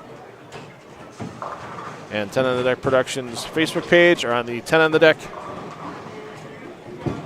YouTube channel. Thanks everyone for watching today. Thanks for those of you that mashed the share button as well. Thanks to our hosts, the Johnson family here at Four Seasons Bowling Center. Thanks to our sponsors, the brands of Brunswick and Miller Lite, the biggest two sponsors we have for this event. $1,750 on top, thanks to that added sponsor money. And you heard Jeff talk during Game 5 today. He's looking to make this event bigger and better for the memory of Richie Buss every year. And there's a chance that his son Jesse could be in the stepladder. Jesse was in 4th after 6 games. We'll have to see where he sits after 7. There's one pair that's still in the 10th frame.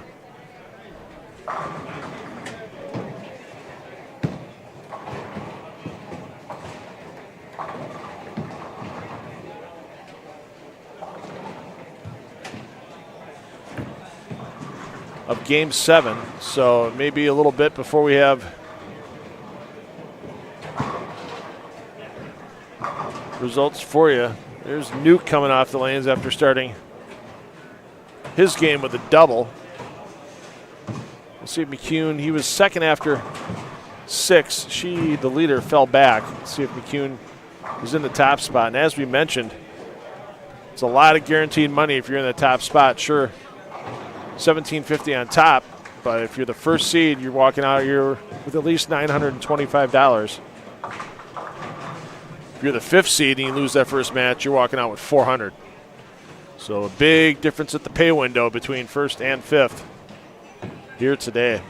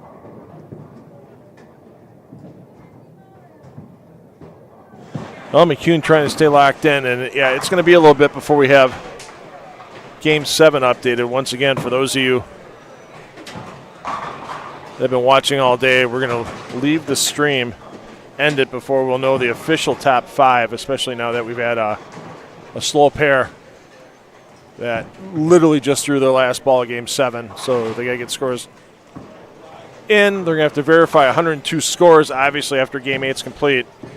And we don't want to slow down the process with moving cameras around and such before the stepladder starts, so we'll follow Game 8 qualifying for as long as we can, which will be till the end, obviously. But we're not going to hang around live for an official top 5 introduction. We'll give that to you as soon as we get back on air with the new stream for the stepladder.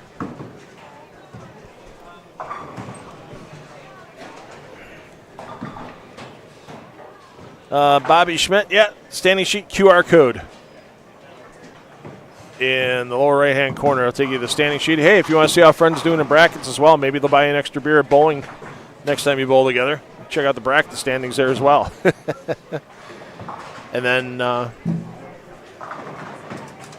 yeah, QR code will take you to a website. Make sure you hit skip advertisement in the middle of the website when you land there the first time, and that'll get you to the King Classic tournament page here for Four Seasons Bowling Center. QR codes are fun little things when they work right. Or when your host for doing a QR code doesn't make you jump through flaming hoops to see what you want to see. Well, Pollock, we said he's going to need a huge game to try to come back. Strong finish at the end of Game 7.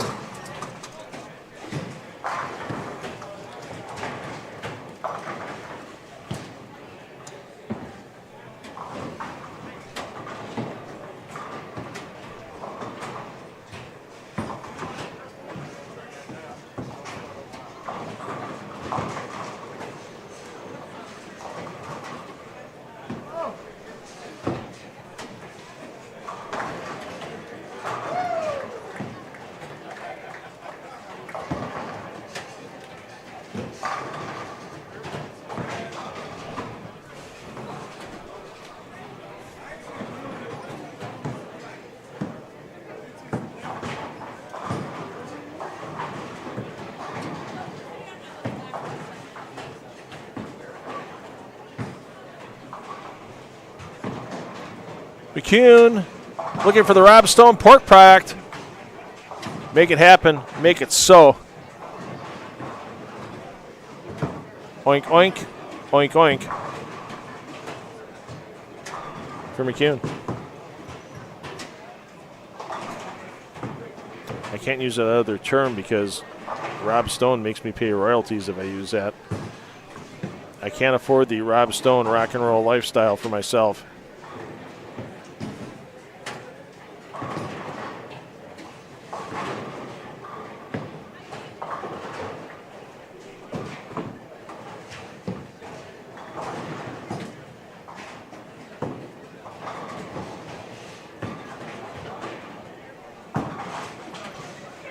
And Mars will not be a 3-time champion of this event. Hasn't been the greatest of days for Jerry.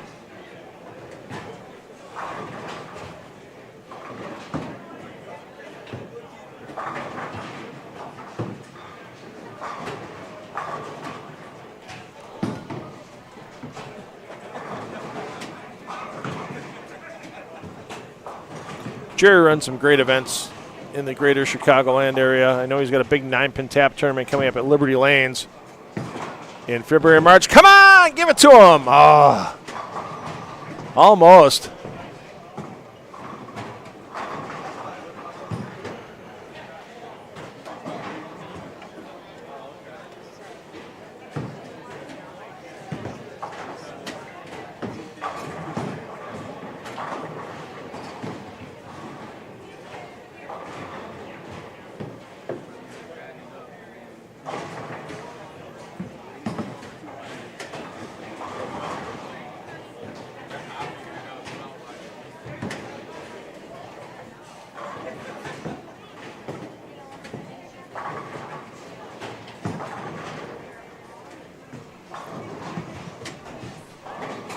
Well, can Pollock get a 4-bagger of his own here to match McCune?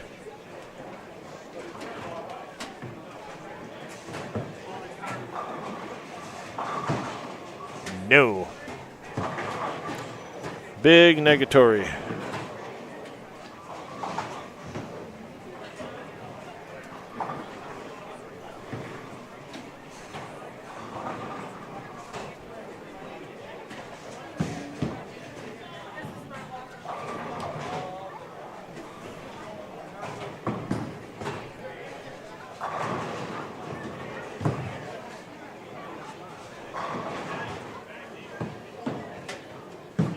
Still waiting on the 7-game update for those of you patiently perusing after using the QR code.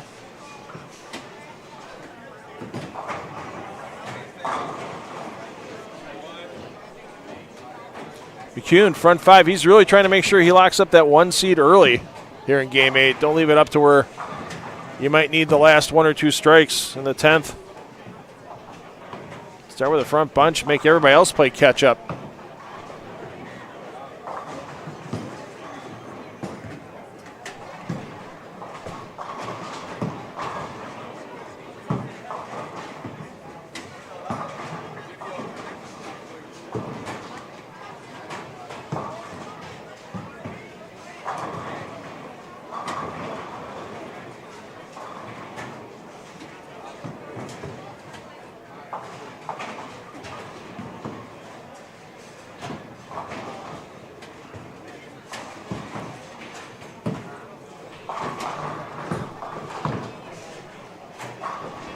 Right now there's about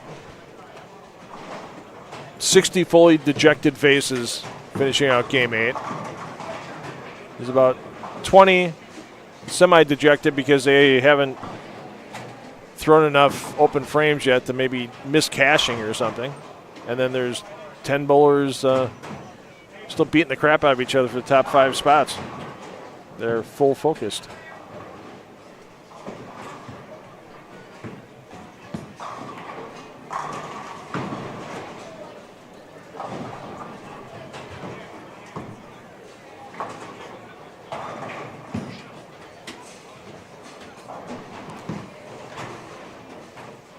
Once again, 13 and 14 to be our championship pair. There is no re-oil, so that really makes things interesting for these players.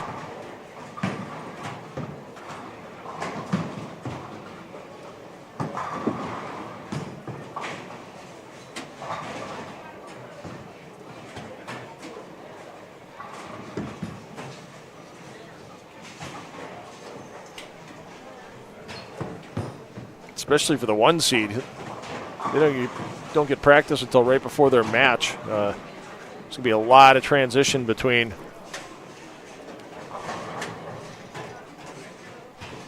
the start of the step ladder and after 3 matches where that 1 seed will come back into play. Pollock, he's back, but he's going to need a bunch.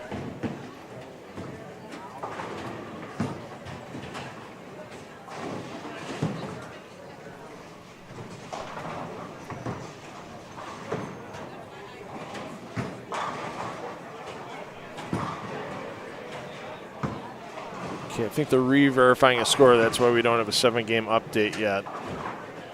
Always better to play it safe than sorry before you put the scores online. Check them before they're published. Otherwise, sometimes going back. Not that bowlers ever get squabbly and upset when things don't go their way. Can McCune get the sexy 6th in a row? How about a hot half dozen? Yes. You know, they say sometimes bowlers changing brands makes it a little tough to learn the new equipment. McCune not having that problem right now with that change to Rotogrip.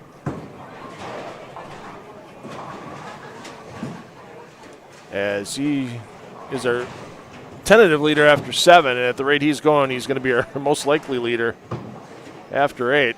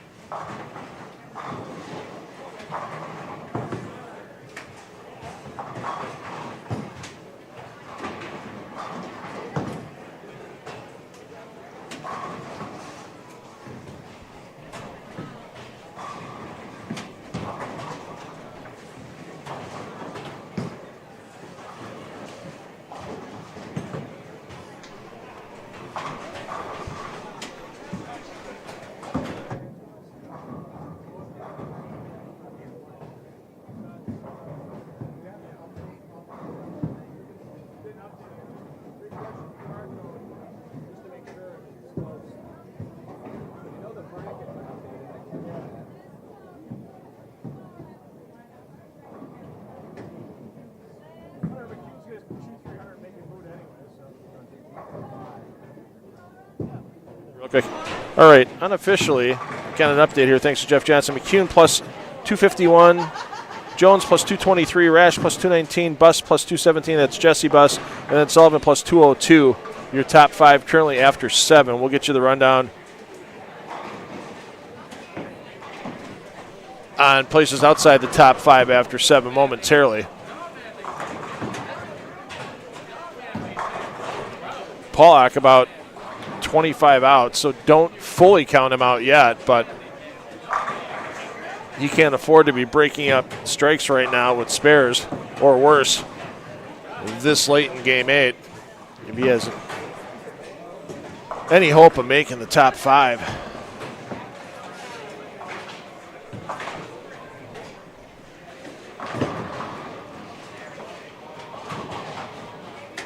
Jake, thanks for the shout out in the Facebook comments. Yeah, I'll be honest. It was an ass ton of work yesterday to get all this set up. I mean, 10 full streams, 2 pairs to a stream. If we would have had all 40 lanes in play, we would have had all 40 lanes covered. Got a couple of single pairs on the outside with 3 and 4 and 37 and 38. 8 pairs by 2 lanes in the middle, or 2 pairs in the middle. 8 feeds by 2 pairs in the middle.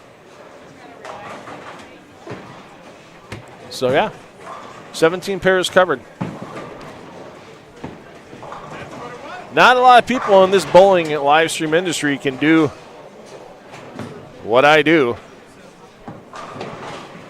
Gonna toot my own horn for a second. And the biggest expense when it comes to live streaming, other than the equipment to start with. Once you get the equipment, but having the privilege of doing the PBA LBC National Championships for the last couple of years has really helped me expand what we can cover. We used to do 10 pairs the first year at the LBC at Brylow Wauwatosa. They cut down to 32 lanes for Brylow Mount Prospect, so we had a couple extra. So this is the first time I've run the full 40 in about a year and a half. But of course, our setup at Brylow was set it and forget it. We had cables and everything run from the ceiling that we could use each weekend of the LBC National Championships. And don't forget, you can sign up now. Squads are really starting to fill up. I've already heard of 2 squads on Saturday afternoons at 2 o'clock that are full, which leaves either 9 a.m. on Saturday or 7 p.m. on Saturday if they do decide to run a 7 p.m. squad on those days the 2 p.m.'s filled up. So, yeah, don't wait. PBA.com/LBC tournament. Get all your tournament information. Get your chance to sign up as well.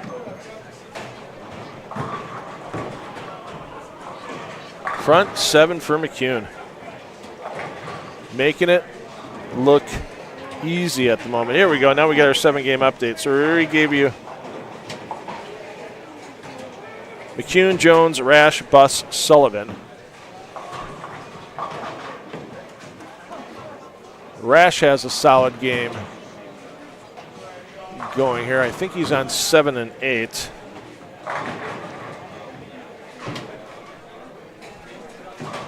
Yeah, he's on 7 and 8. Let's go over to Sean right now. I know Pollock's going to toss shortly, but Rash is going to throw first. There you see Rash. He's your double A, 128 in the 5th. There we go. Sean tries to make the comeback into the step ladder. Rash, 246 coming back after a 175 to get to that plus 219 number. So plus 202 is Jack Sullivan, man on the number. He's 15 pins behind Jesse Buss for 5th. Sheehy, our leader, through 6. Fell back out of the number. He's 14 out. Zagar, who was in the lead much of the early part of the day, is 19 out. 22 out is Ryan Burton. Jason Miner is 26 out. And Eric Pollock. Well, as we cut away from McCune by accident there, apologize, but he did get his strike for the front 8. Pollock struck as well, so don't fully count Pollock out because Pollock can get to 258. He's going to need some help.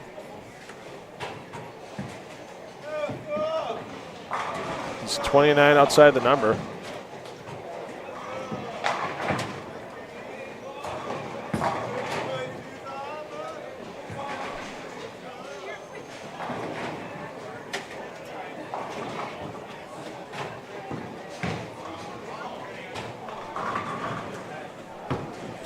So we'll stay here.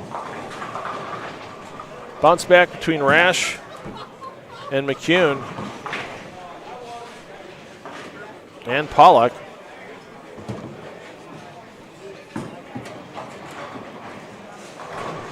And once they're finished with their 8th game, we're going to end the Strike Central stream. We'll let the other feeds stream until they are completed with their tournament bowling. And then we'll be back with fresh feeds on both the $2 Phil Facebook page and the 10 on the Deck YouTube channel for our stepladder. Once again, it'll probably be about a 15-minute break between when we drop the stream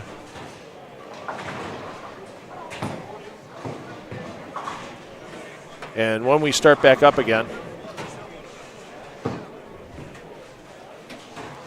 Because they're going to need some time to verify scores. We're going to need some time to get cameras in place.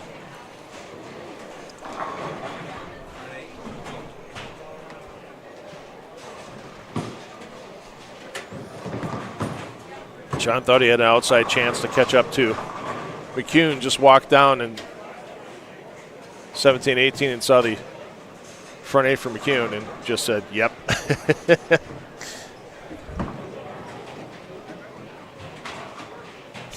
Jesse wins or we riot. Well, first of all, if you riot your own home, what good are you doing yourself? As Bus having himself a solid game right now.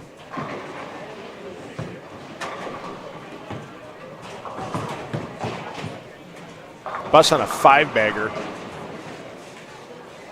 Frames 3 through 7 here in game 8. He's on 9 and 10, so we've been flashing by Rash. We've been flashing by Bus as well.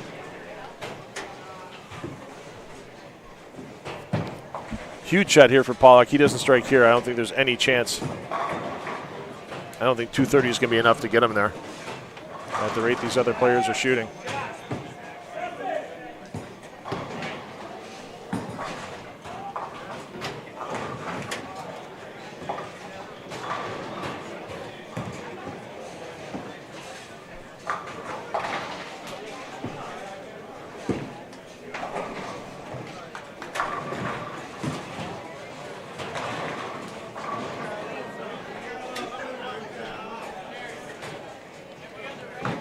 I like that.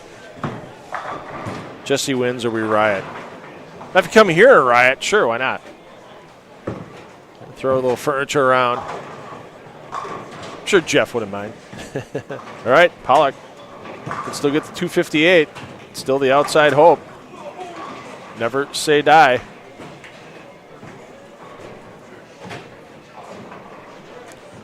Is Rash going to be up in the 10th momentarily? I believe so.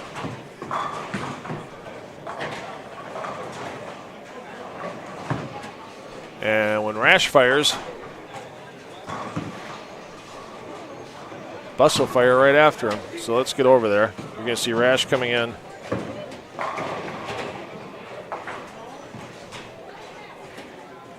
On lane 8, Bus will be firing on lane 10, so we'll jump over there after this shot by Rash, and then we'll get back to McCune. When McCune fires, looking for his 9th in a row, and Rash comes up a little light. Bit of a surprise there.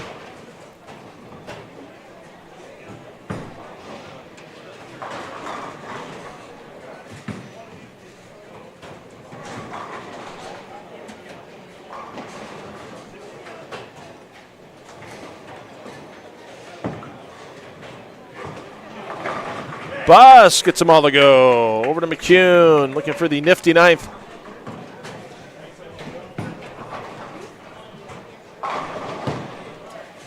There we go. That's the man that's going to be your top seed in the stepladder. We know that for sure. The other 5 positions, looks like Sean Rash is going to be one of them. As Rash did spare, he's going to be in the 250s. The pace Bus is going at right now. Bus is in the 230s if he just stays clean in the 9th and 10th.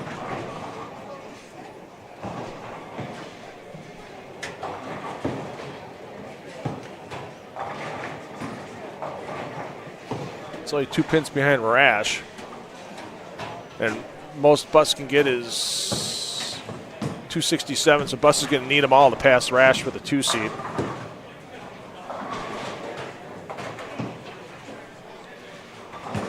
Rash had 256.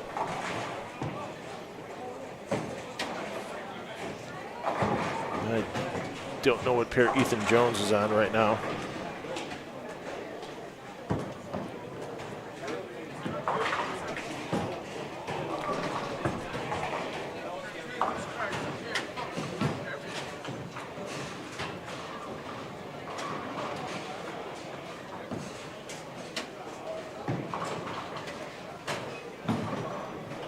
Ethan Jones way up on the hot end.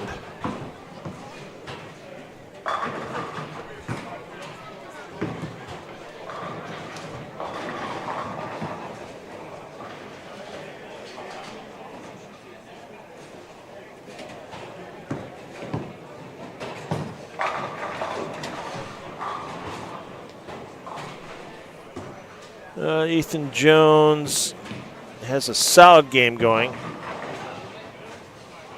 Jones can get to 220. That should be enough. He'll get past, but I would think it would be enough. That might be into Pollock's chances of passing anybody. Waiting on Bus to fire in the 9th.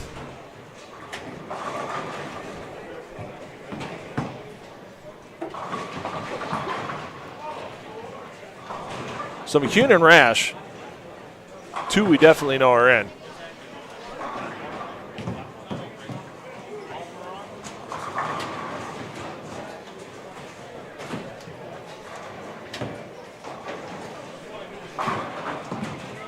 Bus is pacing, barring open. As we said, if he goes spare, he's in the 230s.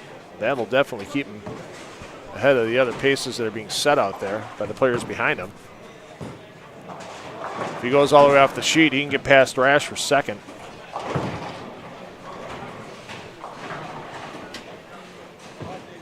Take a quick peek here for Jones. And that's light, so Jones finds trouble. Yikes, Jones might be falling out. So McCune doesn't get to perfection. Gets the cover. Bus is going to be coming in the left side of your screen here on lane 9. There you see he's working on that 147 in the 6th double on a string in the 7th and 8th. And the tepid round of applause for Bus as he gets the strike in the 9th. So there's your leader. Kevin McCune, Sean Rash, definitely in the top 5. Jesse Bus going to be in the top 5 as Bus on a 7-bagger.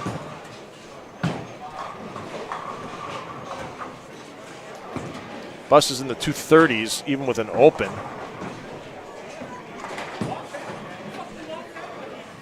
I just don't think 237 being as far out as Pollock is right now, if he strikes out in the 10th, I don't think it's going to get him there. And I don't think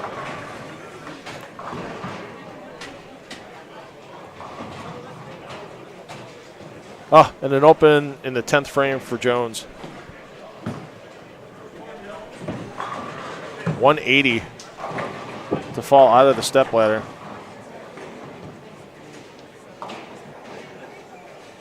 Might help Pollock a little bit. Problem is there's 4 other bodies between Jones and Pollock.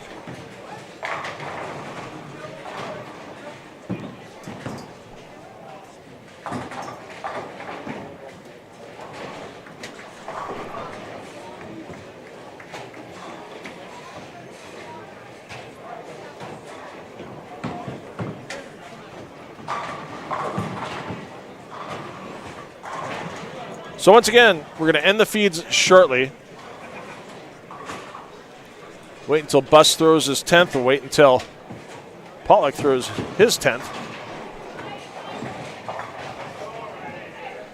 And we'll let all the other feeds finish on YouTube, but we will end the Strike Central feed. We'll come back with the stepladder, as we said, probably 15 to 20 minutes after we end this feed. If you haven't already put a like on that $2 fill page on Facebook, do it. Leave your notifications on, even if it's just for today, and then you turn it off, because you'll see exactly when we go back live for the stepladder.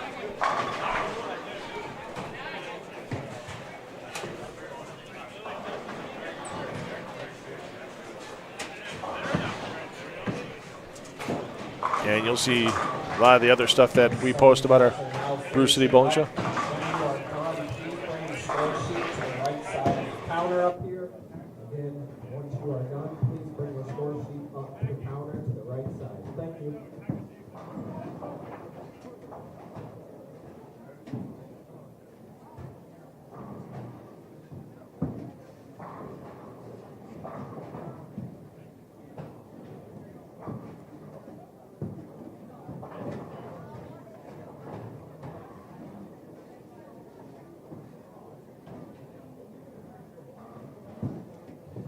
And if you want to know the final 5 before we come back, make sure you take one last snap shot of that QR code in your lower right. You're not going to see it when the stepladder starts.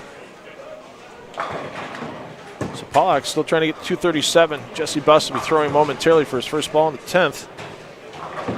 Let's get to him now.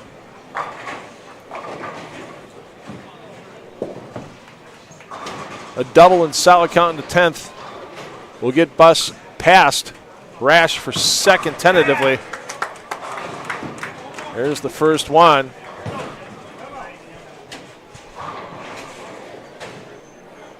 Back to Pollock.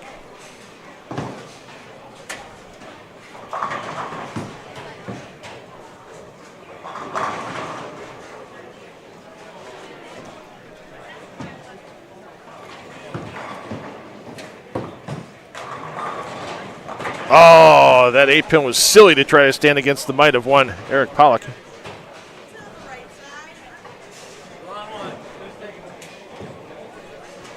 Maybe it'll get him there. A lot of bodies in between. For tentative second place, there we go. Keep it on the lane. So tentatively and fully unofficial, McCune 1, Buss 2, Rash 3, and we'll have to see who our last 2 spots are going to be. So once again, we'll be back here in about 15 to 20 minutes with the stepladder here from the 15th Annual King Classic. Thanks, everybody, for joining us today here from Four Seasons Bowling Center in Freeport, Illinois. The excitement is just going to keep going. Back for the stepladder. 15 to 20 minutes after we officially end this stream.